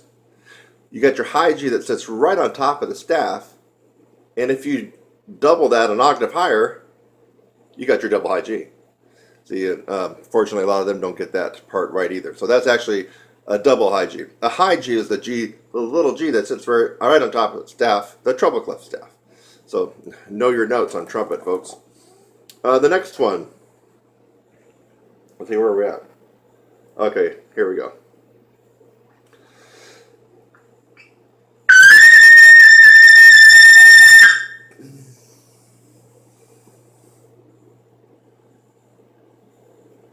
There was probably a pinhole of a space in my aperture for that, what should have been a double C. Let's double check it. Yeah. Try it again.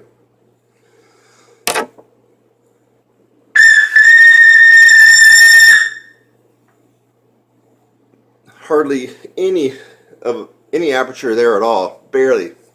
Like maybe not even a pinhole for that double C to come out. And I wasn't using that much air.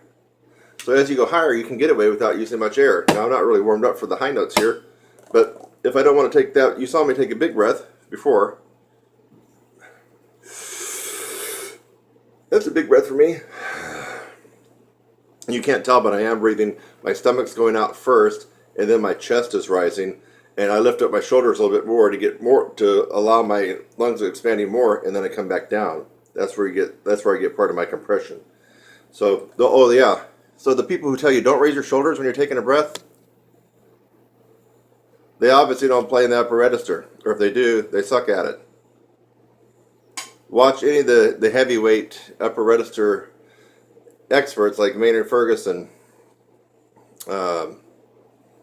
I've even seen a couple of video clips of Bud Brisboy. Bud Brisboy developed the original Bud Brisboy wedge breath.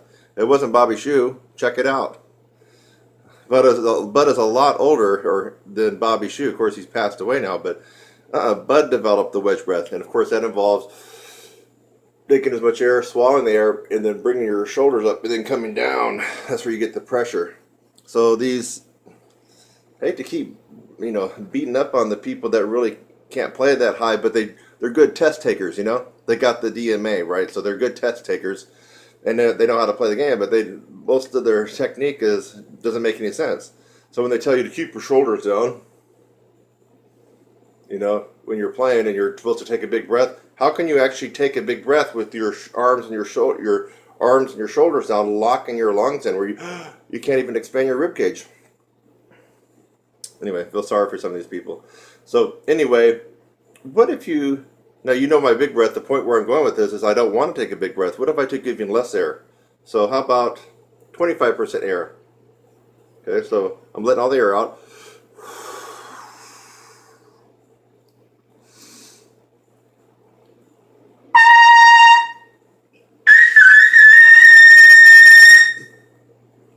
Now I only had 25% of a take of air in my lungs. You heard at the very, very end of that, I put a little meat on the bone on that double C.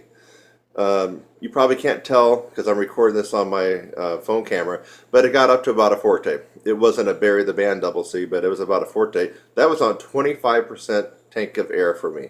Now I would probably want to take another 25% more to at least have a half a tank. But there's no way in heck I'm going to try to shove the largest quantity of air that I have in my lungs through this horn for a double C. I probably would overblow, but probably nothing would come out. So anyway, that's your lesson, and this is a real logical lesson based on physics. And unfortunately, for a lot of brass players, you don't get a logical lesson based on physics. You get a illogical lesson based on passed down theories that don't have any merit. Usually they're passed down theories in academia. Because the DMA that's teaching you, well, that's what they learned from their DMA, and that's what they learned from their DMA, and on and on and on. Good test takers? Yes. Yes. Got a good memory for regurgitating all those facts? Yes, they do. Are they the best players in the world? Almost certainly not. No. And they're not always the best teachers either. Go back and rewind this video. It should make a lot of sense to you. And if it does, you know what to do, baby. Send me an email. Kurt@TrumpetSizzle.com, or just go to my site. You're going to get the real deal at my site. I don't have to kiss any department chairman's butt to be able to say what I'm doing. And I don't have to kiss any contractor's ass either and worry about whether or not I'm going to get a gig. I make my own gigs. I am the contractor. So I say what I want, and I say the real truth here for everybody. I don't have to count out anybody. And if you like that frank, honest, brutal, in-your-face truth, you'll like working with me, and you'll actually like getting results. Until next time. Our glissandos. And if you're not doing those, you're leaving a big chunk out of the apple when it comes to improving your overall trumpet playing, flexibility, range, all range, low range, mid range, high range, facility on the instrument. Here, check out some fun stuff when it comes to glissandos on the trumpet. Hope you enjoy it.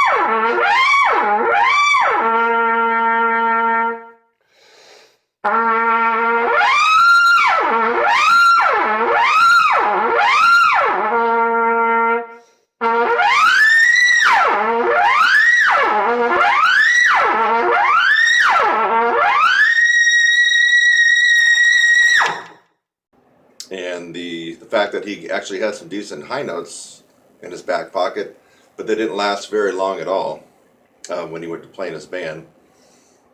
And he really wanted to know how the 16-week upper register course could help out with that if it mainly focused on higher notes. And that's when I told him, I said, well, endurance is a byproduct of your range. Okay? So if you want better endurance, you just simply have to increase your range. That's what you got to do. It also goes hand in hand with being able to have more duration on your chop. So let's just give you a quick weird example. Let's just say that you are a trumpet player and you've done very well for yourself and you can just honk out really, really loudly and beautifully a double G, which is the top note in upper register before we go into extreme. Okay? But let's just say that you only practice 10 minutes a day or 15 minutes a day. Okay? Now, typically what I would tell people is take your max range in your practice at home and come down about 4 or 5 notes. And that's going to be the range where you actually have the best endurance in a rehearsal or a performance or a solo. So if he had that double G and he came down to high C, for example, that would be the perfect playing range for him. Now, and also for endurance. Now, based on what I just said, well, you might think, well, then he's going to have tons and tons of endurance. No. Remember I just said this guy is practicing 10 or 15 minutes a day tops. Maybe he's a busy professional, or maybe he's an MD and just doesn't have time to practice. But he does 10 or 15 minutes a day to maintain his double G. A little warm up, he goes up, hits the G and a couple other things, and then he's done. This individual is not going to fare too well, even if he takes my advice with that correlation of 4 or 5 notes below your highest notes at home or in your practice studio. Simply because he doesn't have enough time, doesn't have enough of metal on his mouth outside rehearsals and performances. So even though he has the desired ratio of 4 or 5 notes below, that's the music he's playing, goes up to about a high C, maybe a high D, that would be perfect for this individual, except for the fact he doesn't really practice that much. So you have to have both parts of the equation. Now, here's where most people have a problem. Most people get the second part of the equation. Okay? So most people are practicing, if they got an hour and a half rehearsal that they know they're got to go to, on average, these people are practicing an hour to an hour and a half a day, sometimes 2 hours a day, thinking that by practicing that much every day, they will actually be able to go through an entire rehearsal or a performance. No, because they didn't get the other part of the equation. The other part of the equation is the range. So let's just give an example of someone playing at a community big band. Maybe at your community college, maybe you meet at a church, or maybe it meets after school at a junior high or high school. And you happen to be the lead trumpet player, and you got a really solid high D, really solid high D at home, and you go up to E flat. It's still decent, not as solid, and E kind of thin out. So you're right around the D, E flat range. And you are practicing 2 hours a day. You're trying to do everything right. But you notice that when you get into your big band rehearsal on Monday night or Tuesday night or Thursday night or whatever it is, that halfway through the rehearsal, your chops are falling apart. You're missing these high Ds and the high Cs, and you're getting the burn here. Just feels like you can't hold the note and your lips are blowing out and you're going out of tune. It's just not fun. I mean, you're smashing your lips pretty good with the mouthpiece. And you keep scratching your head, what's going on? Because I'm practicing an hour and a half or 2 hours a day, but I'm not able to have the endurance in my rehearsal. I'm cursed. There's some kind of hex that's put on me. No, my friend. When you go into a big, typical amateur to semi-pro big band rehearsal, most of the high range is going to be up around high C and high D. Yeah, you might find one chart that goes E or F, but basically, you're going to be required to play quite a lot of high Cs and Ds. And if your range at home is a high D or a high E flat, and let me just excuse myself for a second for other brass players, trombone players, euphonium, French horn, tuba, whatever, you just have to transpose whatever that is. This story that I'm telling is geared toward trumpet, but really it's geared to everybody, but you would have to transpose the notes and to make it your own story. So the problem with this particular individual, he is doing everything right practice-wise, probably is a really great player. His endurance is being inefficient in rehearsals and performances simply because he doesn't have the other part of the equation down.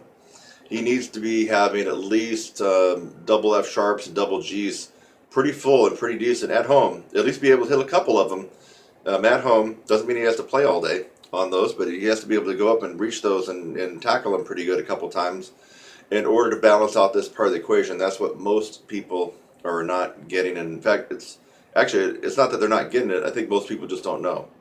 Every time I talk to somebody about this, they don't really sync up the fact that your range has everything to do with your endurance. It really does.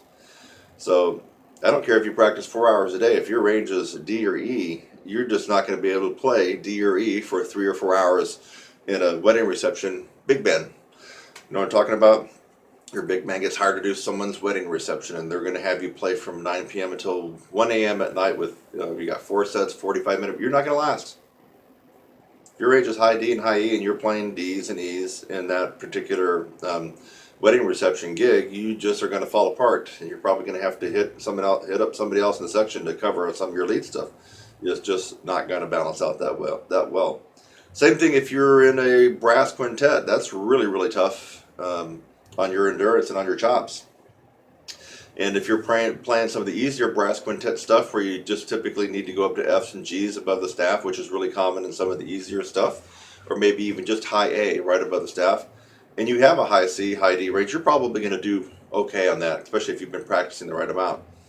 But if you're playing some of the tougher stuff, Empire brass, Canadian brass, that type of stuff, and which we're talking about stuff that goes, routinely high C's, D's, E's, and F's, especially if you have to have your pick out. But even if you don't, you're still going to be required to lots of high C's and D's.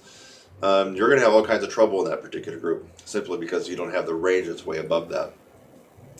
So this is a pretty important tutorial, at the very least, for you to have the light bulb turned on your head so you can go, wait a minute, I've been practicing 3 hours a day, but when I go into my band, I can't even play half of that. Well, it's because of the range thing.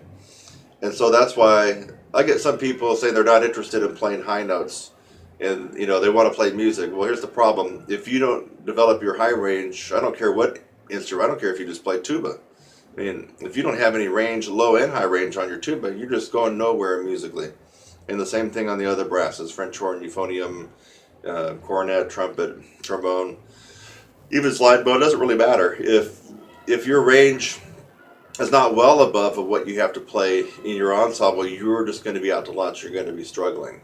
So when I hear people say, I don't want to play high notes, I don't want to be that guy, that obnoxious screamer dude. Well, this is not about that. You can do what you want. Once you are able to play high, you can do what you want with it. Okay? If you have a great range, that means you don't have to scream out high notes and hang over and be that obnoxious high note player.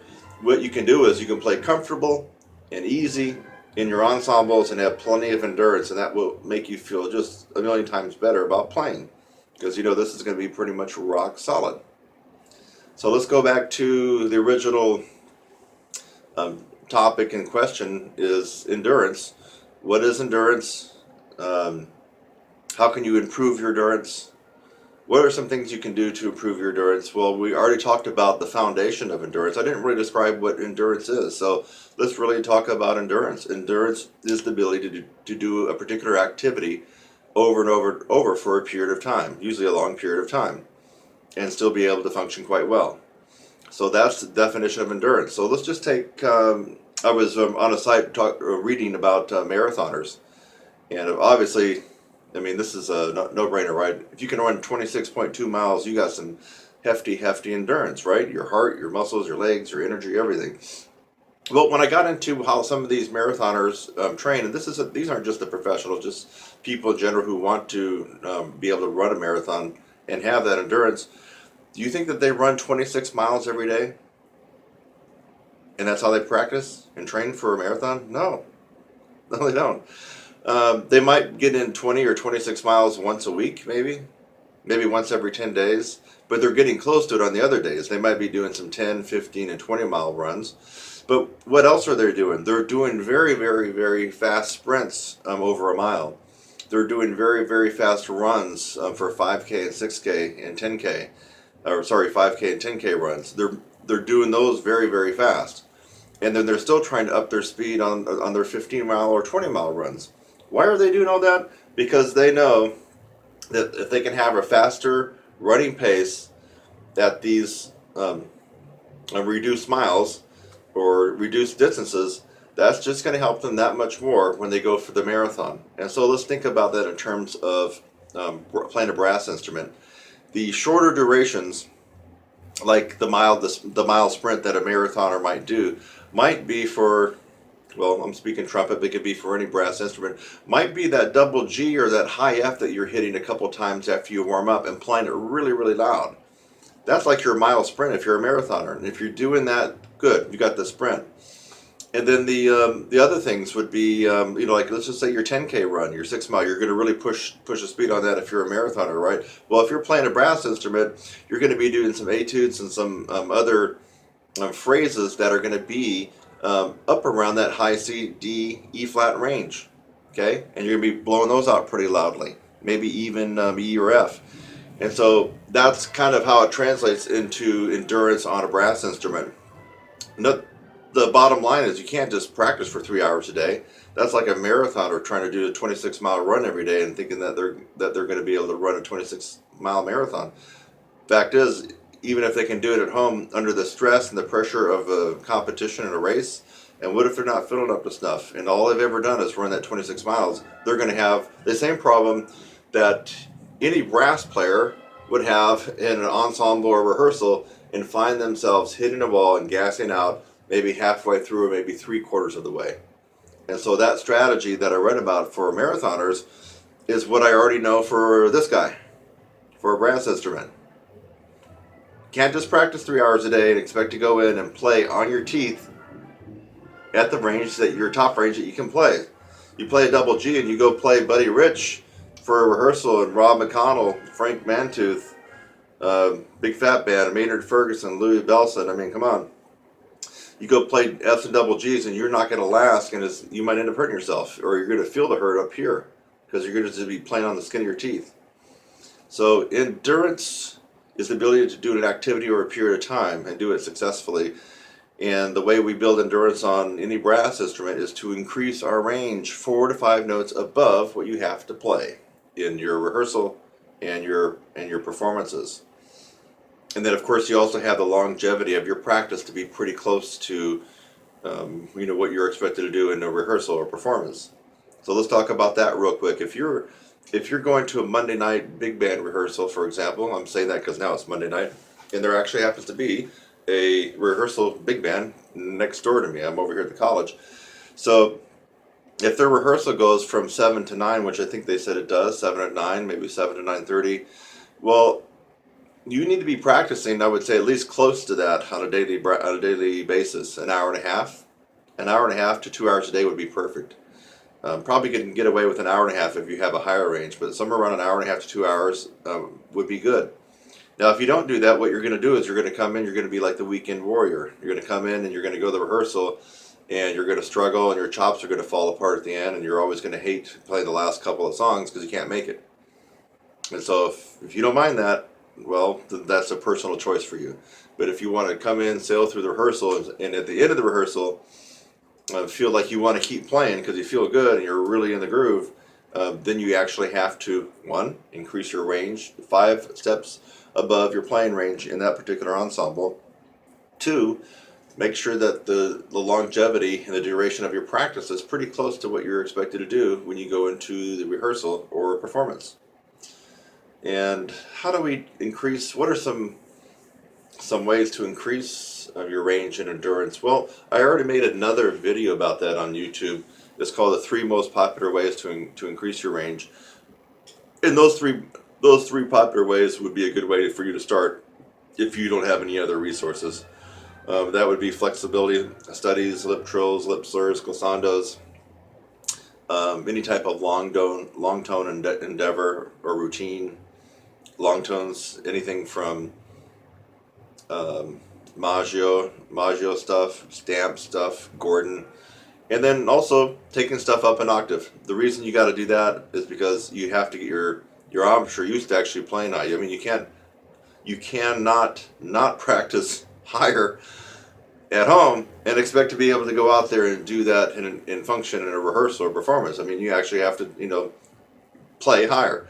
And what I recommend for a lot of my students is to get something that they can actually play that's written high. And the reason for that is there's a psychological component.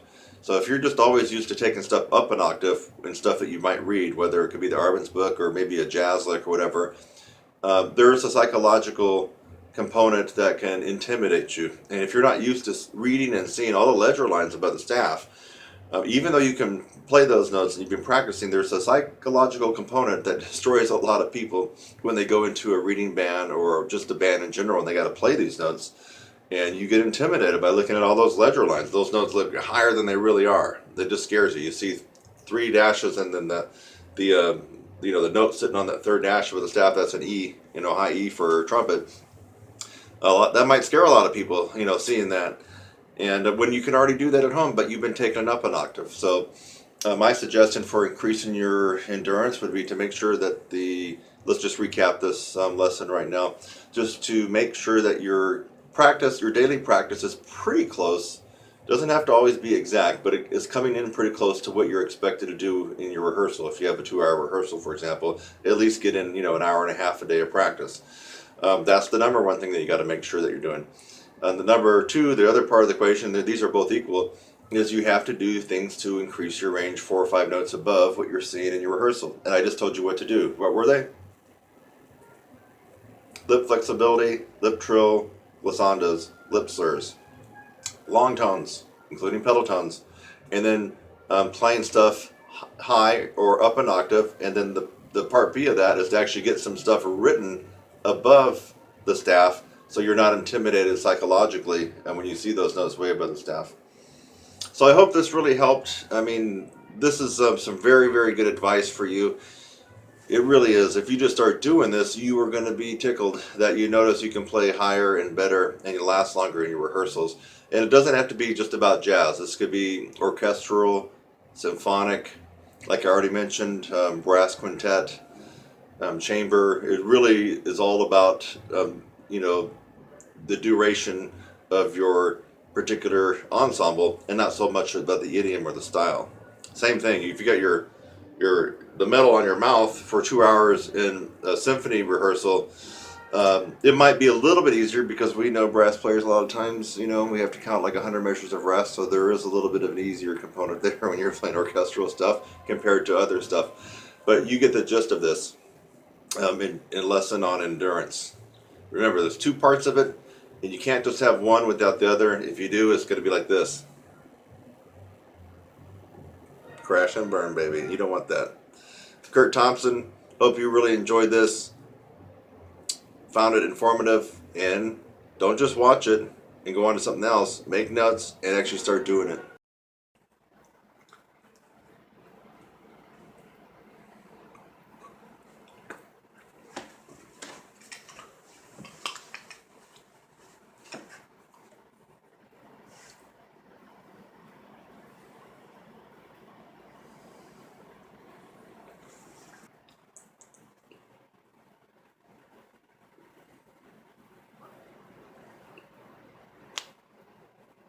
Isometrics. Everybody loves them, all brass players. Because you really think that you're going to get quick and easy strength right away. And actually, for the most part, it's true. So I demonstrated the Bud Brisbois tuba mouthpiece exercise, and that's a toughie. Just hold it with my lips. I did the pencil trick on steroids. This is a wooden spoon, and it's much, much longer and heavier than a pencil.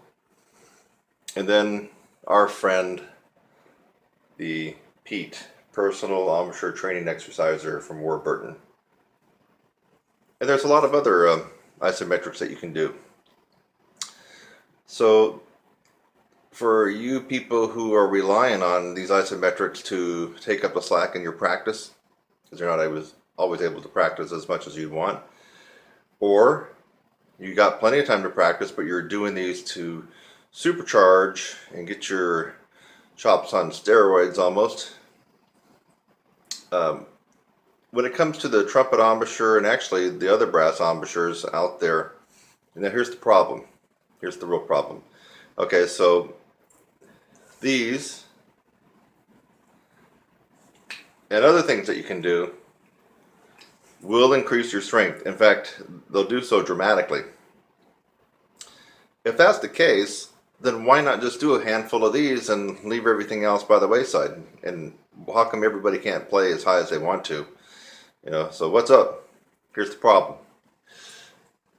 If you don't do these in just the right way and for a right amount of duration, what happens is you lose the flexibility here in your lips. And in some cases, your lips can get numbed out to where they don't even vibrate that well. So you gain the strength, you feel it. You feel the strength here, lots of muscle, right? So why isn't it working for everybody? The reason it's not working for everybody is this. You're catching a case of lip stiffitis. Lip stiffitis. Ever got a cramp from working out too much or running or biking or whatever? You know? Well, the same thing happens here, but at a slightly different level. And by doing too much isometrics, you're going to increase the brittleness, the stiffness, and unfortunately suffer quite a loss of flexibility. You say, so what? I got strong chops, baby. I'm going to blow right through that. Au contraire, my friend. So yes, you did build up some strong embouchure from these isometrics, right? But remember, trumpet playing and, well, let's name the other instruments. Trombone playing, euphonium playing, baritone playing, French horn playing, tuba playing. Whenever you get into the upper register of each instrument, it's about efficiency, isn't it? It really is about efficiency. So here's the problem with practicing these isometrics. And by the way, they are in my course and I do teach them. But here's the problem. Most people don't understand the concentrated part of isometrics. So you end up building the strength, but your range doesn't really go up that much. Your tone gets airy. You start having trouble with just simple lip flexibilities, simple normal slurs that you encounter in regular music. And so you've lost flexibility. You've got a good case of stiffitis in your lips. And so why can't you blow out those high notes? Why can't you last forever? You know, a lot of people that are really heavily involved in isometrics will tell you that it's a panacea for all-day endurance. One of the methods out there that I went through a long time ago is Carmine Caruso, and I haven't even touched on that method in a long time, but it is heavily weighted for isometrics. So how come everybody's not doing Carmine Caruso? The reason that they're not is because what you gain on one scale, you lose on the other. So you get heavy chops, yes. Unfortunately, you lose the flexibility, stiff, and guess what? You end up tilting it the opposite direction you want to go and you get worse. Why do you get worse? Because when you get ready to blow, think of it this way. You want the best flexibility and the best response. And let's see if I got any response after doing those exercises. Just easy, right?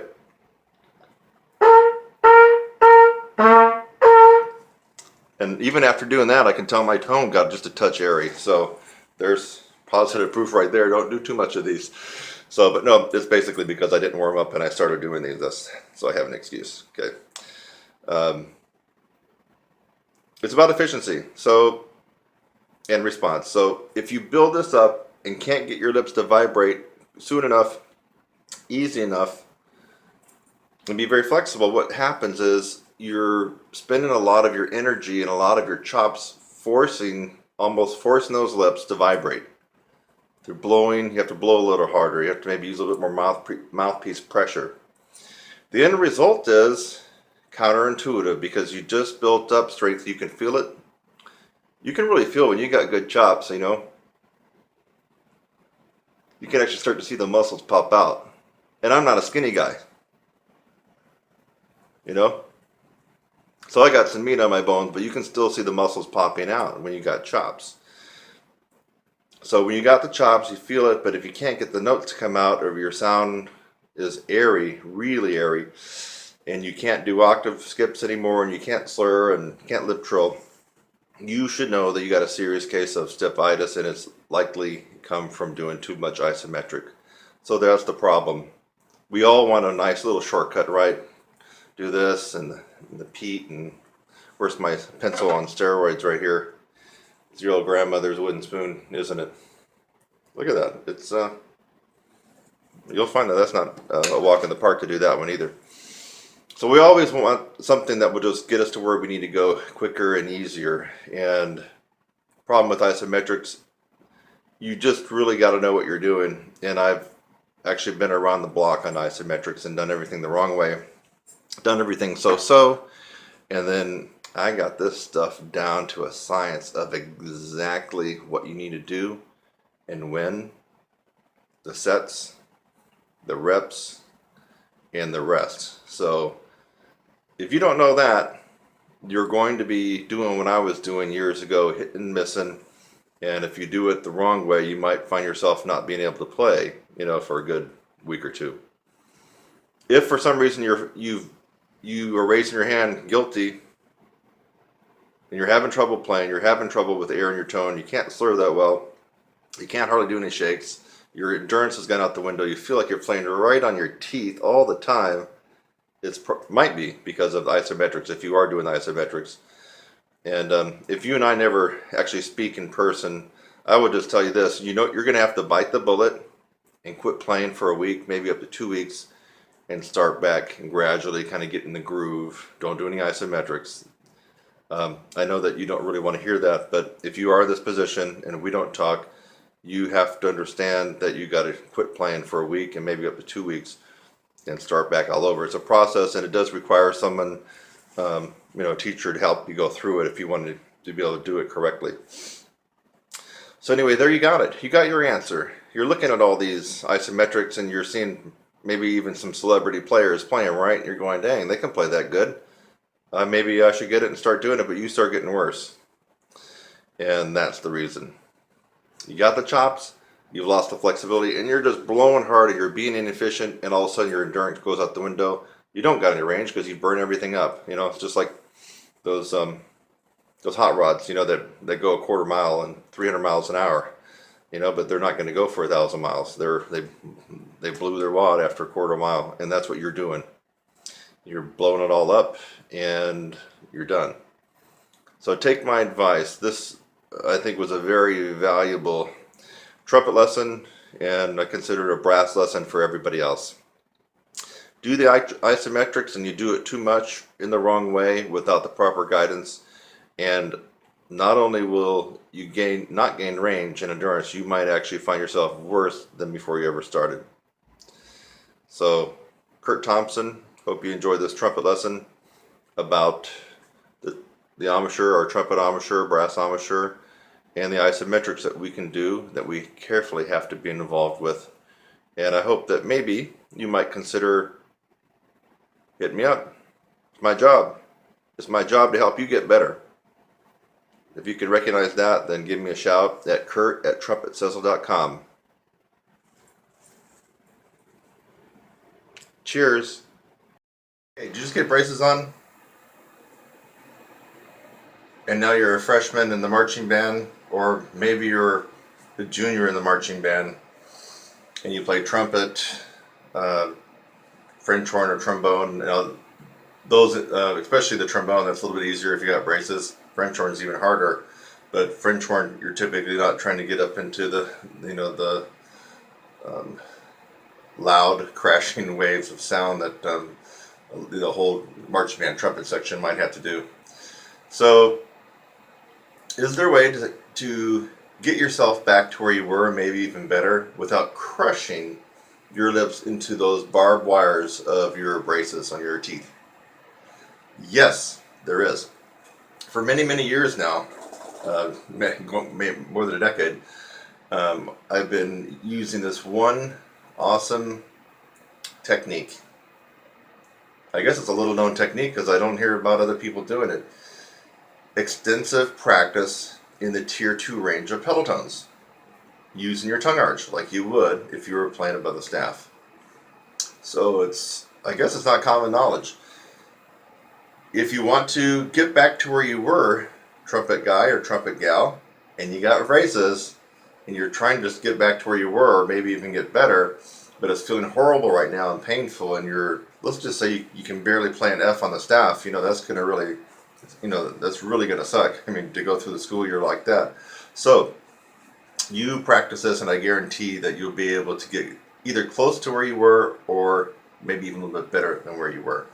And the reason is practicing extensively in the tier 2 range of pedal tones is like practicing a high C to double G, almost. Except you're not going to crush your lips against the barbs in the braces in your mouth. So, first things first, you should already have an understanding of pedal tones, or at least if you don't understand what they are, you might want to search some of my other tutorials. Maybe I'll include a link of some pedal tones that we've done. If I find that I haven't actually included that on my YouTube channel, I'll probably include just a course, very brief overview of it. The pedal tone basically starts below F sharp. Our lowest note, our natural acoustical note on the trumpet, is F sharp. If you try to go below that without manipulating your embouchure,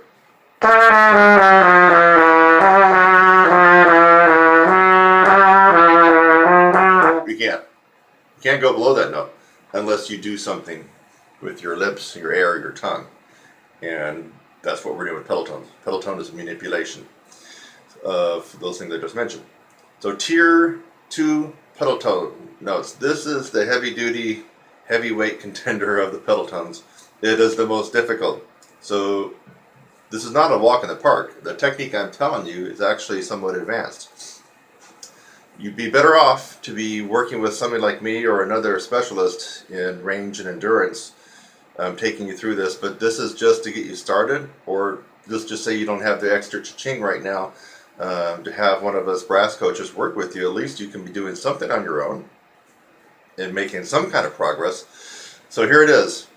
To still be able to increase your range on your trumpet, even though you got braces, you're going to be practicing the notes in the tier 2 range. What are those notes? Pedal C. And the easy way to do it is just to do octave tester notes. You would play the normal low C on the horn, open, down an octave.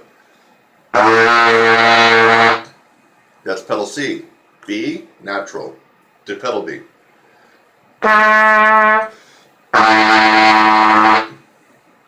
B flat, low B flat down to pedal B flat.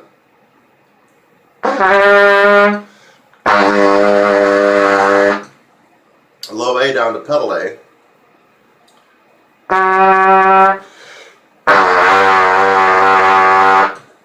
Low A flat down to pedal A flat.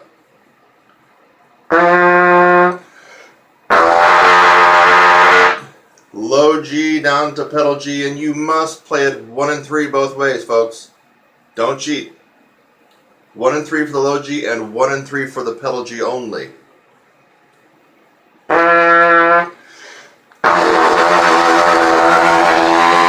And finally, the last pedal tone in the tier 2 range of pedal tones is the G flat or F sharp. So here's the low F sharp G flat. Drop it an octave.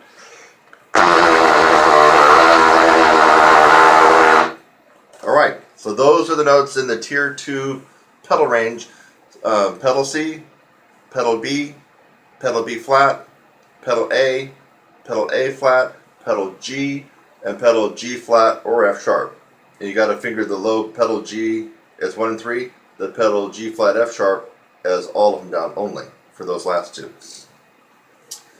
Okay, let's see. So your job right now, if you don't have a lot of experience with pedal tones, is to go ahead and go out to the woodshed and start working on these. And it's not going to be easy. Think about it. You're actually playing in a range that's very similar to this range up here.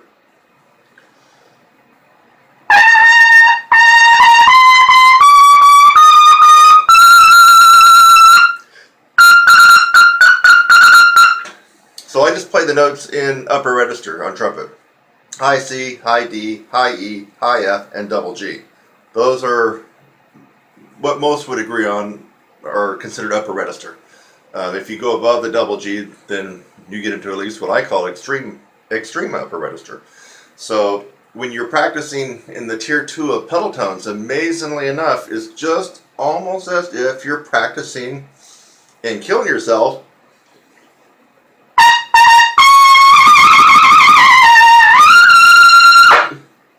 Right? Now if you were doing that with braces, you might be going, oh my lord, oh, you might start crying because it's going to be painful and it's really going to hurt.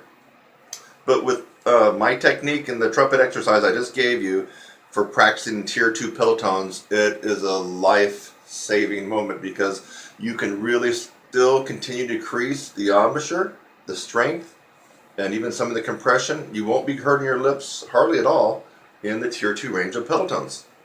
Now, there are some other tips and tricks to enable the tier 2 pedal tones to come out, and that's where people like myself or other people that might have an expertise in range and endurance can help you out. But at least right now, if you want to do it on your own, you at least got something that's going to help increase your range and endurance on the trumpet, even though you got braces. See you next one. I'm Kurt Thompson.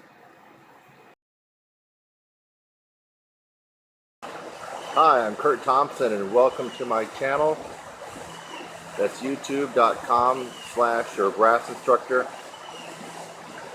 Thanks for just watching the video that you did.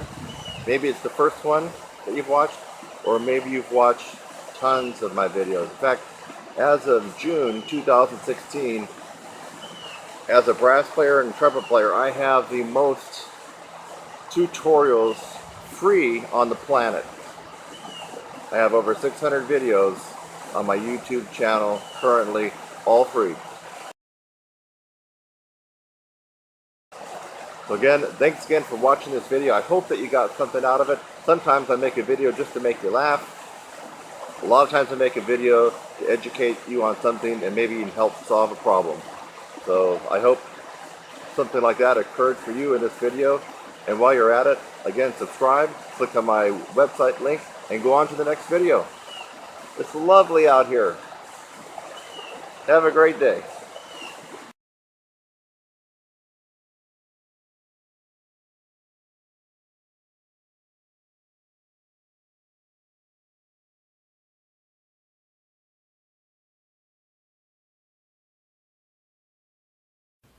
Hey, this will be a discussion about brass embouchure and the differences in embouchure, and how even if you think you might have a bad embouchure, it can be overcome by strengthening your embouchure from all different kinds of directions. And I'm going to play some embouchures that are bad for me, and that typically for me I would not be able to play very well using these type of embouchures. Now, one thing to keep in mind, no one embouchure is really bad for an individual.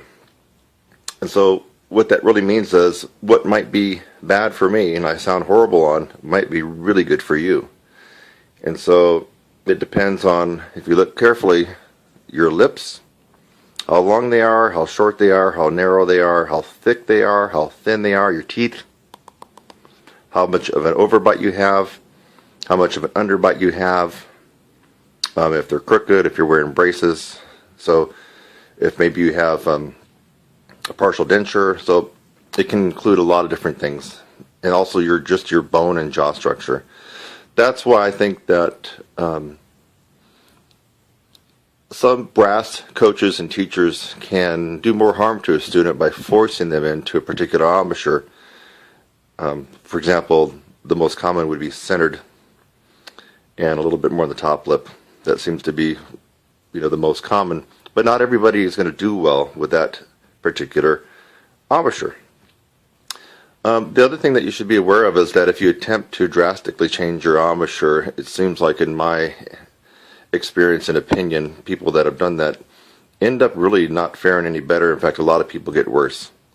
So if you think a big drastic embouchure change is the answer, you're probably barking up the wrong tree. So let's look at some various embouchures. Here we can see. For me, I tend to play a little higher. So I guess you got your high player or high lip placement position.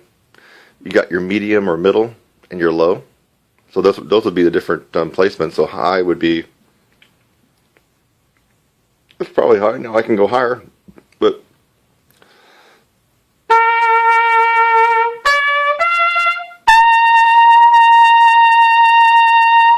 that's probably close to where I normally would play. Now what happens if I wasn't playing that way and I was using an embouchure that was bad for me? Let's try something. Let's drop it way down. So I'm up here. Let's go on way down. Way down. Hear the difference in tone quality?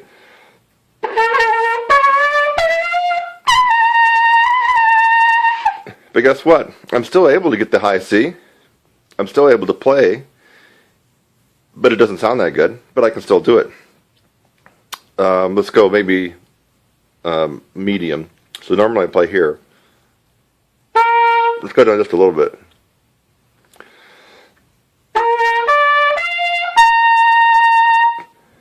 Seemed like it noticeably flat on the high C. I think I was flat on the first one too, but so I'm still able to play. Now I'm gonna be tying this all into a huge point here.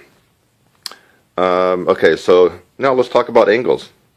So I can use my normal embouchure here. What if I bringled it up? Because I see people playing like this.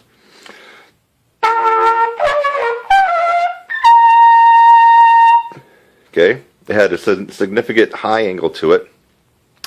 One of the most interesting embouchures I've ever seen is by Stan Mark, the famous lead trumpet player for Maynard Ferguson. I don't know how he can play the way he does.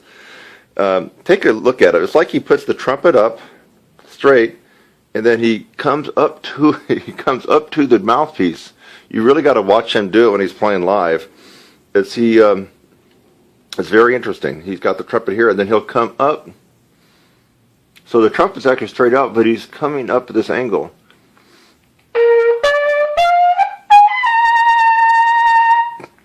So now most of the embouchures that I'm showing you are ones that I really couldn't play on. In fact, if I was playing on them, I might be just like you are right now. If you have a particular question about your embouchure and that it's not working for you, well, if my trumpet teacher long ago had said you need to play like this, like Stan Mark, so I got the horn out, I'm coming into it like this.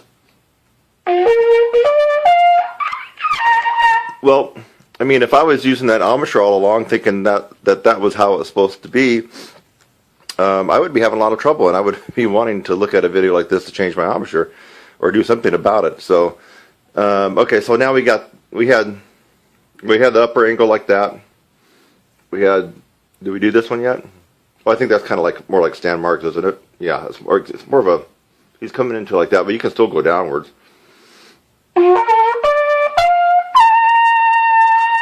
Okay, now what if you don't play center? A lot of us brass teachers want kids to be centered right smack dab in the middle of their lips. Unfortunately, our jaw structure and teeth and everything else might suggest otherwise. So here's me, I'm center now.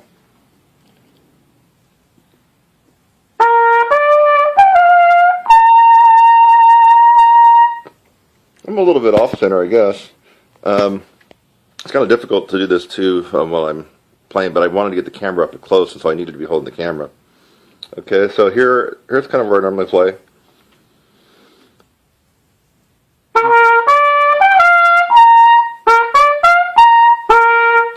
What if I didn't play centered? I played off.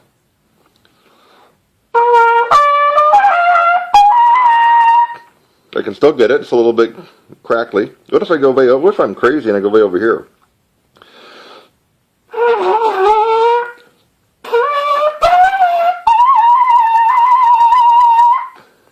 That's a real screwed up embouchure, isn't it? Okay, let me try playing the horn left-handed here and hold the camera this other way. So, go back to center, or center for me. Let's move it over to the left a little bit. Let's just say I played a little bit off.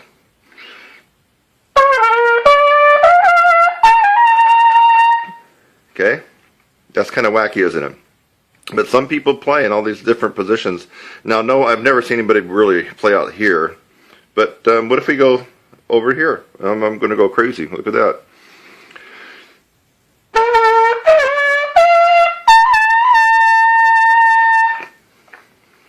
All right. So you saw various positions from high to medium to low, mouthpiece placement. And of course, each one of those takes a different embouchure to be able to play, right?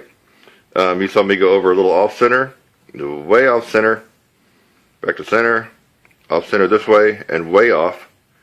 And then you saw the horn angles like this, and then down. So I basically covered just about any embouchure that a brass player could play with. Now, the point I'm trying to make in all of this is that there's one reason that I could go up to high C on all those angles, all those embouchures. Now, granted, you notice that the tone quality went way out the window on a lot of them. And obviously, that would mean that I wouldn't use that particular embouchure, right? But how am I able to do that? And if I wanted to, folks, I can switch my embouchure to any embouchure and start to get comfortable and familiar with it and let it sink in. It takes me about a week. And I'm able to do all that because of an extreme amount of strength that I build up in the embouchure and the lips. So what is my real point to you brass players out there that are micromanaging yourself, that are being confused by too much worry and thinking? What's that analysis by paralysis kind of thing, overanalyzing everything? So my advice to you is, number one, you need to do something that will hit your embouchure from so many different directions that it almost won't even matter what embouchure that you use. I mean, you want to use the embouchure where you feel most comfortable, where you get the best sound, the best tone, and things just feel right. You don't want to use the embouchure that a teacher tells you to use and it feels horrible. It always seems bad. It seems like you're always struggling. Of course, you don't have any high range and your endurance is shot. But supposedly, quote unquote, that's the place where you should put it. Ideally, I like to have my students, my younger ones, start off with centered on the lips and slightly a little higher on your top lip. But sometimes that doesn't work for them, depending on what I see going on with them and, their teeth structure and other things in their lips. Sometimes we have to bring it back right down to the center and sometimes even go down a little bit lower. Sometimes the upstream player will not be an upstream player until he or she or their teacher figures that out. So if a student is not doing too well with the typical embouchure that I like to get them started on, well, I'll start playing with it. We might move their mouthpiece down and have more of the lower lip inside the cup. And if they do a lot better with that, then hey, why not? That's them. Why not let them do that? So you need to strengthen your chops, your embouchure, and your lips in many different directions. So what did we learn? We learned that not one particular embouchure is suited for everybody, and you may find that playing on an embouchure that supposedly does not look good to other players but works for you, that may be the embouchure that you need to be using. You got to play where it's comfortable, where you're sounding good, and if you're a little bit off center, and if the horn angle, like for Stan Mark, look, you got to Google him and watch him play. I mean, he's got an extreme angle that he's coming at. I don't know how he does it, but it works for him. And there's other people that play with the horn at an extreme up angle, and then there's people that play off the side of the center of their lips. So you got to find the sweet spot for you, not the sweet spot that your teacher thinks is for you. If the teacher thinks of a great embouchure position for you when you were younger and it worked, by all means, that teacher gave you great advice. If the teacher kept forcing you to stay in with a particular setup, but you are not doing that well, that's when you really need to start thinking differently, and maybe there might be a different setup. For people, in fact, I want to thank Sharon for giving me an idea about this particular video. So for people who are concerned about bad embouchures and good embouchures, more mouthpiece pressure, less mouthpiece pressure, I really don't want you to be thinking about that if you're working with me and you're taking lessons from me or you're taking my course. What I want you to be doing is focusing on the 75 techniques, if you're involved in my course, that are going to hit this from so many different angles. In fact, now is a perfect time to plug my course, which you know I almost do in almost all my videos. Your embouchure and the muscles here in your lips need to be worked in so many different directions. And you know what that really does is it makes worrying about embouchure and everything else, angles and where your mouthpiece is hitting your lips, too high, too low, in the middle, off center, almost irrelevant, because once you develop chops of steel, you can pretty much play anywhere that you wanted. I demonstrated that, right? I mean, I took the angles all over my mouth and I was still able to get up to high C. You just probably heard a change in tone quality from either decent to bad. But still, I was able to do it, mainly because of this. So, you need, if you're concerned about your embouchure, lack of strength, or maybe you're using a bad embouchure, you're using excessive pressure, there's really only one answer, and you're going to have to come to the conclusion quickly by deferring to someone that knows what they're doing and has worked with a lot of people that would be like me or somebody else in my capacity. Or you can kind of go to the school of hard knocks and keep pounding away at the one method that you're using. Maybe you're not even using a method. Maybe you're just practicing all technique, Clark and Arbenz and other stuff, and some warm-ups. Or maybe you are involved in a routine. Claude Gordon, only doing Claude Gordon. Or only doing the palming method with William Costello and Roy Stevens. Or only doing the isometric stuff of Carmine Caruso. So if you're pounding away at one routine and you don't want to change, yet you have embouchure problems, endurance problems, range problems, excessive mouthpiece pressure problems, and it doesn't matter if you're on trumpet or trombone or euphonium or French horn or any brass instrument, the mechanics and the approach is still the same basically. Well, you're going to find out through the school of hard knocks, if you keep insisting on working that one routine for your embouchure development, you're going to find out it doesn't work. It only takes you to a certain amount and you get stuck. So my advice is to go back and rewind this video and watch it again and think to yourself, how is he able to put that mouthpiece in all these wacky positions on his lip, up and down and all around, yet still be able to get a high C out on each one? If the answer comes to you that maybe I might have stumbled onto something that's very successful when it comes to embouchure development, then you really need to look at the item description below this video and go to my homepage, trumpetsizzle.com. And I'm mainly addressing people that have embouchure problems, that have problems with too much mouthpiece pressure, that maybe play off to the side or too high or too low, or maybe need to experiment. The 75 techniques in my course almost is an auto correction mechanism for minor embouchure problems. In other words, it's hard to go through all 75 techniques and get those down after 4 months and not have had some kind of shift in your embouchure. Your embouchure and your mouthpiece placement will shift during the 4 months. For some, slightly, and for some, noticeably, because you'll need to be able to accommodate those various techniques. And you just can't go through 75 different techniques in 4 months and not have a change take place here. You're going to have the musculature thicken and develop, but you're also going to have a change take place in the embouchure. So If you don't recognize me by my lips, I'm Kurt Thompson. You may have thought this was somebody else the whole time, but I am Kurt Thompson, and I wanted you to get a close-up of my jaw, my lips, and hopefully got close enough on those different embouchures.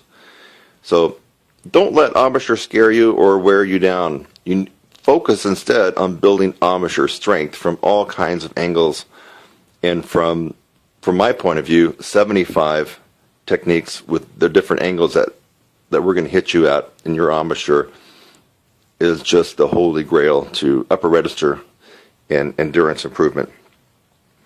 Well, now that you got to know my lips really good and my embouchure, I'll see you in the next one. Take care. Bye-bye.